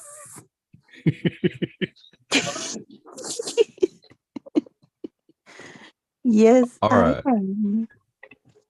YouTube, I appreciate you all. I miss you guys. I know y'all miss me. Y'all miss the book readings. We'll be back. Don't worry. I'm just focusing all my energy on this course. The course is completed, so the book live streams shall be returning very soon. Stay on your shit. Don't let none of this stuff throw you off course. And I think that's that. Have a great night. I love you all. This is TK Trav, aka Travis Mages, here with LBX777. I love you guys. Peace.